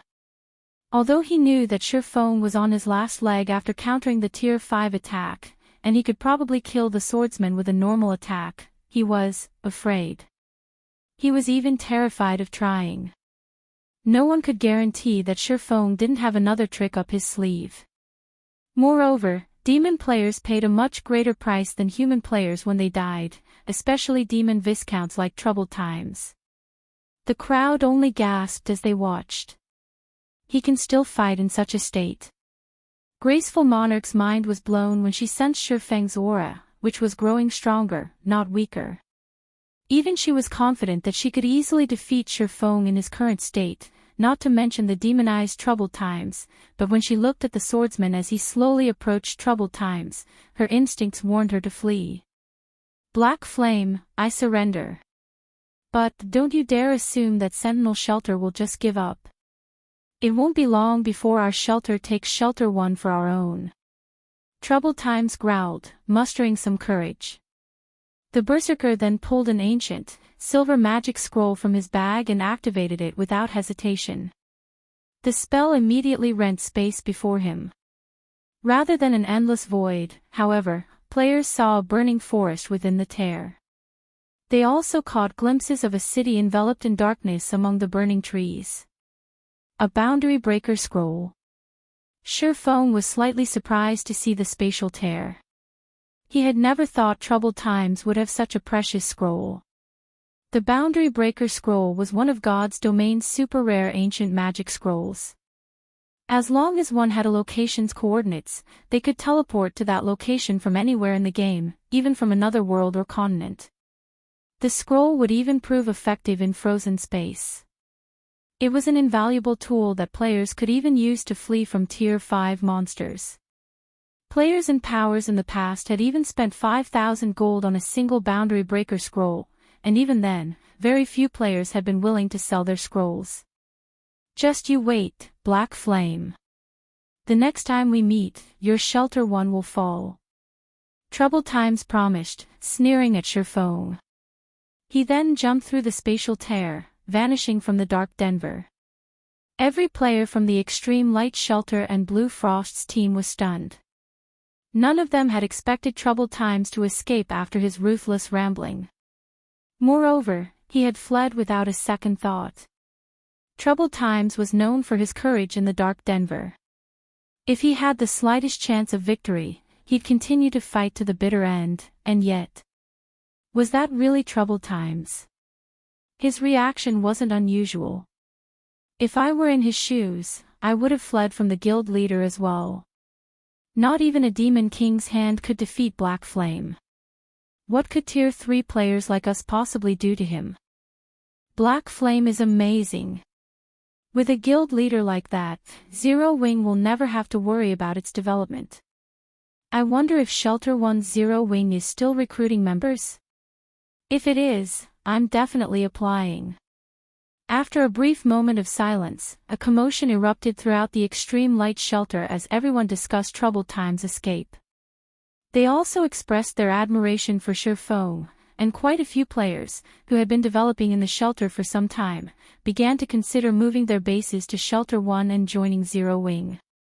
Sherfang's presence was even more than enough to deter superpowers from attacking Shelter 1.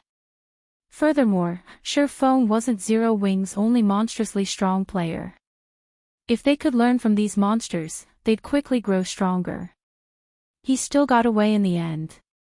Blue Frost frowned as he watched the spatial tear disappear. Read latest chapters at Wuxia World. EU. Although he was surprised with how decisively Troubled Times had fled, the man's actions had been well within reason. Sherfang's strength had just been that astonishing. There was nothing surprising about how much Troubled Times feared Sherfong, going so far as to run, even knowing that Sherfong had almost no combat power remaining. While almost everyone viewed Troubled Times' ruthless promise as nothing more than an attempt to salvage his reputation, Blue Frost knew that he hadn't been joking. The Dark Den offered demon players an unimaginably advantageous environment, and now that Troubled Times had seen the depths of Zero Wing's strength, he would be absolutely confident of overcoming the guild the next time he attacked. Moreover, the fact that the Berserker had used one precious tool after another proved that a great power supported the Sentinel Shelter. If they didn't deal with this properly, Shelter 1 would face true danger. Escape. Do you think you can flee from me so easily? Sherfong chuckled as he watched the spatial tear finally close. Chapter 25:18, Kill no matter the distance. Have you locked onto him, Fire? Sherfong asked, turning toward Fire Dance a short distance away. Players had many ways of escaping to live another day in God's domain, and when one wanted to hunt a fleeing player, they could rely on tracking scrolls, skills, and spells. Of all of the main classes, the assassin was the most adept at tracking and taking out targets. Once an assassin reached Tier 3 and unlocked their mana body's full potential, their tracking abilities would undergo a qualitative transformation. They could use their own mana to lock on to another player's mana signature. Unlike tracking scrolls, this method didn't add any debuffs to the target, making it nearly impossible to detect. Unless the targeted player could remove the mana the assassin had left on them, they couldn't shake off the tracker. Rest assured, guild leader, my mana is on him. Even if he runs to the edge of the world, I can find him, Fire Dance confirmed, nodding. She had locked on to every Sentinel Shelter member's mana signature even before she had killed the Tier 3 Shield Warner. Even if Aqua Rose and Violet Cloud hadn't taken action, none of the Sentinel Shelter players participating in the fight had had any chance of escaping with their lives. Guild leader, do you really intend to chase after Troubled Times? The Spatial Tier's destination is a city enveloped in darkness energy. There's a 90% chance that it is in demon players' territory. Those demon players are extremely biased against other races. Even if you manage to make it there, you'll have a hard time reaching Troubled Times, Blue Frost hurriedly interrupted, attempting to dissuade Sherfong from hunting down the Berserker in question. Although Troubled Times still posed a threat to Shelter 1, the Sentinel Shelter would need some time to recover from losing so many of its top experts. Meanwhile, Shelter 1 could use this chance to grow stronger. After today's battle, Zero Wing's fame would spread across the Dark Den, after all, and a large number of players would show up to join Shelter 1. The shelter wouldn't have to worry about its development speed. Once they upgraded Shelter 1 to a large shelter, Troubled Times would have a hard time threatening the shelter. Of course. These players have chosen to be one of Zero Wing's enemies, and I need to ensure that they know the price for doing so. Sherfong resolutely declared.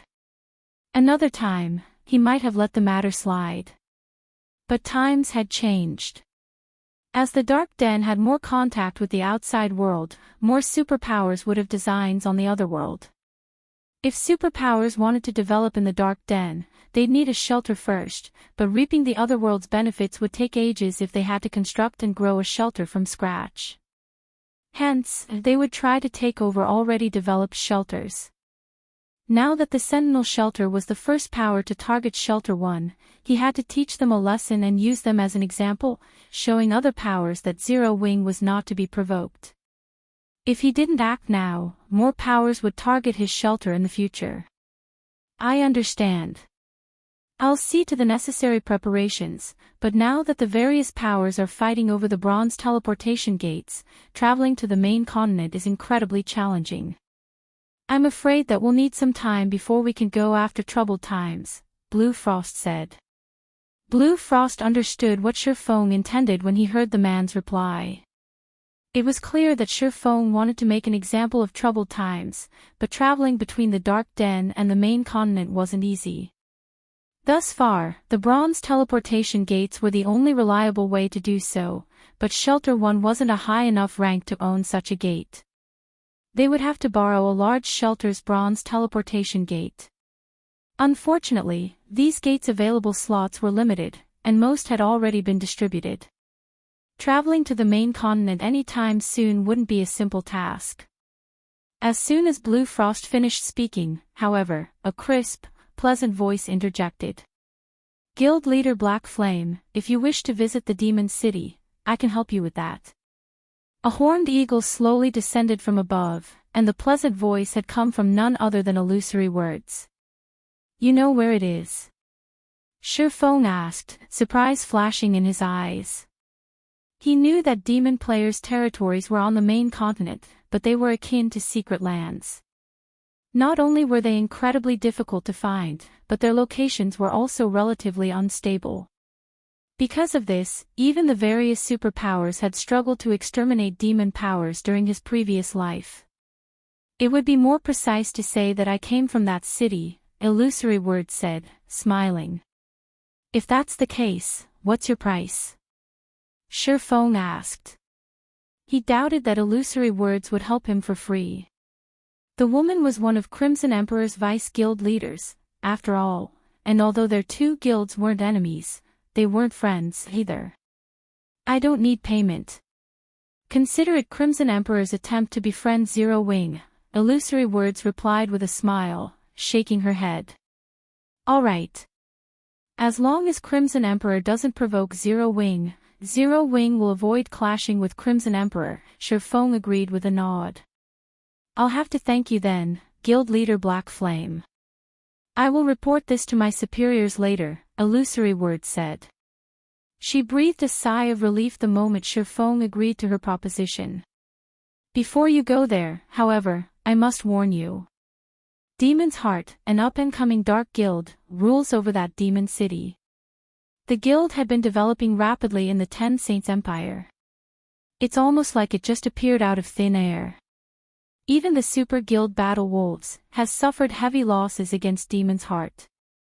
Since Troubled Times has the city's coordinates, I assume that he has quite a close relationship with the Dark Guild. That demon city happens to be Demon's Heart's main headquarters. Demons control the entire map, in fact. The demonic residents target and attack any non-demon player they find. You should avoid exploring too much of the map if you wish to slay Troubled Times. While Illusory Words had explained the situation, Blue Frost, who had initially approved of the hunt, revealed a grim expression. They might not have had an issue if Troubled Times' relationship with Demon's Heart had been only on the surface, but it'd be a different story if he were close with the Dark Guild.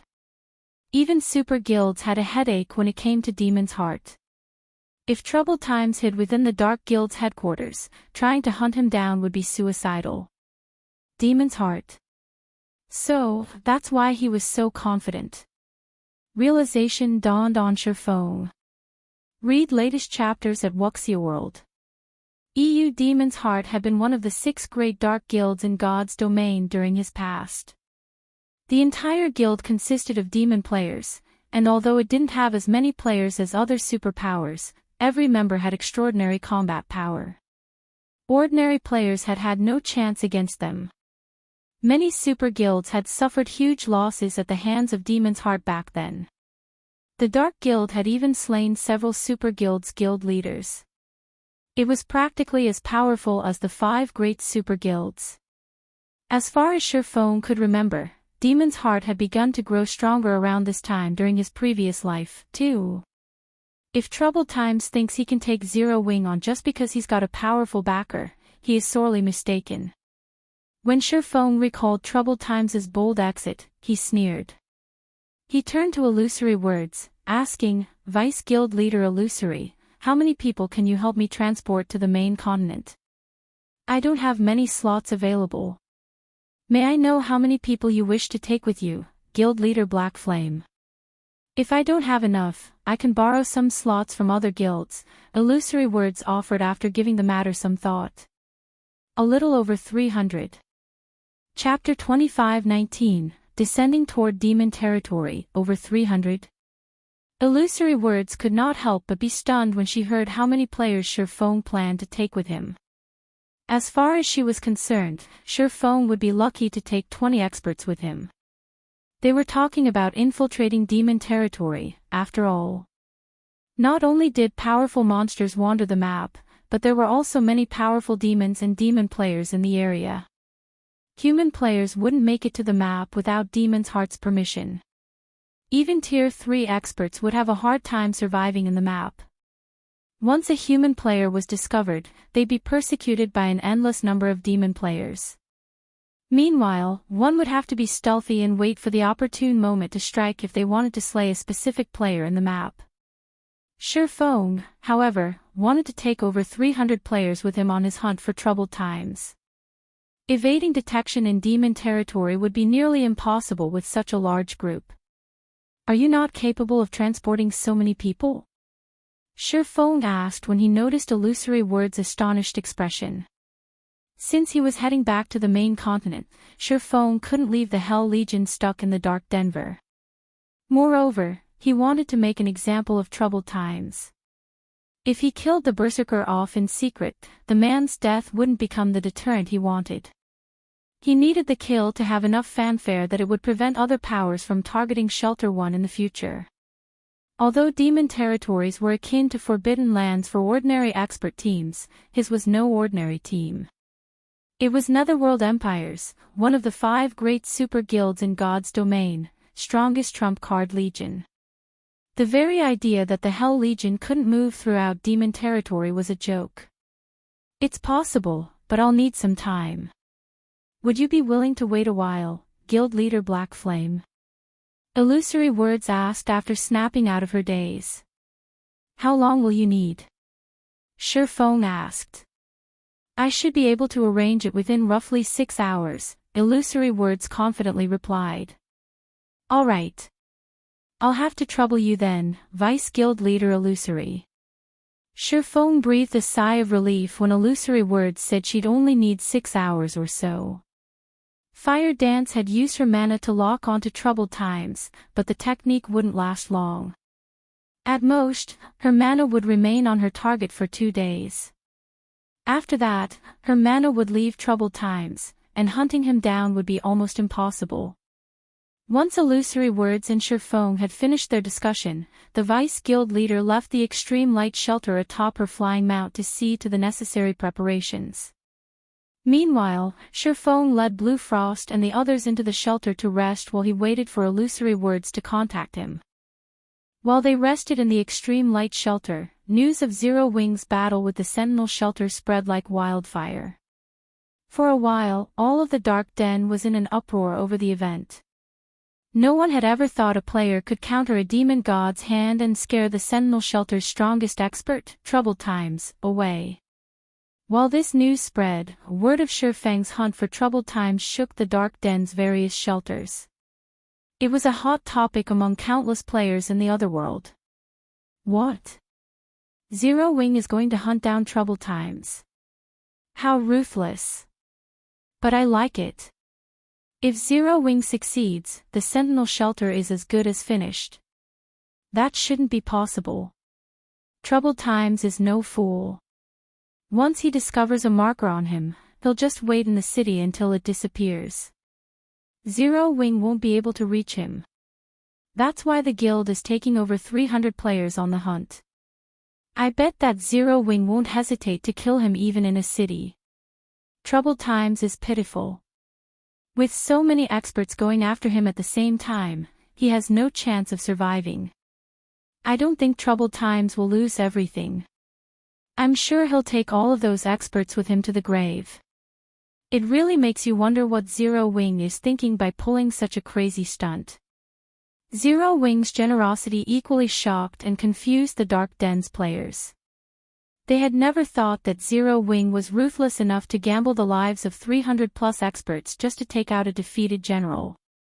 Even if Zero Wing succeeded, the guild would suffer massive losses.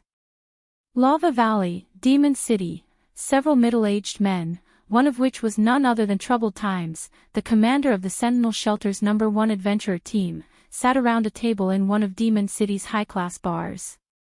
Commander Troubled, the Zero Wing you spoke of is insane. The guild actually plans to come here just to deal with you. It's just 300+ experts. If they dare come to this city with so few players, they'll be wiped out before they even reach the city gates. I know, right? We're in demon territory. Zero Wing's experts won't even get past the several large adventurer teams in the surrounding area. Even if they're lucky enough to make it here, Demon's Heart controls this city. Even dragons would have to lay low here.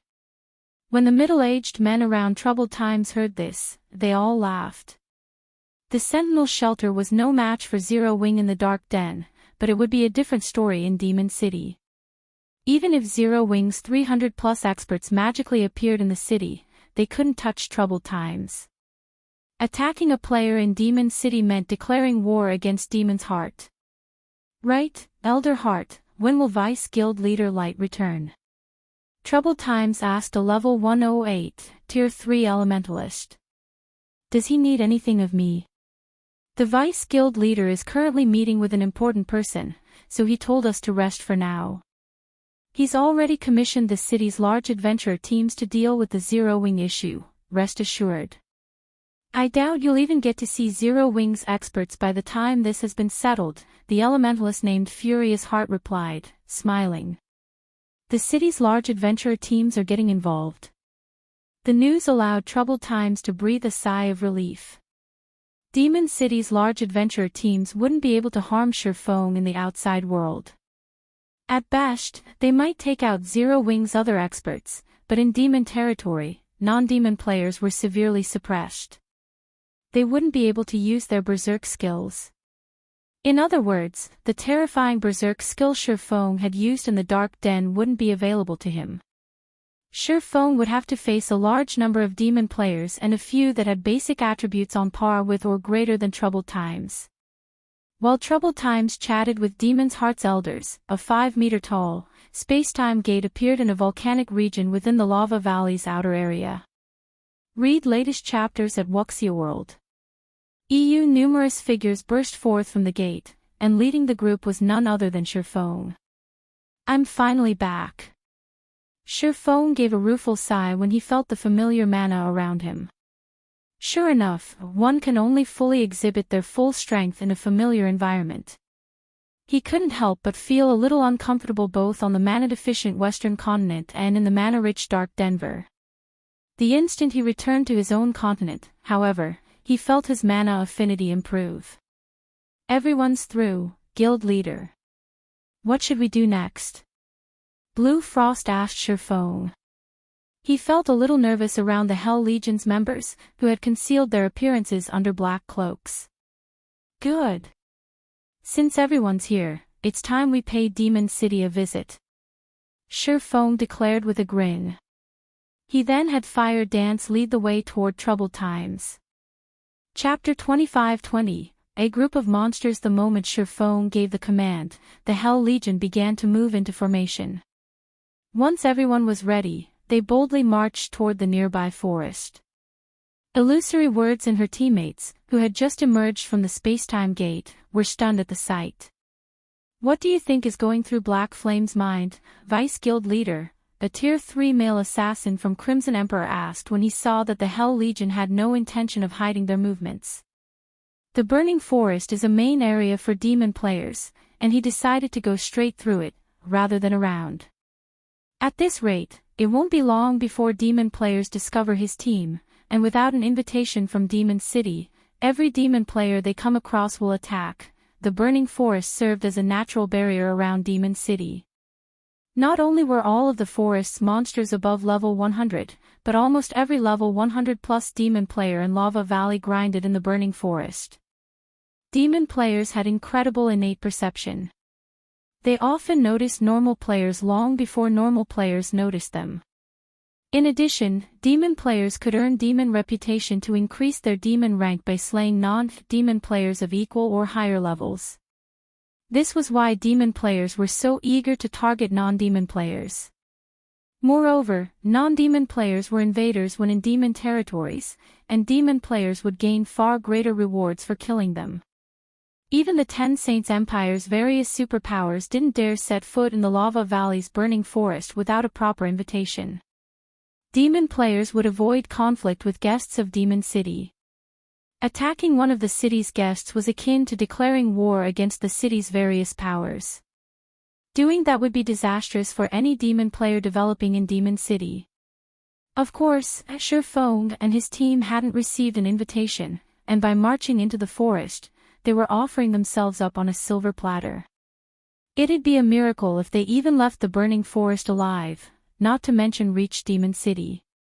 In general, over 100,000 players operated in level 100 maps, and the Burning Forest was the only level 100 map near Demon City. Far more players would be grinding in the area than in other level 100 maps. I don't know what he's thinking, but I know that the players with him are extraordinarily strong. They may have hidden their statistics and auras with black cloaks, but I can feel that they're all bona fide Tier 3 players, Illusory Word said, a hint of fear flashing in her eyes as she watched the Hell Legion march into the forest. In total, Sher Feng's group had over 300 Tier 3 experts. Not even Crimson Emperor had so many at this stage of the game. Zero Wing has that many Tier 3 experts? The male assassin's jaw dropped. Only super guilds had such a large number of Tier 3 experts at this point. How could Zero Wing, a guild that had only established itself in God's domain and had no backing whatsoever, have as many Tier 3 experts as a super guild? While Illusory Words and the male assassin shared their shock over the number of Tier 3 experts Zero Wing had just sent into the Burning Forest, a young man in white robes and surrounded by the power of darkness stepped through the space-time gate, sneering when he overheard the two players' conversation.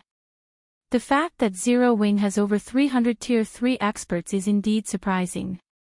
Unfortunately, that force isn't nearly enough to get through the Burning Forest, the young man said, realizing that Sher Feng's group had already disappeared into the woods.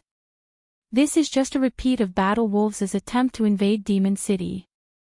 Not only had Battle Wolves dispatched over 300 Tier 3 experts, but it had also sent an army of over 100,000 Tier 2 experts. In the end, Battle Wolves' army had been annihilated before it had reached the city. I've also heard that Demon's Heart has hired the city's large adventurer teams to stop Zero Wing's force. Those adventurer teams don't have a lot of members, but every one of them is strong enough to deter superpowers.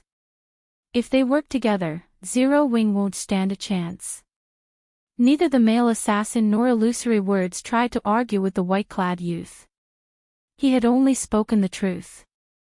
In fact, the boy's evaluation of Demon City's large adventurer teams was a little humble.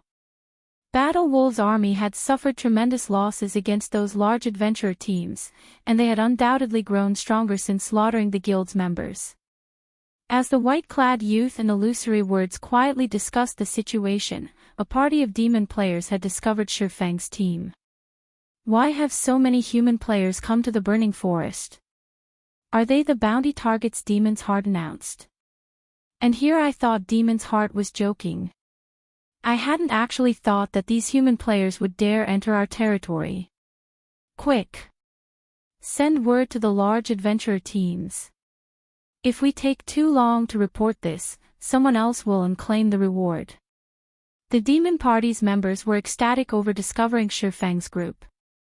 They immediately reported their discovery to the large adventurer teams within the forest. Just as they were about to contact one of the adventurer teams, however, over 100 figures descended from above, landing a short distance from Shifeng's team.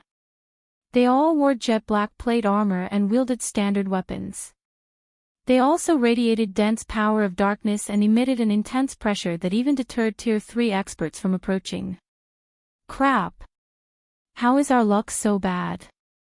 I didn't know there was a demon patrol squad nearby. I guess we won't get credit for the discovery. After all, when the demon party members saw the figures in black, they could not help but shake their heads and sigh dejectedly. The burning forest was demon territory, and demon squads patrolled the area. Every one of these squads consisted of up to 3 Tier 4 Great Demons and 100 Tier 3 Advanced Demons. They also maintained a 10-level gap above Demon City's mainstream players. They weren't a force players should take lightly. These Demon Patrol squads were a large part of the reason that the Battle Wolves crusade on Demon City had failed before it had even reached the city gates. Now that one of these squads had discovered Shifeng's team, annihilation was almost certain. Furthermore, these demons had wings and were capable of flight. Even if Shifeng's group could fly, they wouldn't escape. Read latest chapters at Wuxia World. The watching demon players expected Shifeng's group to turn and flee, but they didn't. Rather, they took the initiative to charge at the Demon Patrol squad as if they had just found their prey. The Guardian Knight leading the charge bashed his shield into one of the level 115, Tier 4 Great Demons, which subsequently lost its balance and stumbled half a step back. That Guardian Knight's strength was unbelievable. A 3-meter-tall man and his emaciated companion proceeded to pin down the other 2 Tier 4 Great Demons. The Tier 3 Advanced Demons wanted to help, but other members of Shifeng's team got in their way. Shifeng's team suppressed the Demon Patrol squad, which normally had an overwhelming advantage over players. The demons struggled against the players attacking them, unable to cooperate while their HPs visibly plummeted. In less than 30 minutes, the entire Demon Patrol squad had been eliminated. Not a single demon had escaped with its life. Chapter 25-21, Turmoil in the Burning Forest. As they watched the Demon Patrol squad become nothing more than EXP for Shifeng's team, the demon players gaped in shock. Who are those people? The spectating demon players in the distance were both shocked and curious as they watched Shifeng's team. The Demon Patrol squads formed a solid defensive barrier that prevented intruders from reaching Demon City. They were akin to NPC city soldiers. Not only did they have an arsenal of powerful skills and spells, but they could also fight as a team. They were nothing like ordinary demon players. However, these demons were little more than ordinary monsters before Shifeng. Are we still going to wait for the adventurer teams, leader? A level 105. Tier 2 Ranger asked, turning toward the Tier 3 assassin that led their party. Not even Demon City's large adventurer teams would have an easy time against a team that could annihilate a Demon Patrol squad so effortlessly. Otherwise, those adventurer teams wouldn't share much of their spoils with an ordinary party. Moreover, they'd have to risk their lives to keep an eye on Shifeng's team until the adventurer teams arrived. They were demon players and had far sharper senses than human players, but there was no guarantee that they wouldn't be discovered. On the off chance that Shifeng's team noticed them, the consequences would be dire. The risk simply wasn't worth the reward. Of course. Demon's Heart is offering extraordinary rewards. Even if we help kill one player and earn only 10% of the rewards, we'll still get a demon crystal. Once we have 120 demon crystals, we can challenge a noble in the city. It would take ages to collect that many if we just try to grind for them ourselves, the Tier 3 assassin said. We will have to be careful and maintain some distance from those players, of course. We don't need to follow them closely, we can just follow their tracks. Silently, the rest of the party nodded in agreement. They all thought that their party leader's plan was viable. With their superior senses, they could avoid detection, even if Shifang's team were powerful, as long as they kept their distance. As soon as the Tier 3 assassin finished speaking, however, the cold blade of a dagger burst through his chest. A critical damage of over -900,000 then appeared above his head. Before the Tier 3 assassin could speak, a snowy white blade slit his throat, devouring the last of his HP leader. The party's remaining 5 Tier 2 members were flabbergasted. What had just happened? A second ago, their party leader had been alive and kicking, and in the next, he was dead. Their party leader was a Tier 3 assassin, and even in Demon City, he was quite the famous expert, yet he had just died so suddenly. As their leader dropped to the ground. An assassin. Crap. We've been discovered. Run. By the time the 5 demon players reacted, the alluring woman vanished like a ghost. She reappeared before the 5 demon players, and a streak of snowy white light immediately swiped at them. A series of damages exceeding 1 million appeared above each demon player's head, robbing them of all of their HPs. How foolish. You radiate so much mana that you're practically walking lanterns in the dark. You dare follow us with such skills? Fire Dance shook her head disdainfully at the demon players' confused looks. She thought they had severely underestimated her. What Fire Dance didn't know is that in this era, when Tier 3 players were still extremely rare, everyone busily researched how they could best use their Tier 3 skills and spells. No one had time to spare on improving their mana control. Guild leader, I've taken care of the nearby demon players, Fire Dance reported to Shifang after ensuring that she didn't detect any hostile players' mana signatures nearby. Good. Continue patrolling the area. If you run into too many demon players, call the Hell Legion's assassins for help, Shifang said, nodding. He then returned his gaze toward the loot the demon patrol squad had dropped. He hadn't expected the squads to drop anything good. They were on par with NPC city soldiers, after all. NPC soldiers didn't drop anything noteworthy even when players killed them. Contrary to his expectations, however, the demons had dropped considerably valuable loot. The weapons and equipment were subpar, all level 110 plus standard secret silver and fine gold equipment, but the demons had dropped dark magic gold. Dark magic gold was an exceptionally rare epic material. Not only could one use it to increase their success rate when crafting weapons and equipment, but there was also a chance of imbuing the resulting items with power of darkness. It was a material all master forgers sought. He had obtained 14 ingots of dark magic gold after slaying 1 demon patrol squad. If the master forgers of his previous life found out about this, they'd likely hunt the Burning Forest's patrol squads into extinction. However, the Hell Legion's members were even more ecstatic than Shifang. The demons they had killed had awarded an abundance of EXP, and during the battle, they had gained a lot of insight into mana control. Although the demons' mana control couldn't compare to actual NPCs, it was far better than dumb monsters. They usually only fought dumb monsters, they had almost no chances of battling NPCs. Why wouldn't they be excited to pit their skills against demons that were as intelligent as true NPCs? Initially, the Hell Legion hadn't been particularly eager to attack Demon City, but this discovery had lit an enthusiastic fire in their hearts. While exploring the Burning Forest, the Hell Legion made no attempts to avoid demon patrol squads. Instead, they actively started to search for them. Meanwhile, elsewhere in the Burning Forest, a 1,000-man team assaulted a monster nest under the protection of a level 110 mythic boss. Although the team only had 1,000 players, over 80 of them had already reached Tier 3. Not even first-rate guilds could field such a team at this stage of the game. The several players leading the team easily suppressed the mythic boss, allowing the rest of the team to deal with the Great Lords and Grand Lords. Excellent! The monsters that ran ahead have been taken care of.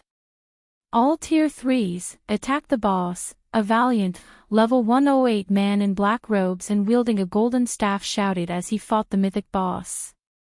The 80-plus Tier 3 experts suddenly turned away from their targets, shifting their attention to the nest's boss. In less than 6 minutes, the mythic boss, which nearly everyone feared at this stage of the game, collapsed, dropping a pile of loot around its corpse. Although the independent teams watching from afar were tempted by the large number of items the mythic boss had dropped, none of them dared to steal the loot. The adventurer team raiding the monster nest was one of Demon City's large adventurer teams. The small organization was only inferior to the city's 2 guilds. Anyone that tried to steal from that adventurer team shouldn't dream of surviving in Demon City for long.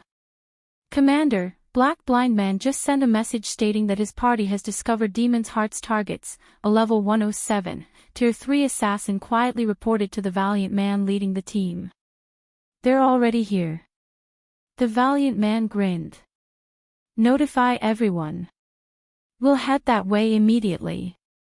Black Blind Man is a cunning bastard. There's no way he stopped after notifying our team. If we take too long, there won't be anything left. Black Blind Man also warned that these players are incredibly strong.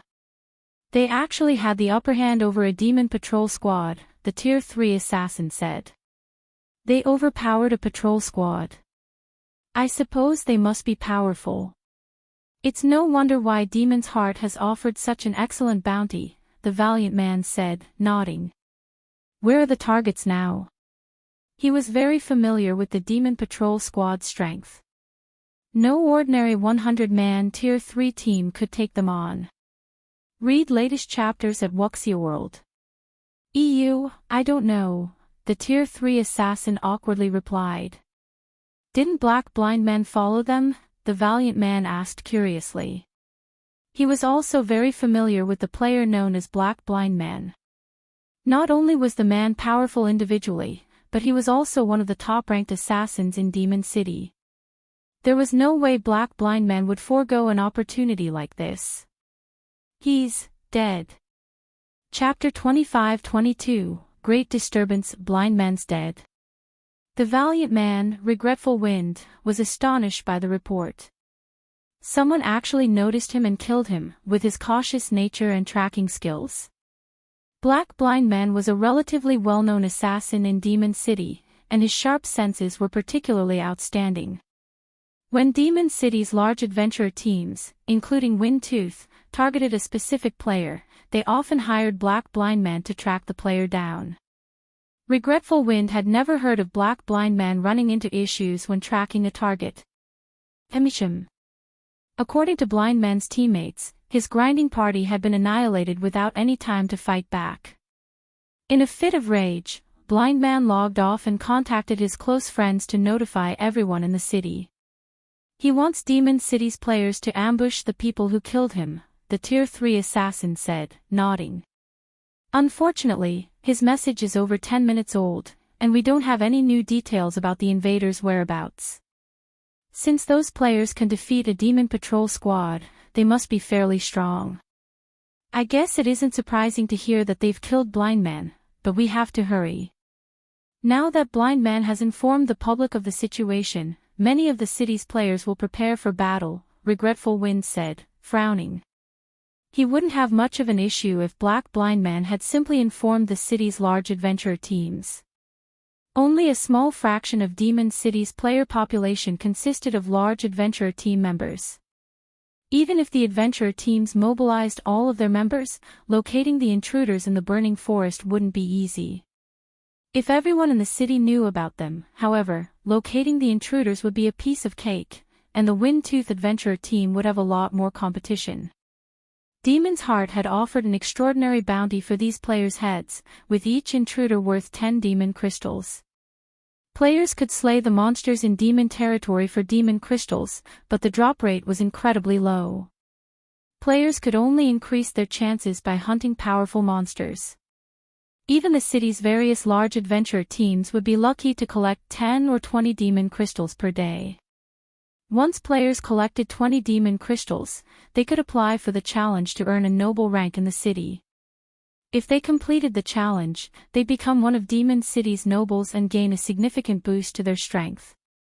Even those with noble demon ranks had to acquire demon crystals to elevate their strength and position, although they would need even more demon crystals to do so.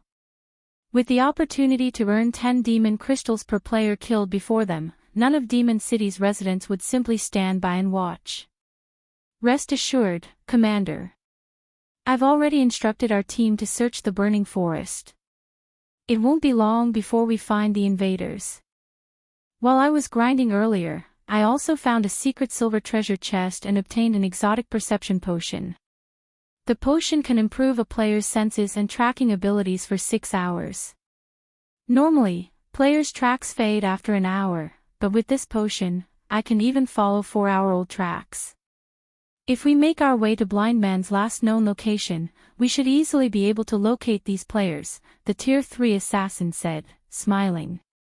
Even with the rest of Demon City's players after then, ordinary teams will be helpless against players this strong. We have more than enough time to claim the bounty. Good. We'll set off immediately.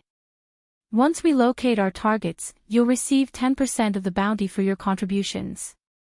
Also, instruct our brothers and sisters in the city to bring the trump cards we've kept hidden. Regretful Wind declared. Aren't you giving these newcomers a little too much credit, Commander? We've already stopped the Battle Wolves invasion. How strong could a bunch of nobodies from the Dark Den possibly be? The Tier 3 assassin asked disdainfully. The Dark Den was merely a small otherworld, with a pitifully low number of players. The otherworld's total player population didn't even come close to half of the players in an ordinary kingdom. The only advantages the Dark Den had were its impressive leveling environment and abundance of skill and spell books. There was no way such a small world could produce experts as powerful as those in Demon City. I know, but each of them is worth 10 demon crystals. Letting a single player escape would be a waste, and I doubt that Demon's Heart will be so generous in the future, Regretful Wind said. Regretful Wind had never once been wary of the invaders. Battle Wolves had tried to invade Demon City with over 100,000 experts, yet the Super Guild's army had been obliterated before it had even reached the city. If not even Battle Wolves could make it through the burning forest, what could a few hundred invaders accomplish? What Regretful Wind truly minded was the demon crystals Demon's Heart had offered. I understand.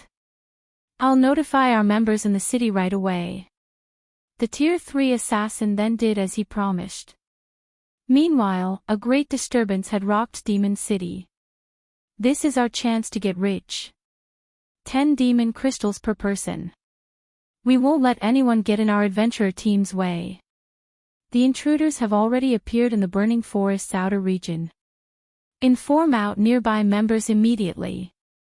We must find them before other teams do. Invader hunting team recruiting. Anyone who wants to earn demon crystals should apply quickly. As Black Blind Man's friends spread the word, everyone in Demon City was in a frenzy. Over 100,000 players rushed toward the burning forest like a bunch of madmen. When Troubled Times, who rested in one of the city's high-class bars, heard the news, his expression turned gloomy. He hadn't thought that Sure Phone would actually come here. There's no need to worry, Commander Troubled. Now that this matter has caused such a commotion, the large adventurer teams we've hired won't be the only ones on the hunt. Medium adventurer teams are also on the move. Even if every super guild in the Ten Saints Empire worked together, they'd never get past so many experts. A man in silver armor tried to reassure Troubled Times when he saw the man's concern. That's right. Even if Zero Wing somehow manages to make it to Demon City, Demon's Heart is still waiting for them. We stand by your side. Zero Wing's efforts will be for naught, Furious Heart said. He thought that Troubled Times was worried for nothing. You shouldn't underestimate Black Flame, Troubled Times said. Of course, if everyone here tries to stop him, I doubt he'll accomplish anything. Troubled Times had seen the strength of Demon's Heart's elders personally. They were all true monsters, particularly Furious Heart. The man was only half a step away from becoming a count in Demon City and was far stronger than Troubled Times, who had only recently become a demon viscount. Furthermore, demon players who had the Viscount rank or higher received a strength boost while inside Demon City. While Demon City's players discussed Shurfeng and his invading team, several thousand Windtooth members arrived in the Burning Forest's outer region. "Commander, I've found traces of their battle, and the tracks are still fresh. They should be nearby," the masked, Tier 3 assassin excitedly reported as he examined the lingering traces Shurfeng's team had left behind. Read latest chapters at Wuxia World. EU, good. Proceed according to plan, everyone. Regretful Wind commanded, instructing his team to prepare for battle.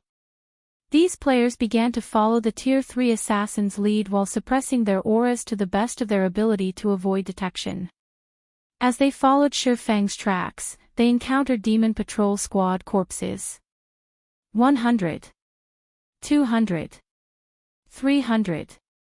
By the time Windtooth's members had crossed 3,000 yards, they had found more than 1,000 demon corpses, and the freshest had been from a patrol squad with over 200 demons. Chapter 25-23, Run, why are there so many fallen demon patrol squads? What happened here? Did those people kill all of these patrol squads?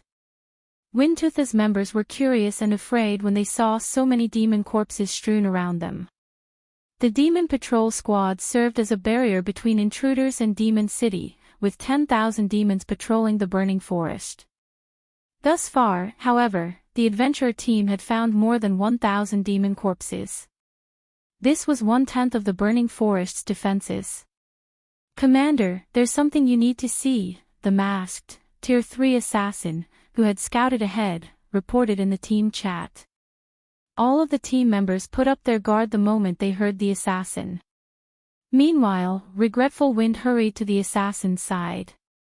Finding his comrade, Regretful Wind arrived before a forested area laden with player corpses. To his surprise, however, there was no sign of battle. Some of the weapons and equipment the players had dropped hadn't been touched, and after a quick glance around, Regretful Wind counted more than 200 bodies. Based on how they organized the corpses lay, it looked as if death had befallen them as the group marched through the forest. It was almost as if the battle had ended as abruptly as it had begun, and none of these players had had a chance to react to the attack. While scanning the dead, Regretful Wind quickly noticed the familiar faces of several Tier 3 experts. He clearly wasn't pleased about it either. How was Misty Ghost's main force annihilated? Regretful Wind stared at the fallen team in confusion. What happened here? Misty Ghost was a relatively famous medium-scale adventurer team based in Demon City.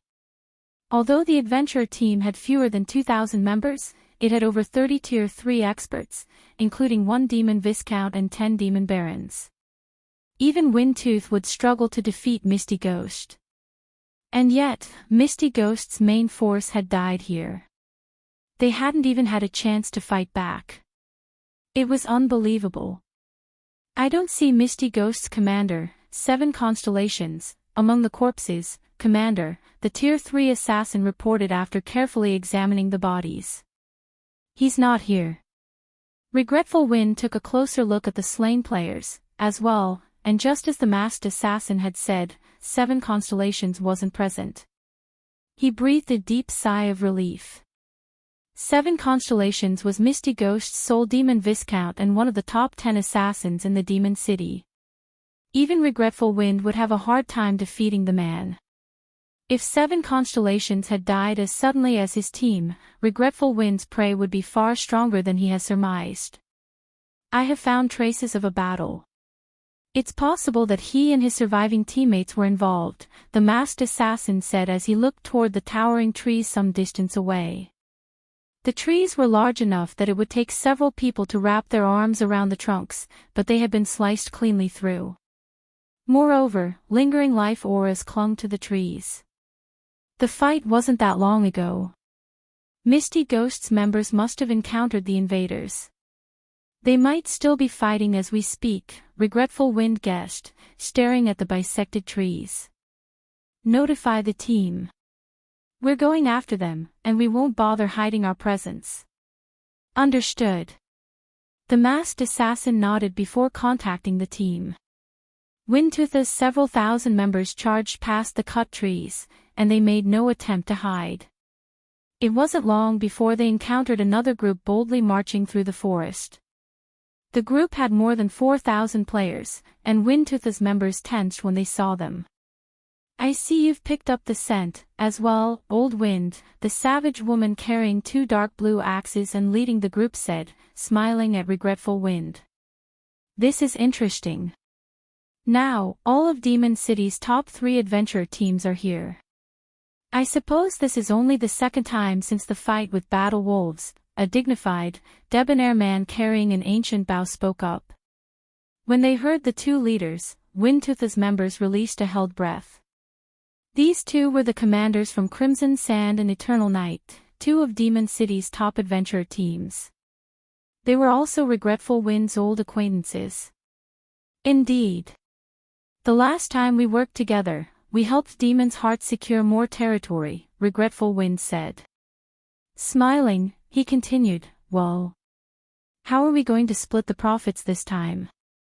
Regretful Wind was very familiar with the 2 players before him. Since they had found each other in the forest, Windtooth had lost its chance to monopolize the bounty rewards. But the encounter also eased the pressure on Regretful Wind's adventure team. No force that could instantly wipe out Misty Ghost's main force should be underestimated. Even Windtooth would suffer tremendous losses if it tried to take on such a force alone. If his adventure team worked with Crimson Sand and Eternal Night, however, the 3 teams could minimize their losses and maximize their profits. "There's not much to consider. We'll split them evenly. I'm sure you find this acceptable, correct?" Helpless Smile, the bow-carrying man who commanded Eternal Night, said. Flame Feather, Crimson Sand's commander, nodded in agreement. "Deal. That way, we won't have to compete for contribution and can divide the work," Regretful Wind replied without hesitation.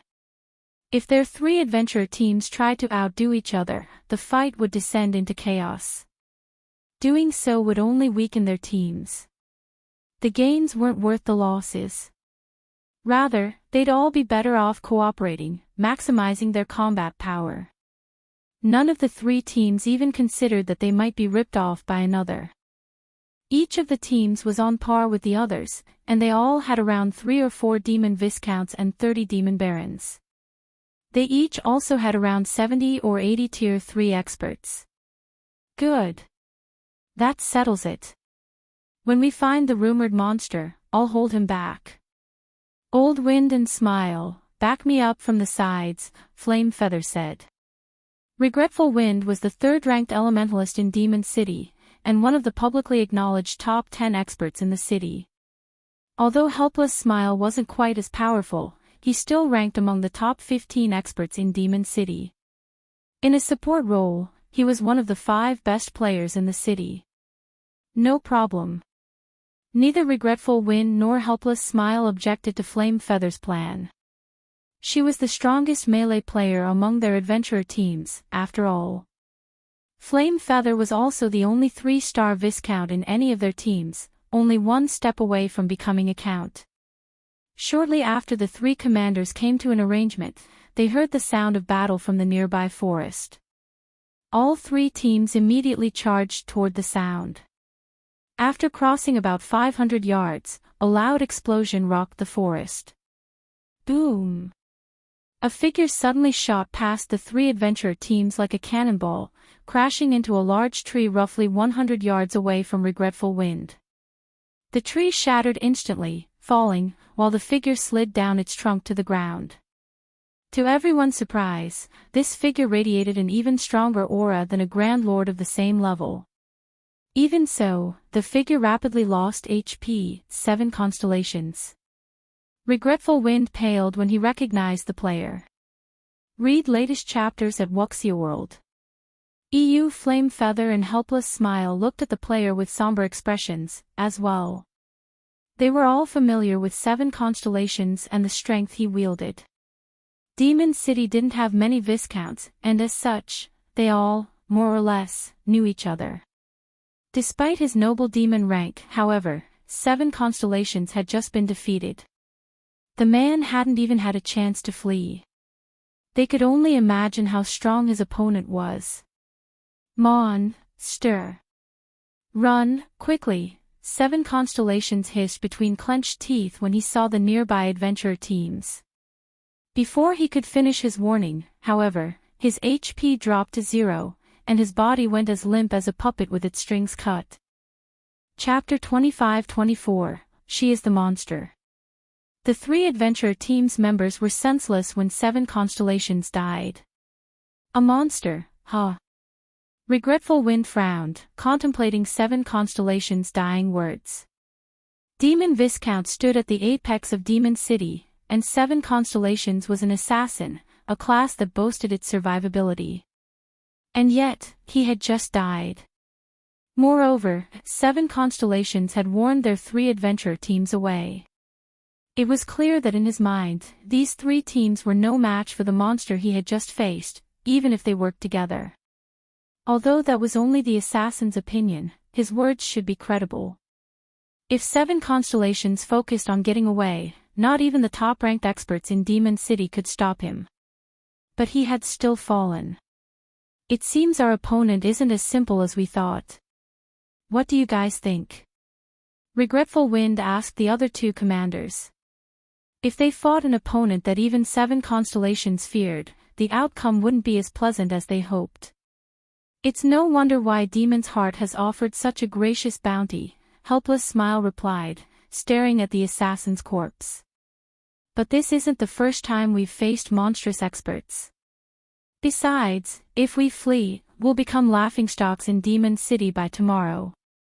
Although Helpless Smile felt the weight of 7 constellations' warning, it wasn't enough to order a retreat. Even if these intruders are powerful, there's no guarantee that we can't defeat them, Flame Feather agreed with a nod. Fighting spirit burned in her eyes as she launched into another charge. Don't forget, we have the home ground advantage. Our opponent may be a monster, but we'll still make him suffer. Monster-like experts were something to be feared. Ordinary Tier 3 experts had no hope against such players. However, their adventurer teams had fought monster-like experts before, particularly during the fight with Battle Wolves. Yet, these monstrous experts hadn't been powerful enough to save the guild from its miserable defeat in the Burning Forest. Furthermore, their adventurer teams had grown stronger since then. She was confident that they could hold their ground against monster-like experts and that they still had a chance at victory. The members of all 3 adventure teams nodded in agreement with Flame Feather's sentiment. Achieving victory might be difficult if their teams fought alone, but they had all agreed to work together.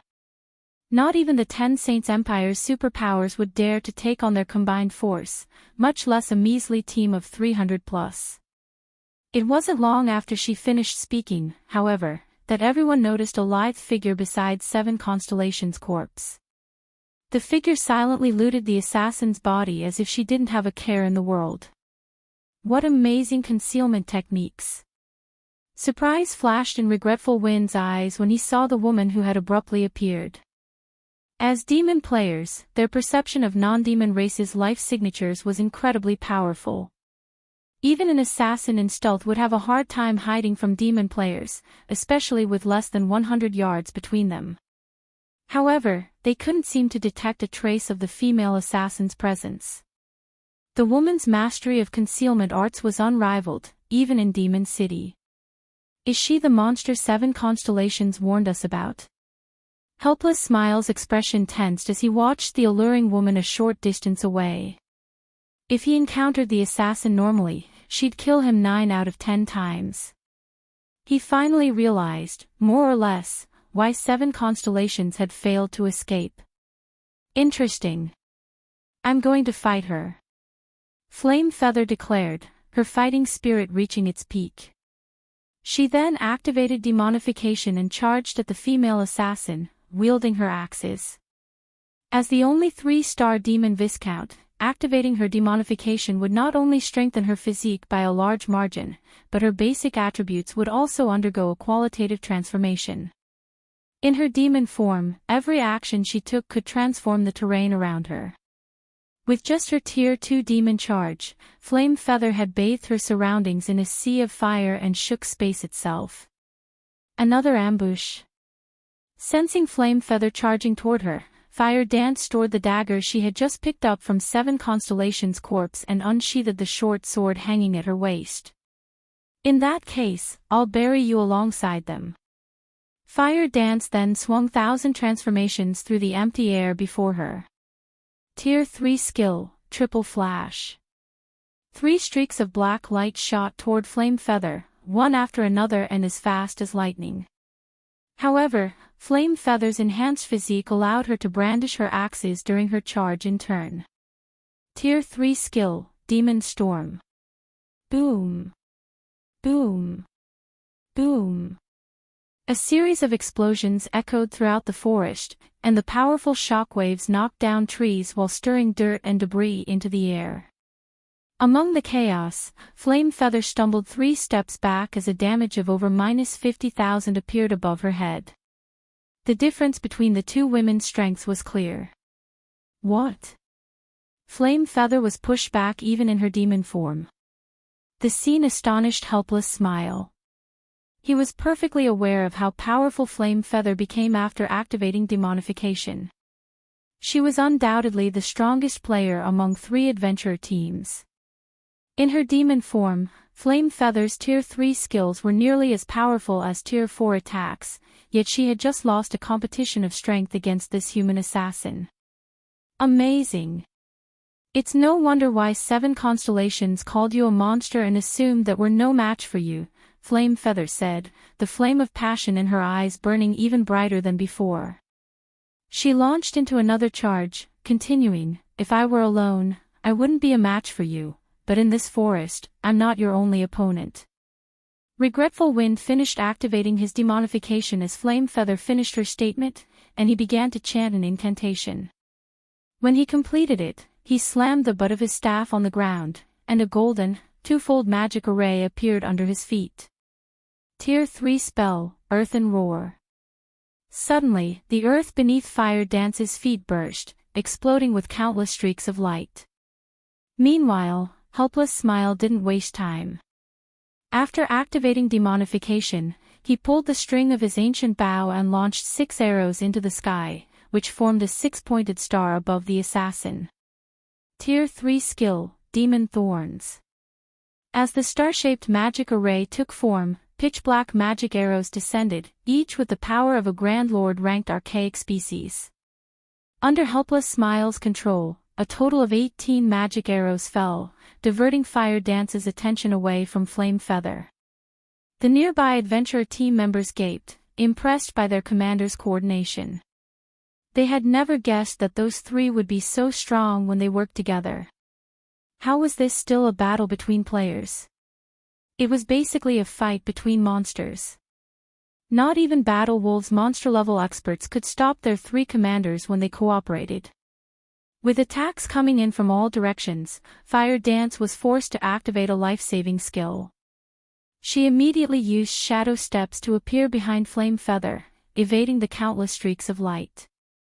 She dodged most of the 18 magic arrows, relying on Wind Step's brief invulnerability to block 5 unavoidable shots. She then tried to block the 2 incoming axes with 1,000 transformations. Boom! Fire Dance didn't have time to use a skill to block the axes, filled with power of darkness, in time, and as her short sword collided with Flame Feather's weapons, she was sent flying, losing 70,000 HP in the process. She didn't even have 1 million total HP, and the strike claimed a visible chunk. All hail the commanders. So what if she's a monster? She's still at a disadvantage against our commanders. The adventurer team members were ecstatic and overcome with pride to see one of their commanders dominate this monstrous assassin. The various superpowers monster-level experts were a nightmare for adventurer teams like theirs. Although their teams had defeated Battle Wolves' monstrous players, that had only been possible because of Demon's Heart's help. To be precise, their 3 adventurer teams had merely played a support role. However, their teams now had the strength to deal with monster-level experts, too. Now that she's alone, we can't let her escape. Flame Feather shouted to Regretful Wind and Helpless Smile. Fire Dance was clearly the invader's cornerstone, and since she was alone, this was the perfect chance to take her out. If they could not defeat her, and she regrouped with her allies, dealing with her would prove far more challenging. Relax. I've already had people set up a spatial barrier. She might be an assassin, but she won't get away that easily. Regretful Wind replied, grinning. After witnessing the initial clash between Flame Feather and Fire Dance, Regretful Wind realized the importance of this battle. Hence, he had instructed his subordinates to set up a magic barrier before he had even joined the fight. He wanted to ensure that they could flee if they were no match for the assassin, and if they were, that they'd have an easier time taking her down. Although they now had the upper hand, killing a monster like Fire Dance wouldn't be easy, but with the magic barrier up, they could buy enough time to complete the task. Read latest chapters at Wuxia World. Even as Regretful Words finished his statement, a gigantic barrier rose around the battlefield, covering a 200-yard radius. 88 magical class players powered the array, and not even a Tier 4 mythic monster would find it easy to break out of. Good. Now, she's dead. Flame Feather sighed with relief as the barrier took effect. A second after the magic barrier completed, however, an arc of blue lightning struck from a distance. Boom! Everyone heard the sound of glass shattering as the sturdy barrier disintegrated into particles of light. As the adventure team's members looked around in confusion, a deep voice reached them from the distant forest. It seems you've taken good care of my companion, but since you're looking for a fight, let me join in. Chapter 25-25, True Monster. When the three adventurer teams heard the deep voice, their expressions betrayed their apprehension. The three commanders were particularly tense as they continued their fight against Fire Dance. There's more than one monster. Regretful Wind's expression hardened while he watched the magic barrier fade away. 88 magical class players had powered that barrier. It should even withstand quite a few attacks from a mythic monster. And yet, that barrier had just shattered after a single attack. Another monster-level expert among the invaders was the only possible explanation, and this newcomer definitely had the strength of mythic monsters. He should be even stronger than the female assassin they currently faced. A single team has two monsters? Who are these people? Helpless Smile growled, frowning. He had never expected the invaders to have more than one monster-level expert. The three of them were already having a rough time trying to suppress Fire Dance. If another expert of her caliber joined the fight, they'd be in trouble. So what if there's another monster? Why should we fear them? Resolutely, Flame Feather reminded her comrades, don't forget that we have over 5,000 players, including 7 more demon viscounts and nearly 100 demon barons. What is one extra monster compared to our forces? The only reason the three commanders had attacked was to gauge how much they had improved since the war with Battle Wolves. Furthermore, ordinary Tier 3 experts would only get in their way in such an intense battle. If they had to face two monsters, however, the members of their adventurer teams could keep the second one busy. Even if their teams couldn't kill the other monster, they could buy enough time for the commanders to finish off Fire Dance. Eventually, their adventurer teams would secure victory, even if some of their members died. That's right. However, it seems we'll incur some losses in this operation, Helpless Smile said, nodding. He then gestured to one of his subordinates in the distance and said, Blue, lead our main force members to stop the other monster. Try to buy as much time as possible. Understood, the Tier 3 Shield Warrior, Blue Sea, responded. Mandala, take your group and go with them. Flame Feather ordered a Tier 3 Dark Druid on her team.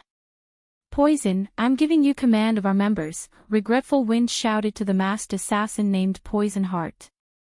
If worst comes to worst, use that.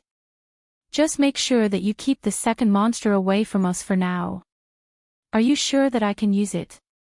Poison Heart instantly grew excited upon receiving permission from his commander. I promise, he won't get anywhere near you. Overhearing the order, both Flame Feather and Helpless Smile glanced at Regretful Wind in astonishment.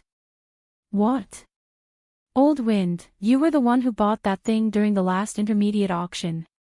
Flame Feather blurted. There was only one item she could think of that could easily deal with monster-level experts, and it was one of the items that had appeared in the last intermediate auction in Demon City's auction house. Satan's Remnant Soul. That item was a true treasure. It would allow a player to transform into a Tier 4 Great Demon for a short time. Players would also have access to all the skills and spells in a Tier 4 Great Demon's arsenal. Satan's Remnant Soul's only flaw was its short, 30-minute duration. Even so, every demon player in Demon City had gone crazy over the item. Aside from the strength boost, Satan's Remnant Soul granted players better control over Power of Darkness, albeit temporarily. This experience would be immensely helpful when players took the challenges to increase their demon ranks. Just having a Satan's Remnant Soul in one's bag was a major deterrent for the city's various major powers. No power or adventurer team wanted to incur the wrath of a Tier 4 Great Demon, after all.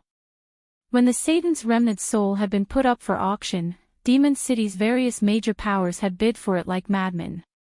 Moreover, the seller didn't accept coins, but demon crystals, which were the standard form of currency in Demon City's intermediate auctions. In the end, someone had purchased the Satan's Remnant Soul for an astronomical sum of 1,000 demon crystals, but the buyer hasn't revealed their identity. The mystery of who now owned the item had been a hot topic among the city's major powers. Even Helpless Smile flashed Regretful Wind a surprised look. He had never dreamed that Windtooth had hidden such a powerful trump card. If Eternal Night had clashed with Windtooth, the consequences would have been dire for his adventure team. That being said, he had to admit that he was glad to work with Windtooth right now. Emisham. I dug up practically everything we had to win it, Regretful Wind proudly confirmed. I had wanted to save it for a fight against a superior mythic, but I don't mind using it to annihilate these invaders.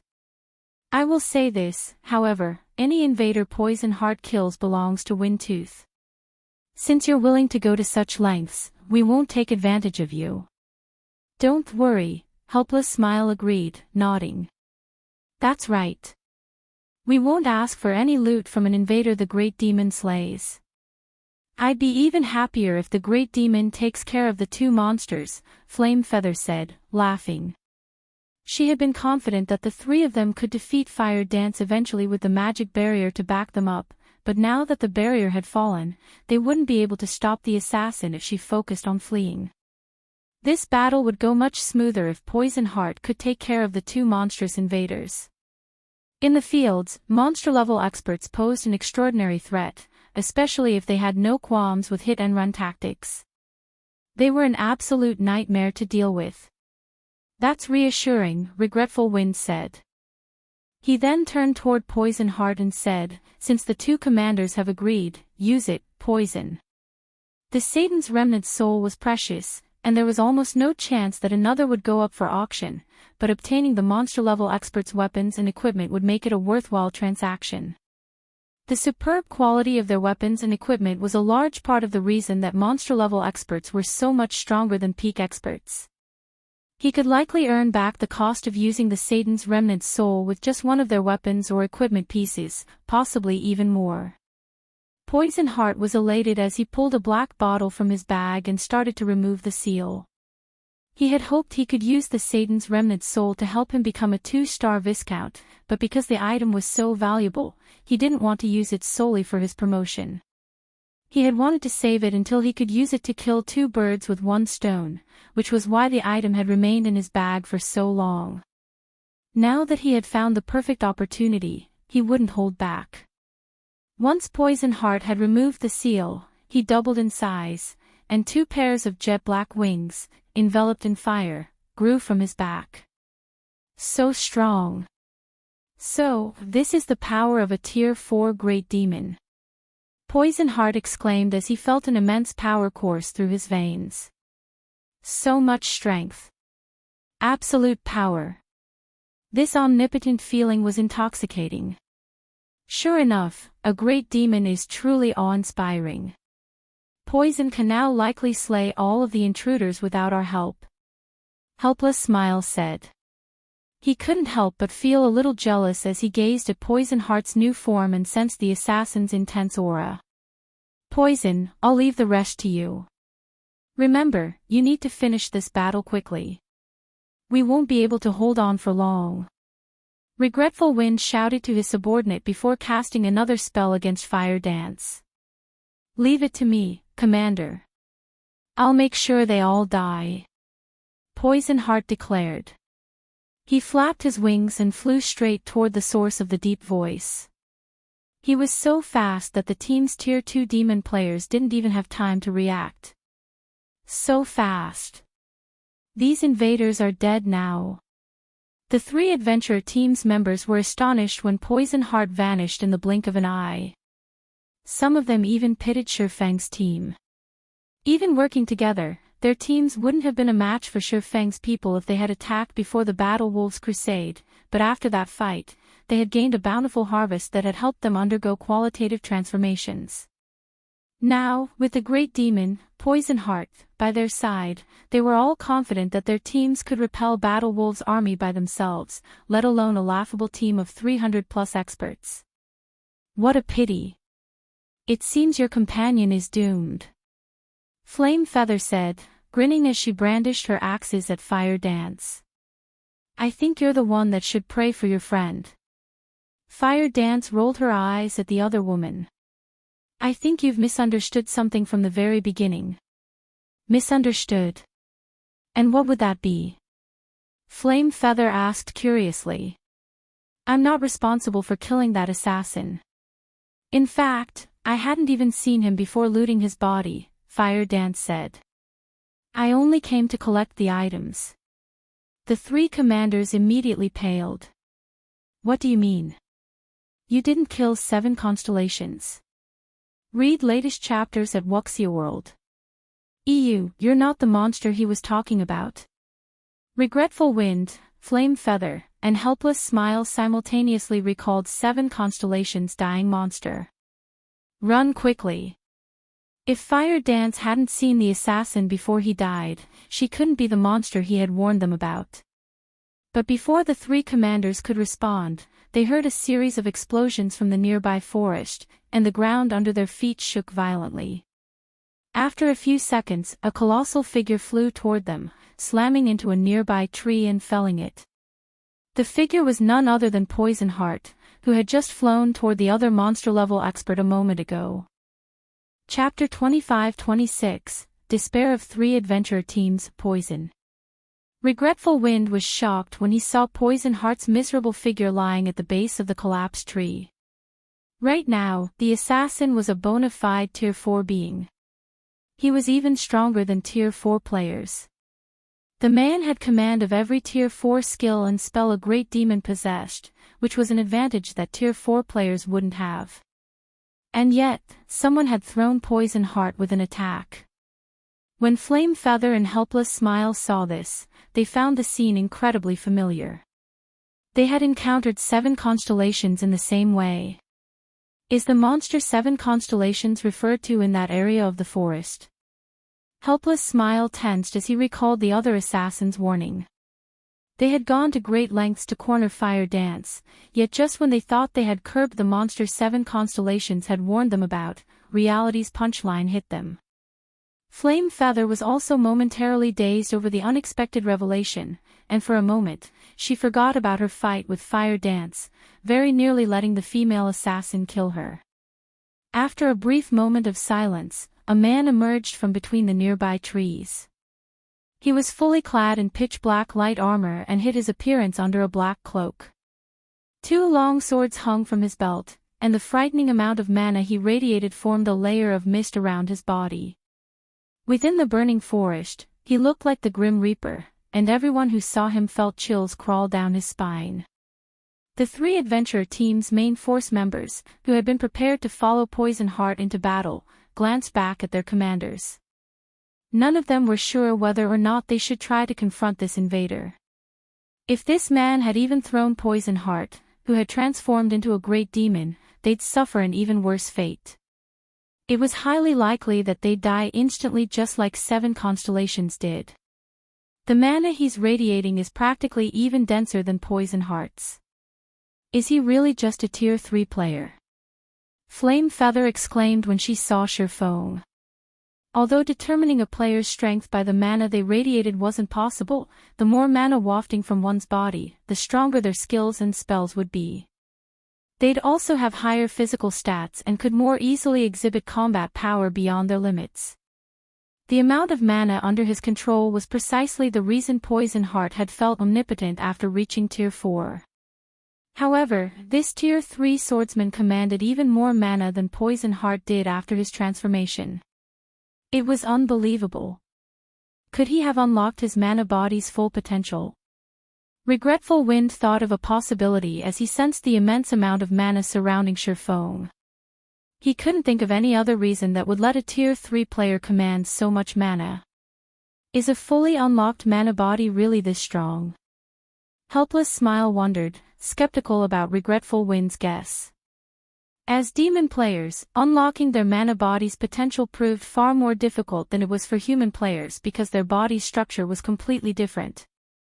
Hence, Demon City's players hadn't paid much attention to their mana body's potential. They felt that raising their demon ranks was a better use of their time. Not even most great demons they came across had fully unlocked mana bodies. Demon players were also physically stronger than humans, and they controlled more. They simply didn't need to go to the trouble of unlocking their mana body's potential. As long as they raised their demon rank, they were more than powerful enough to suppress human players. But Helpless Smile had never dreamed that human players with fully unlocked mana bodies would be this strong. The amount of mana Shurfong controlled was enough to give him goosebumps. It was easy to imagine how powerful the swordsman's skills and spells would be. This isn't worth the trouble. Demon's Heart didn't offer nearly enough demon crystals for us to take on a monster like that. As Regretful Wind watched this grim reaper approach, he inwardly cursed the Dark Guild. If he had known that he'd have to fight a monster like this swordsman, he never would have led his team here. Even if they managed to defeat Shurfong, it would be a Pyrrhic victory. 3,000 plus demon crystals wouldn't even come close to compensating their losses. What are you afraid of? He's just one person. There's a limit to his stamina. Poison didn't even take that much damage. We can definitely wear him down if our main force members work together. As long as we defeat this assassin, we can take our time with the swordsman. Flame Feather shouted when she realized that the 3 adventurer team's main force members were cowering in fear. Her insistence snapped the main force members out of their daze, and they trusted that the commander was correct. Regardless of how powerful a player was, there was a limit to one's stamina. Shurfong was merely one person. No matter how strong he was, he couldn't kill them all. Aside from the 100 or so demon barons, they had over 5,000 demon experts with them. Their teams were more than capable of whittling Shurfong down. That's right. So what if he is strong? We still have a great demon on our side. We can just keep healing Poison Heart, and that guy won't be able to stop us. Kill him. His weapons and equipment will only strengthen our adventurer teams. Fighting spirit burned within the adventurer team's members, and they immediately moved into formation, slowly approaching Shurfong. No! Run! Everyone, get out of here! Poison Heart, who had just recovered from the crash, shouted, panicking as he watched his comrades move toward the human swordsman. They all turned toward the assassin, confused by the warning. They couldn't understand what he was trying to do. Did the man hit his head that hard? He's not alone. There's an entire team of monsters in those trees. Poison Heart hurriedly added. Before anyone could react, new figures began to appear behind Shurfong. The new arrivals concealed their levels and appearances under black cloaks, but their auras were horrifically intense. The several players leading the group had such a powerful combined aura that the adventurer team's members felt stifled. They felt even stronger than Grand Lords of the same level. Damn it! How is this possible? The blood drained from Regretful Wind's face when he saw the Hell Legion. Everyone, retreat. Retreat immediately. Both Fire Dance and Sherfong had suppressed their auras, so Regretful Wind hadn't been able to tell how strong they were. He could only guess based on his instincts and the mana they radiated.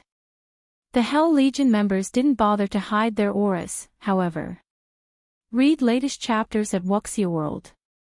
EU from the power Regretful Wind sensed, at least 5 of those human players were even stronger than Grand Lords of the same level, and even the weakest of the remaining members nearly rivaled Grand Lords.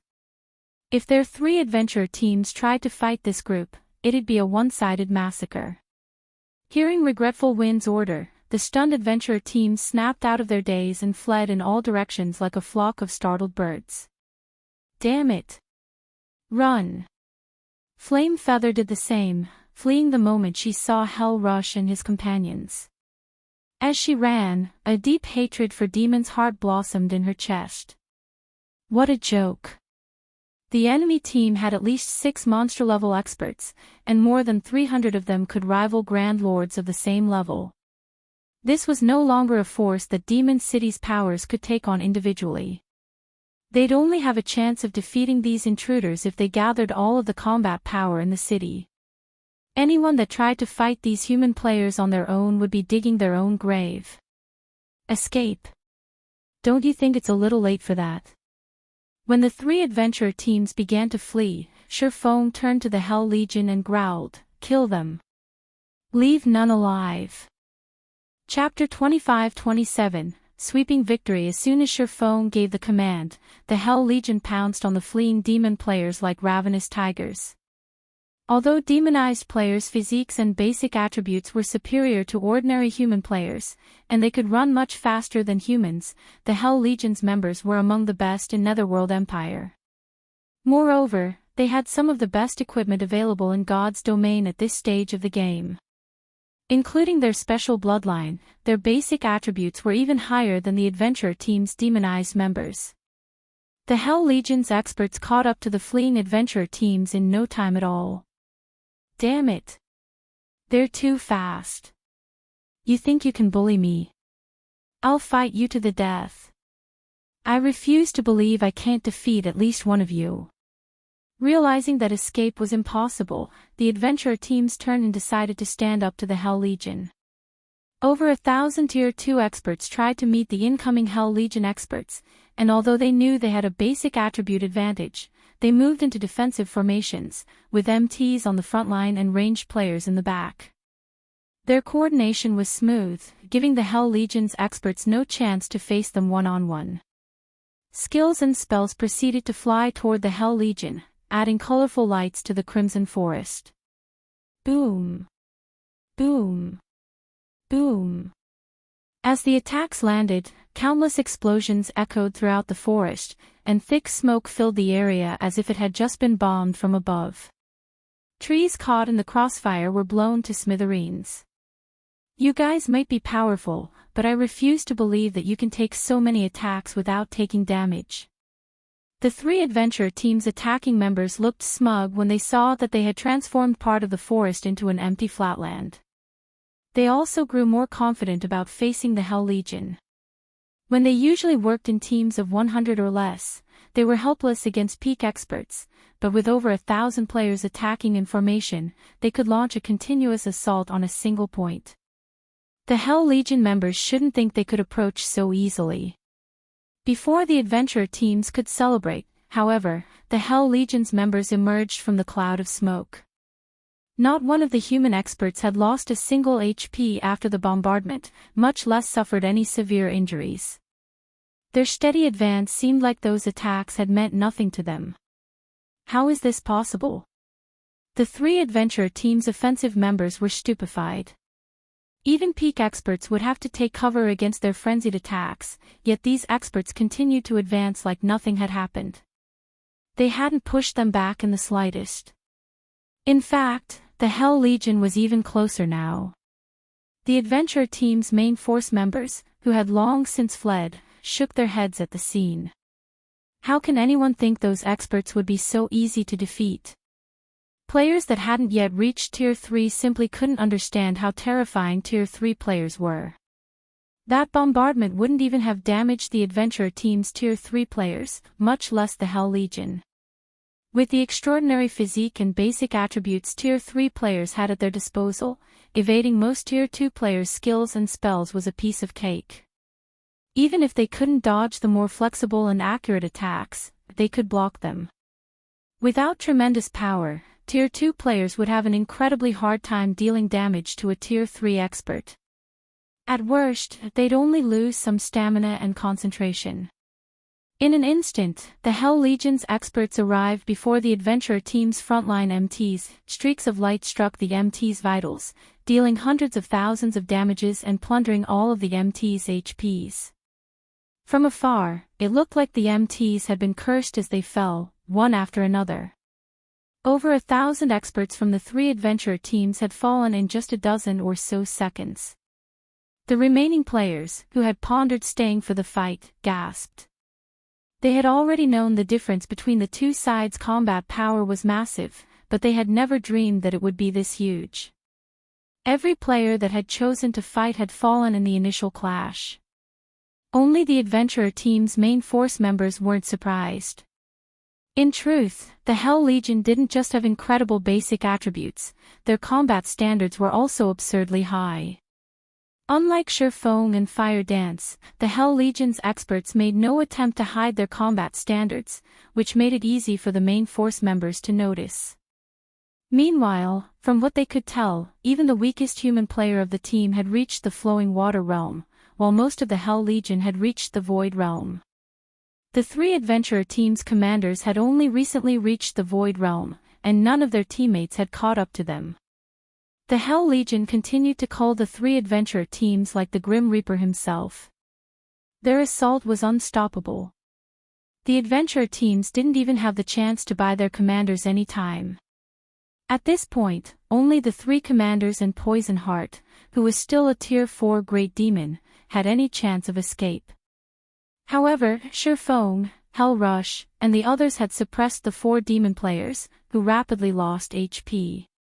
In less than 10 minutes, the forest floor was covered in several thousand demon player corpses.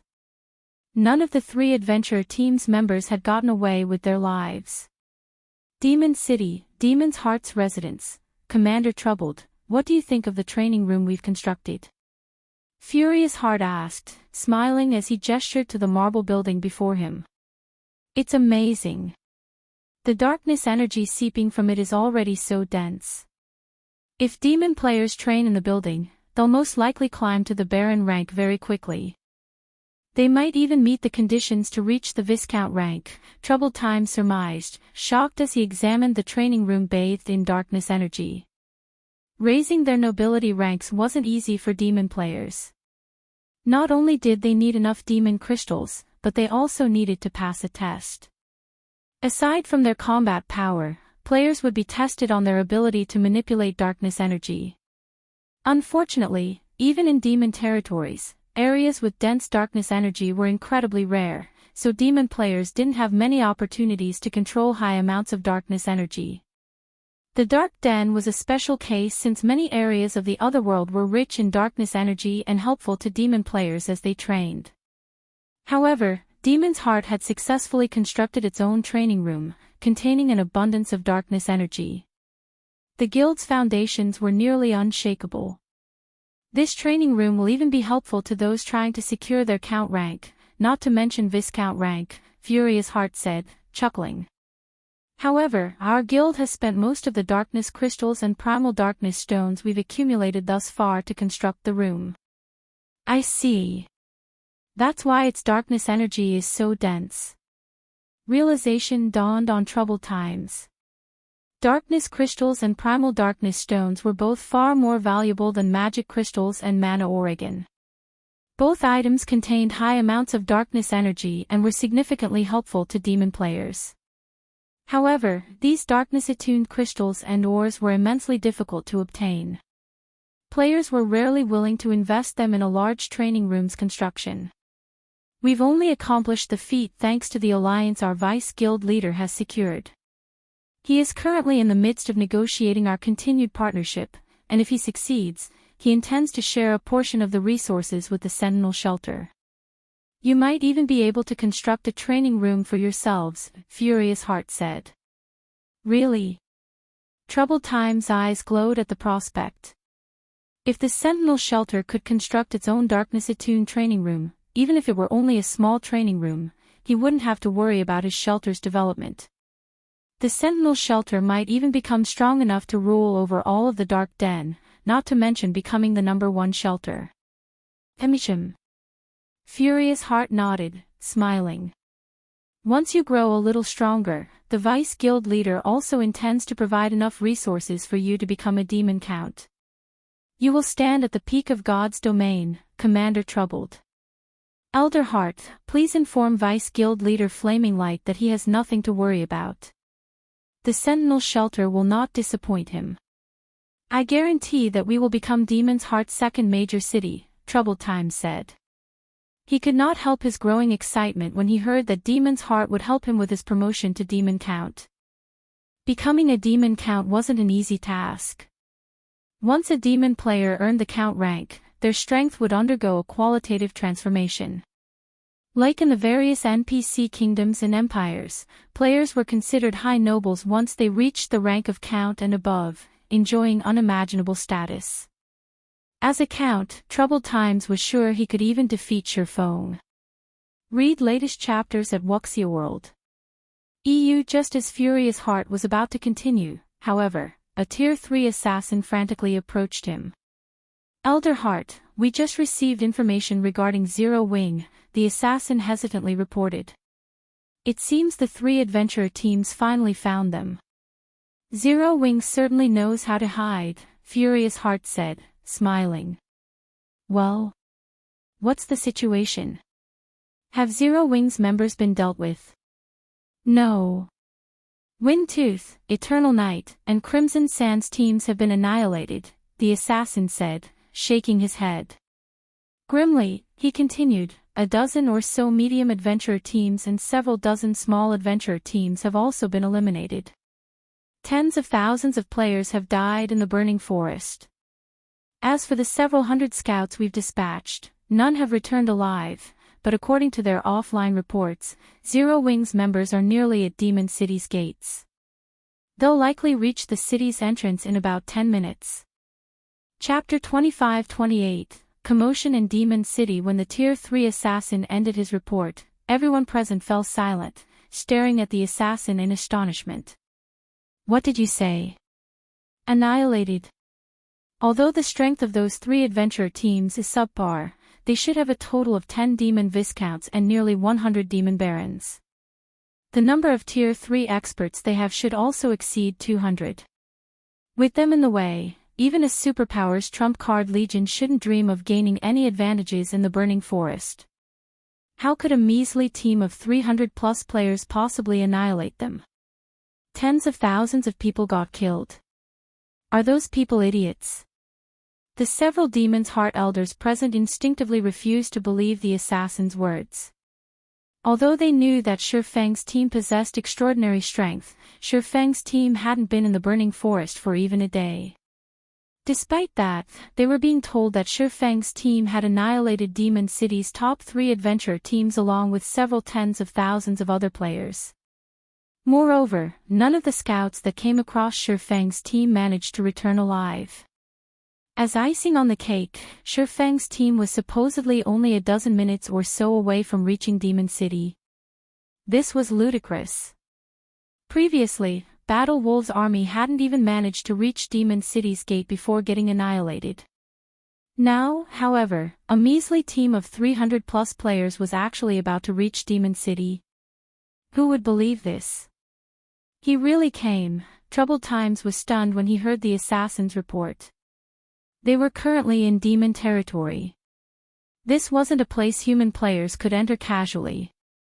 Back then, when Troubled Times heard that Feng had declared that he would come to Demon City to hunt him down, Troubled Times had taken it for a joke. After all, Feng simply didn't understand how frightening demon territories were. In Troubled Times' opinion, let alone reaching Demon City, Feng would be fortunate to survive in the burning forest for a few hours. After all, no matter how powerful Feng was, he was still a player. There was a limit to his stamina and concentration. In the expansive burning forest, non-demon players were subjected to the corrosion of darkness energy, which increased their stamina and concentration consumption substantially. Even with a team of 300+ Tier 3 experts, it should still be impossible for Feng to reach Demon City. Now, however, not only was Feng's team close to reaching Demon City, but he had even killed Demon City's top 3 adventurer teams along with tens of thousands of other demon players. This was simply unbelievable. However, shortly after Troubled Times and the others received this piece of news, a commotion occurred at Demon City's main entrance. This was because a group of human players had appeared a short distance from Demon City. These human players numbered over 300, and they were none other than the team Demon's Heart had placed a bounty on.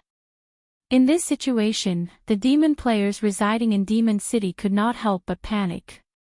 What's going on? How did they get here? Why wasn't there any news about them? Didn't the top 3 adventurer teams leave to hunt them just now? They must have gotten lucky and avoided detection. Otherwise, how could they get here so quickly and intact? Impossible. Even if the top 3 adventurer teams did not find them, there are still several dozen others that joined in on the hunt. At least one adventurer team should have come across them. And so long as even one did, the other adventurer teams would have received news about it right away. It should be impossible for these invaders to evade detection completely. When Feng's team suddenly appeared outside Demon City, the players standing on the city's walls were filled with both surprise and curiosity. They never thought that human players could actually cross the burning forest and get to Demon City without an invitation. This was the first time a situation like this had occurred since Demon City's construction. Of course, there's no news about these invaders, as everyone that came across them had gotten killed. A friend of mine was one of the players that joined the hunt. Despite the adventurer team he belonged to having over 1,000 members, none of them managed to make it out alive after coming across the invaders. According to what I heard, the top 3 adventurer teams also got annihilated. They're just keeping their mouths shut all this time to prevent information leaks. As the ordinary players on top of the wall were discussing the situation, a Tier 3 expert rolled his eyes at their ignorance and revealed the truth to them. Upon hearing the Tier 3 players' revelation, the ordinary players were stunned. At the same time, though, they eyed the Tier 3 expert skeptically, suspecting that this expert was playing a joke on them. It seems the rumor I heard coming from Demon's Heart's members is true, after all. These invaders really did kill tens of thousands of experts. Another Tier 3 expert, who originated from a medium-scale adventurer team and had just arrived on the wall, commented upon seeing Feng's team in the distance. This Tier 3 expert's words threw everyone present into an uproar. What? The tens of thousands of experts that joined the hunt got annihilated. Who are these invaders?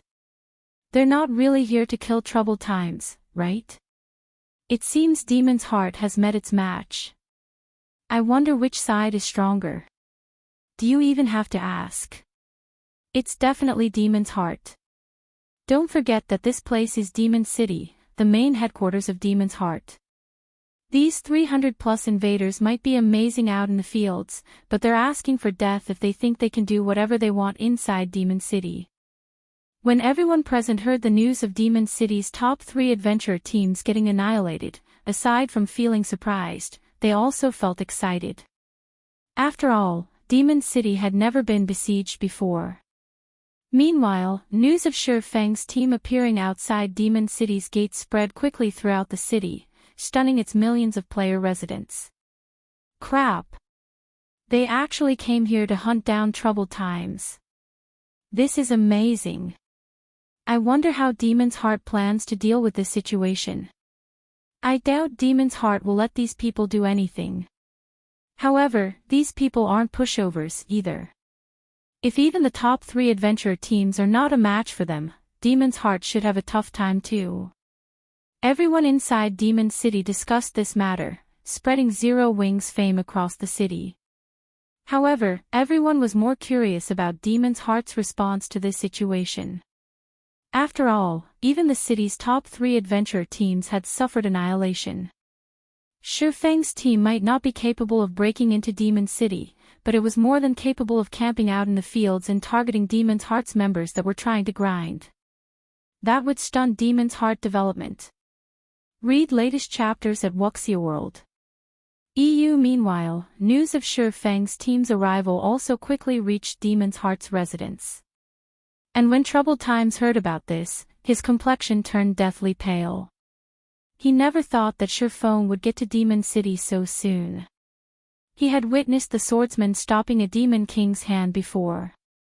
If Shifeng sneaked into Demon City and secretly took action against him, Troubled Times was almost certain to lose his life. Commander Troubled, you can rest easy. So what if Black Flame has arrived? This is Demon City. Furious Heart said when he saw the ugly look on Troubled Times' face. He then smiled and continued, however, Zero Wing has been acting arrogantly for long enough. They aren't even bothering to sneak around to take action. They are indeed very arrogant. They actually dare camp in front of our front gate and let everyone know of their arrival, a Tier 3 elder wearing black robes ranted. In my opinion, we should just deploy the city's Tier 4 demon guards and get rid of them. Otherwise, they'll really think that they can do anything they want to Demon City just because they eliminated the city's top 3 adventurer teams. Forget it. The demon guards are one of Demon City's trump cards. It costs a lot of demon crystals to dispatch them. It's not worth it just to deal with Zero Wing, Furious Heart said, shaking his head. Moreover, both the guild leader and the vice guild leader are not on the eastern continent right now. This isn't a decision we can make. Have someone notify Zero Wing's people that Demon's Heart is taking charge of this matter and that they've already caused enough of a ruckus. It's time to put an end to this fuss.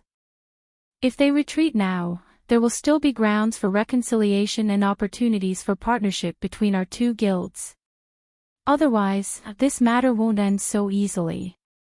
The future god's domain no longer belongs to regular guilds. I believe they should understand this point very clearly. Alright. I'll have someone notify them. Hopefully, they know where to draw the line, that black-clad Tier 3 elder said. Inwardly, though, he felt that Furious Heart was too soft. If it were up to him, he would just annihilate Zero Wing for daring to approach Demon City so boldly. Chapter 25-29, Provoking Demon's Heart. Inside Demon's Heart's residence, after Furious Heart gave the command to take action, the black-clad, Tier 3 Viscount Elder promptly started arranging for the necessary manpower to shoo away Zero Wing's team. Meanwhile, the news of Shifeng's arrival at Demon City also spread rapidly beyond the walls of the city and stupefied the superpowers paying attention to Demon City. What's going on? It hasn't been that long since Zero Wing's team arrived at the Burning Forest, yet it's already reached Demon City. Zero Wing actually accomplished something that Battle Wolves failed to do. Black Flame really is bold to provoke Demon's Heart. Doesn't he know that the current god's domain has changed already? The various superpowers found Zero Wing's arrival before Demon City's main entrance deeply surprising. The current god's domain was no longer the same as before. The activity of dark players in level 100 neutral maps was expanding. Moreover, the strength of dark players was growing rapidly, at a rate frightening even to the various superpowers. Meanwhile, one of the fastest developing dark powers was Demon's Heart. Not only did Demon's Heart boast a large number of experts, but its guild members were also improving at a flying pace. It was no exaggeration to say that, so long as a member of Demon's Heart reached Tier 3 as well as the rank of Demon Baron, they would instantly become an existence rivaling Tier 3 peak experts. In fact, their survivability out in the fields would be much stronger than human peak experts. Moreover, unlike regular players, dark players received rewards and improvements from killing other players. They had a much greater advantage when it came to leveling and upgrading their weapons and equipment. Even though dark players were a minority in God's domain, they were now strong enough to go up against regular guilds in level 100 neutral maps. This was why many independent players were opting to become a dark player, which, in turn, continuously increased the dark player population in God's domain. This change drove the incredibly fast growth of the various dark powers. Of course, the rapid development of dark players came with a price. Compared to regular players, the penalty dark players suffered for death was many times greater. Hence, in order to avoid death, current dark players were limiting their sphere of activities instead of rampantly clashing with regular players. Nevertheless, even the various superpowers did not dare provoke dark players casually, much less dark powers like Demon's Heart.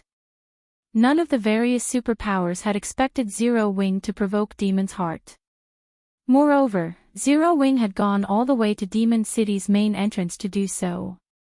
Meanwhile, inside one of the advanced restaurants in the Ten Saints Empire's capital, Illusory Words was currently enjoying a meal. Midway through her meal, however, a Tier 3 assassin barged into her private room with a tense expression on his face. Vice Guild Leader, we just received news that Zero Wing annihilated not only Demon City's top 3 adventurer teams but also tens of thousands of Demon City's experts. Zero Wing's team has already arrived before Demon City's main entrance. By the looks of it, Zero Wing is really intent on taking action against troubled times, the Tier 3 assassin said, astonishment writ large on his face. They arrived already. Illusory Words similarly felt astonished by this point. She had visited Demon City as a guest before, so she knew just how difficult it was to cross the burning forest. A large number of demon patrol squads and demon players operated within the forest. In her opinion, even with frightening strength, Shi Feng and his team should still struggle to reach Demon City. In fact, by the time they got to Demon City, the tracking mark they placed on troubled times might have disappeared already. In that case, visiting Demon City would also be meaningless. However, Shi Feng's team had actually reached Demon City less than a day after they entered the burning forest. Moreover, they didn't arrive at the city by covert means but walked straight to the city instead. We also found out a little regarding the relationship between Troubled Times and Demon's Heart, the Tier 3 assassin said. Troubled Times' Sentinel Shelter is Demon's Heart's most important pawn in the Dark Den. Demon's Heart is even planning to turn the Sentinel Shelter into its main headquarters. In addition, Troubled Times fought alongside Flaming Light, one of Demon's Heart's Vice Guild leaders, during the early stages of God's domain.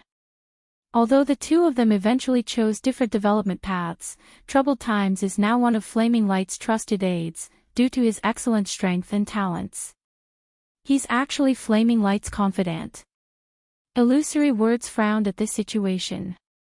If this really is the case, then Zero Wing will have difficulty killing Troubled Times.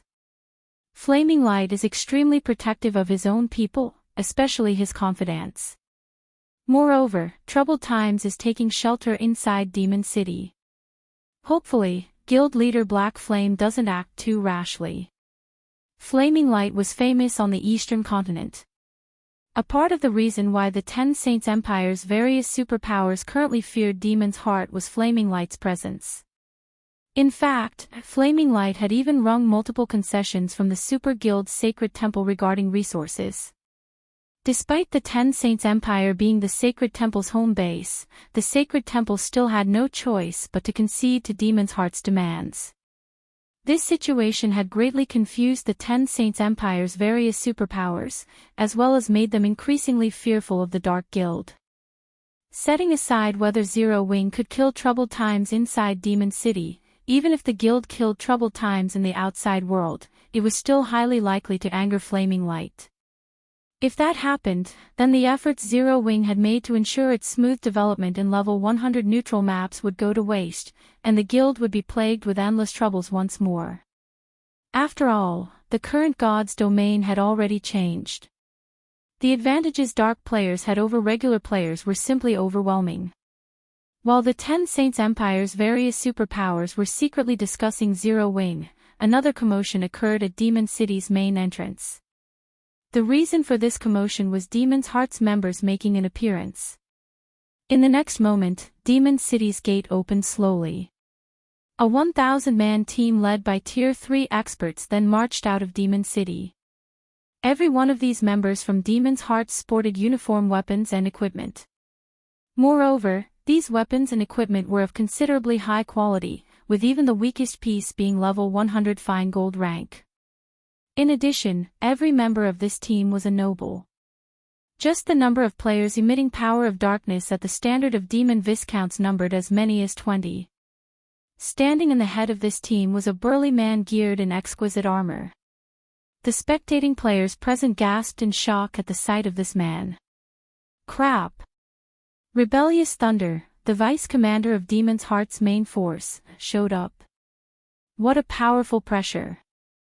So, this is the strength of a demon count. When the players standing atop the city's walls saw the burly man, awe filled their eyes. The count rank was something all demon players aspired to. However, it was beyond the reach of most demon players. The reason for this wasn't just the astronomical amount of demon crystals required to challenge the test to become a demon count but also the test's great difficulty. Even now, aside from Demon City's 2 main guilds, no other power boasted a demon count among their ranks. The strongest person the other powers possessed was a 3-star Viscount. Players that had become demon counts were treated with respect by even great demon NPCs because Tier 3 players at the demon count rank were already strong enough to go up against great demons. Their becoming a Tier 4 great demon in the future was also only a matter of time. They actually sent a demon count out. When Regretful Wind, who was currently sitting inside a bar near the main entrance, saw Rebellious Thunder through a magic mirror, envy flashed in his eyes. It seems Demon's Heart really places great importance on troubled times. However, we ended up eating a major loss this time.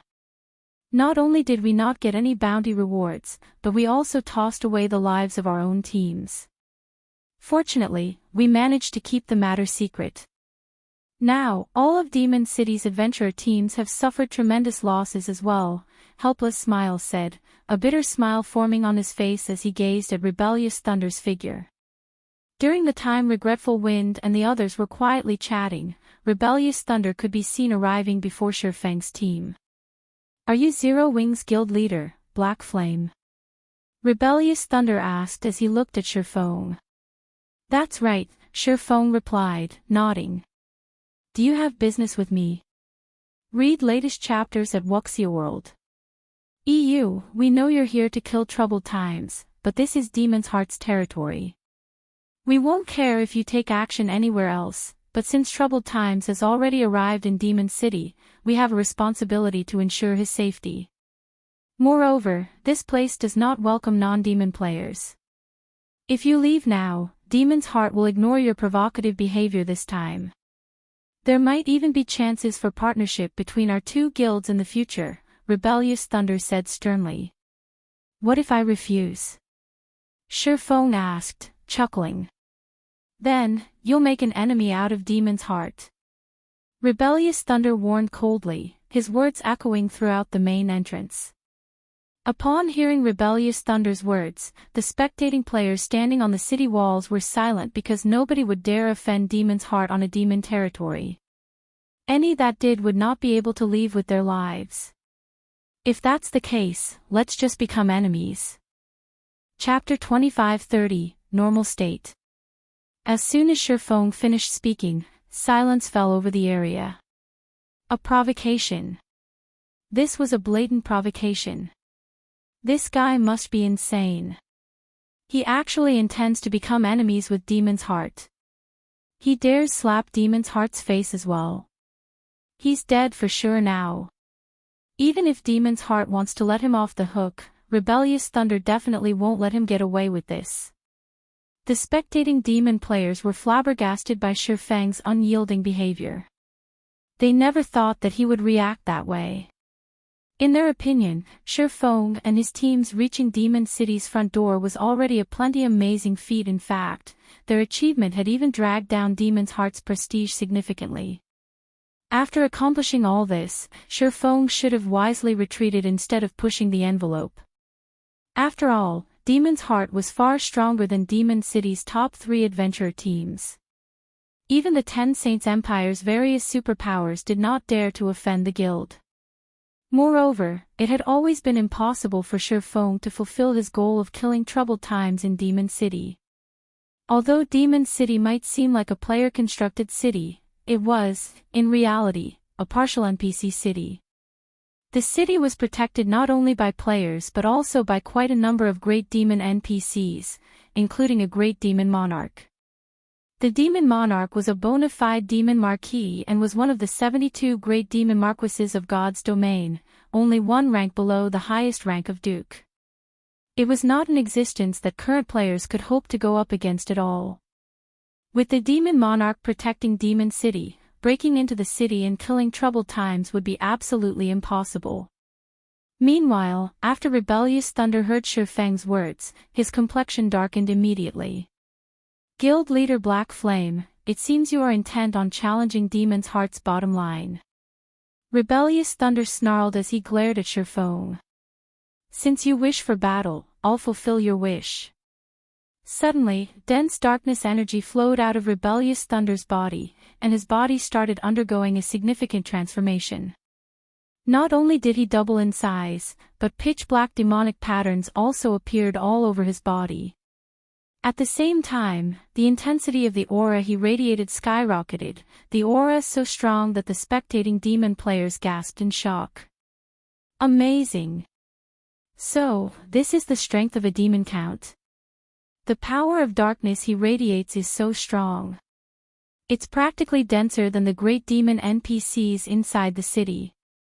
Just how powerful will his demon skills become with such a strong power of darkness?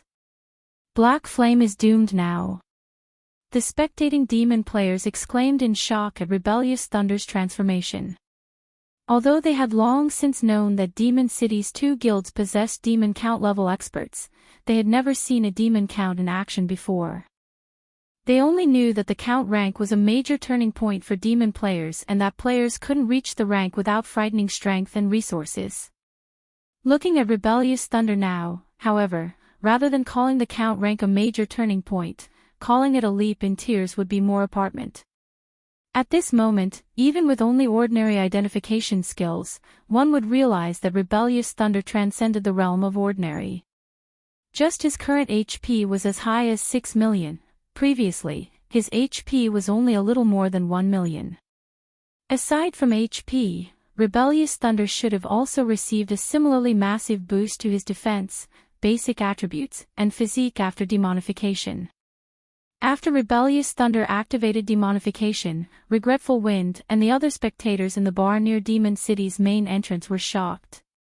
Sure enough, a demon count really is frightening.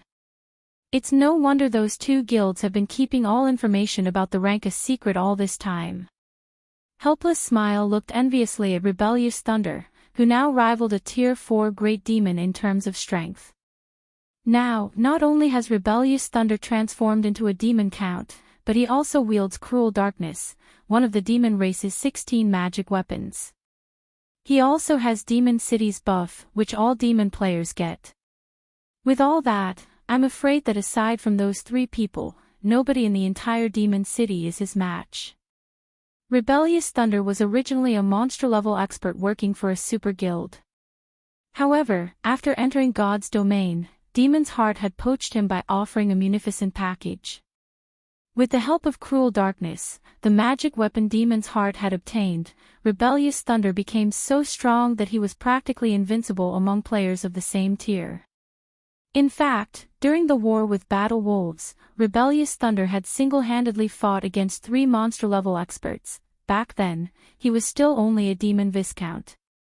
Now that Rebellious Thunder had been promoted to a demon count, Helpless Smile couldn't even begin to imagine how powerful he had become. Rebellious Thunder won't have an easy time dealing with Black Flame, though.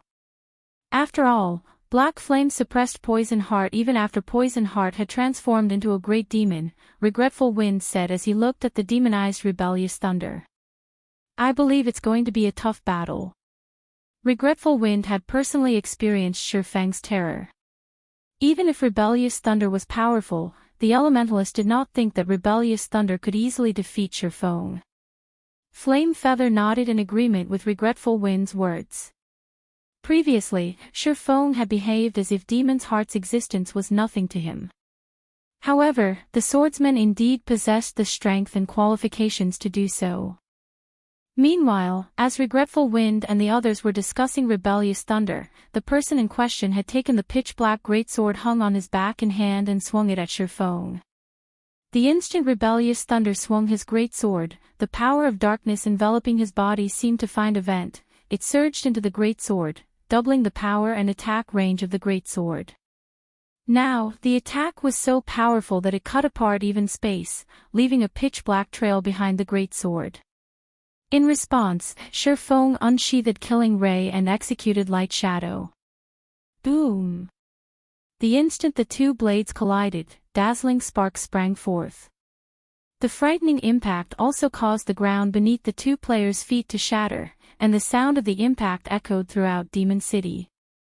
In the next moment, Shurfeng stumbled half a step back, his HP decreasing by merely a few thousand. To Shurfeng, who possessed over 1 million HP, this amount of damage was negligible. Impossible. That guy only lost by a little even after receiving the Vice Commander's full-powered blow. Upon seeing this outcome, both the spectating demon players and Demon's Hearts members could not help being stupefied. This was especially true for Demon's Hearts members, whose eyes very nearly fell out of their sockets at this scene. As they watched Rebellious Thunder about to clash with Shurfeng, they had considered a few methods that might allow the swordsman to neutralize Rebellious Thunder's attack. For example, Shurfeng could use a life-saving skill or a special tool. However, they never thought that he would receive Rebellious Thunder's attack directly and even block it with such ease. At this moment, let alone everyone else, even Rebellious Thunder himself was stunned by this outcome. What happened? Even before he had risen to the Demon Count rank, with Cruel Darkness's power, he was already invincible among those of the same tier. Now, despite being a Demon Count and activating demonification, he was actually only slightly stronger than Shurfeng. However, Rebellious Thunder quickly snapped out of his daze. It seems you're not all talk, after all. Rebellious Thunder praised. But, so what if you can block my attack? You'll still lose if you only remain on the defensive. As soon as Rebellious Thunder finished speaking, however, Shurfeng suddenly returned Killing Ray to its sheath. Read latest chapters at Wuxia World. EU, as expected of an expert who has reached the rank of Demon Count. Your strength has already surpassed that of ordinary mythic monsters, Shurfeng said as he looked at Rebellious Thunder. It seems I really am not a match for you demon players when you have the home ground advantage and I am in my normal state. Normal state. Rebellious Thunder chuckled when he heard Shurfeng's words. Do you think you can transform into a demon too? While inside demon territories, players couldn't use berserk skills. Of course, demon players were no exception to this rule. However, demon players could use demonification to elevate their strength. This was why the Ten Saints Empire's various superpowers could never do anything against Demon City. Only Battle Wolves was stubborn enough to attempt a crusade against Demon City. I can't, Shurfeng said, chuckling as he looked at Rebellious Thunder. However, my doppelganger can. After saying so, Shurfeng drew the pitch-black sword hanging from his waist. Chapter 2531, Black Dragon. The abyssal blade Shurfeng wielded looked like a gemstone of darkness. Adorned with glowing, crimson patterns, the sword gave off a bewitching feeling. The instant Shurfeng unsheathed the abyssal blade, a doppelganger appeared beside him. In terms of aura and appearance, the doppelganger was utterly identical to him. His trump card is a doppelganger. And here I thought he had something amazing saved up. He's not thinking that he can defeat Vice Commander Thunder just by relying on a doppelganger, which would have weaker basic attributes than himself, right? Upon seeing Shifang's doppelganger, Demon's Heart's members burst into laughter. In God's domain, doppelganger skills were indeed excellent life-saving measures. They were also extremely rare skills that could drastically increase the combat power of players. However, doppelganger skills were generally useful only against monsters and ordinary experts. Against experts of Rebellious Thunder's caliber, using doppelgangers was utterly meaningless. Not to mention, Rebellious Thunder had cruel darkness to further amplify his strength. The magic weapon grew through absorbing the power of darkness its user radiated. In return, the weapon not only provided its user with a significant boost in strength but also extended its user's attack range drastically. When Rebellious Thunder wielded it, he could achieve an attack range of roughly 20 yards, which basically transformed him into a ranged player. With such an attack range combined with Rebellious Thunder's strength and techniques, it wouldn't matter if he went up against 1 or even 5 melee players. There wouldn't be much difference, as he wouldn't give his opponents an opportunity to get close to him. Meanwhile, if a melee player couldn't approach Rebellious Thunder, they naturally couldn't attack him either. This was the reason why Rebellious Thunder was able to fight 3 of Battle Wolf's domain realm experts simultaneously without being put at a disadvantage. Since Shifang had summoned only 1 doppelganger, this increase in numbers wouldn't affect Rebellious Thunder's performance in battle at all. Although I don't know what you're trying to pull here, you should just use whatever cards you have, Rebellious Thunder advised. Even after seeing Shifang summoning a doppelganger, he did not hurry to attack Shifang. Instead, he simply casually observed the swordsman before him. I'll teach you how foolish it is for you to make an enemy out of Demon's Heart. After Rebellious Thunder said this, the power of darkness that his body radiated intensified once more. This time, it even produced a faint layer of dark fog around his body. At the same time, the magic weapon he wielded seemingly received an upgrade. Now, pale blue flames flickered around Cruel Darkness's blade. However, these flames did not increase the ambient temperature but decrease it. The temperature fell so low that the nearby plants even started freezing. He can still grow stronger. Amazing. This is truly amazing. It's no wonder even the top 3 adventure teams do not dare defy Demon's Heart. Just Rebellious Thunder alone is more than enough to make the top 3 adventure teams suffer.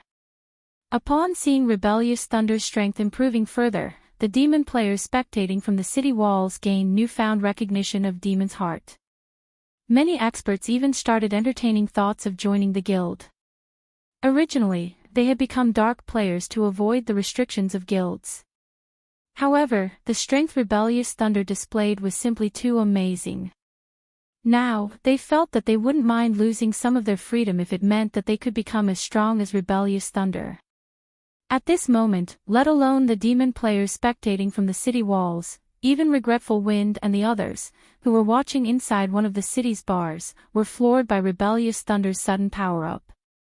He still wasn't at his peak state before.